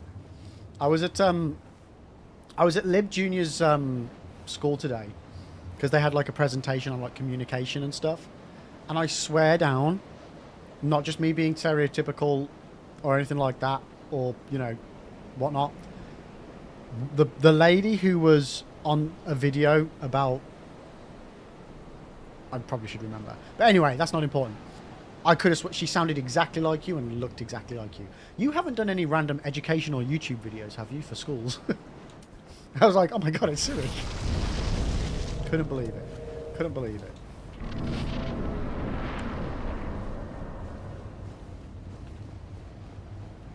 It legit freaked me out for a little bit. I was like, how do I not know this?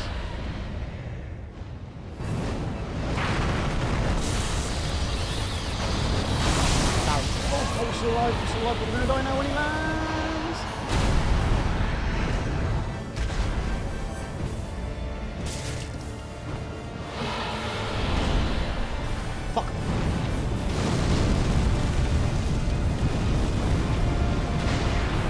that was a close call, chat. Too early. Yeah.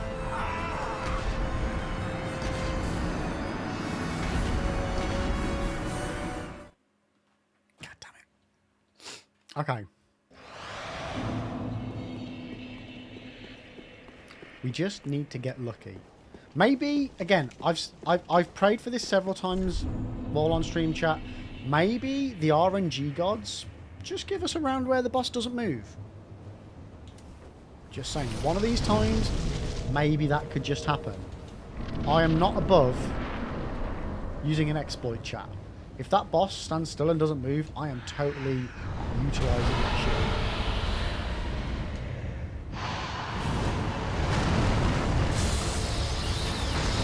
Yo, no worries, Willie. You take care, buddy. And thank you so much for swinging by. I appreciate it. It's good to see you. Oh my god.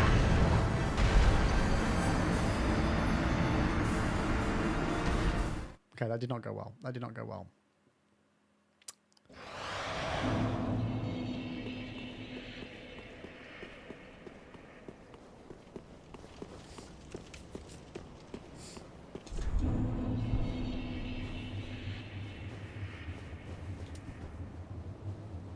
I think what we might do, chat, on next stream on Wednesday is I might switch it up and go for Cinder.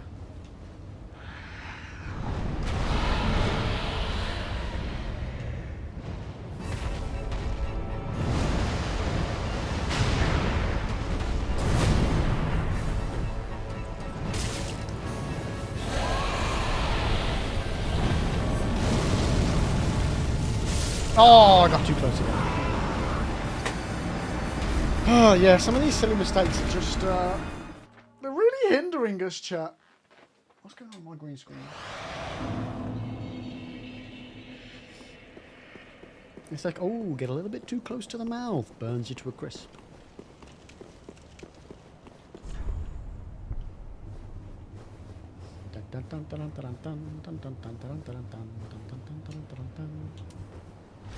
Wait, did I even establish whether the fire was doing more damage or less damage than normal? I don't think I wrote it down anywhere.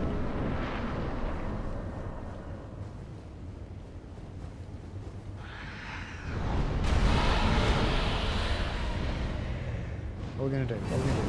Fire. Okay, see, I don't need to roll that.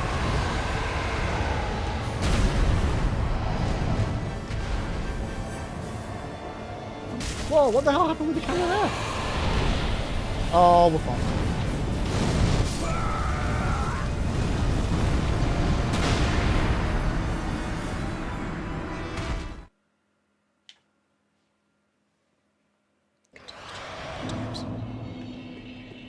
Okay. Come on. Focus, Lib. Focus.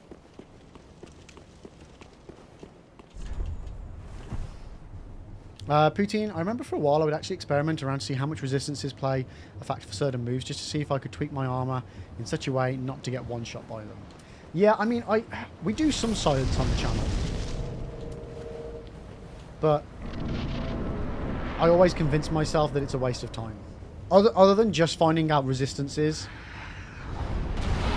I would never go into different moves to see what's.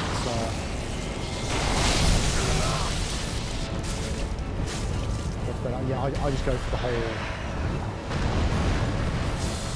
Does this do more damage? Well, then I'm going to use it.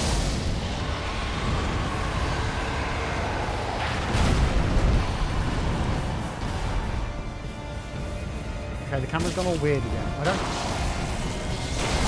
Oh, like. I was nowhere near that attack.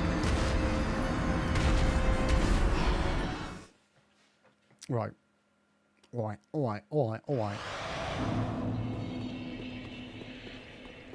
I think I'm going to need to call it soon, chat. We're doing the definition of insanity. We are literally doing the same thing over and over again, expecting different results.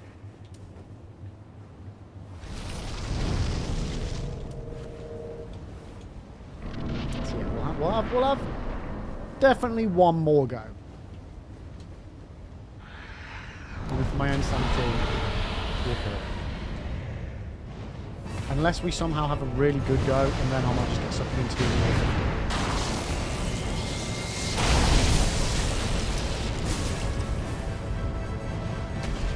That's what we're doing. Nope. Yeah. No. Yeah, the game answered me, chat. We should call it a day. Okay, so just bear with me a second, chat. Bear with me a second. Let me just quit out of that. My computer doesn't like it when I change scenes while I've got the game open. But yeah, we've racked up a good 100 deaths, I think, today on stream. Is it 100? Did I start at 960? I think I started at 95.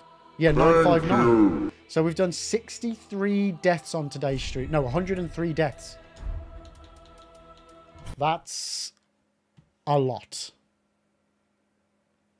I think that's one of the most amount of deaths I've had on any of this SL1 stream so far. Damn. But anyway, chat, we're going to call it a day there. In the meantime, we are going to raid out. So if you haven't already jumped onto the Discord, there's a little link for you there. Please, everyone is more than welcome.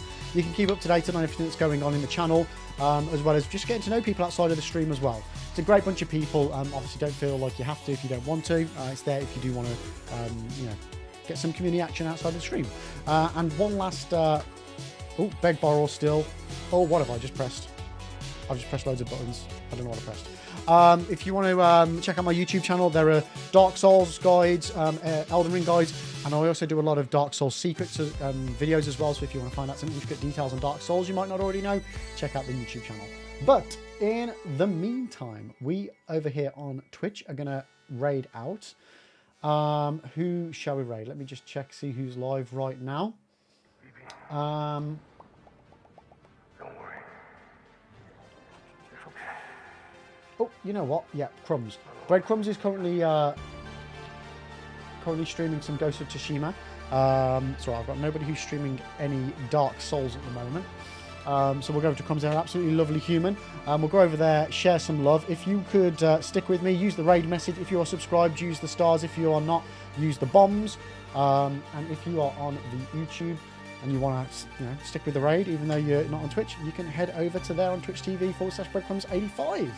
And guys, thank you so much for hanging out today. I really appreciate it. You have a wonderful rest of your day. There will be a YouTube video out tomorrow, another Elden Ring DLC guide, and I will be back on Wednesday night for some more Dark Souls SL1 action. Thanks for hanging out. Have a wonderful day. Much love. Tatty bye!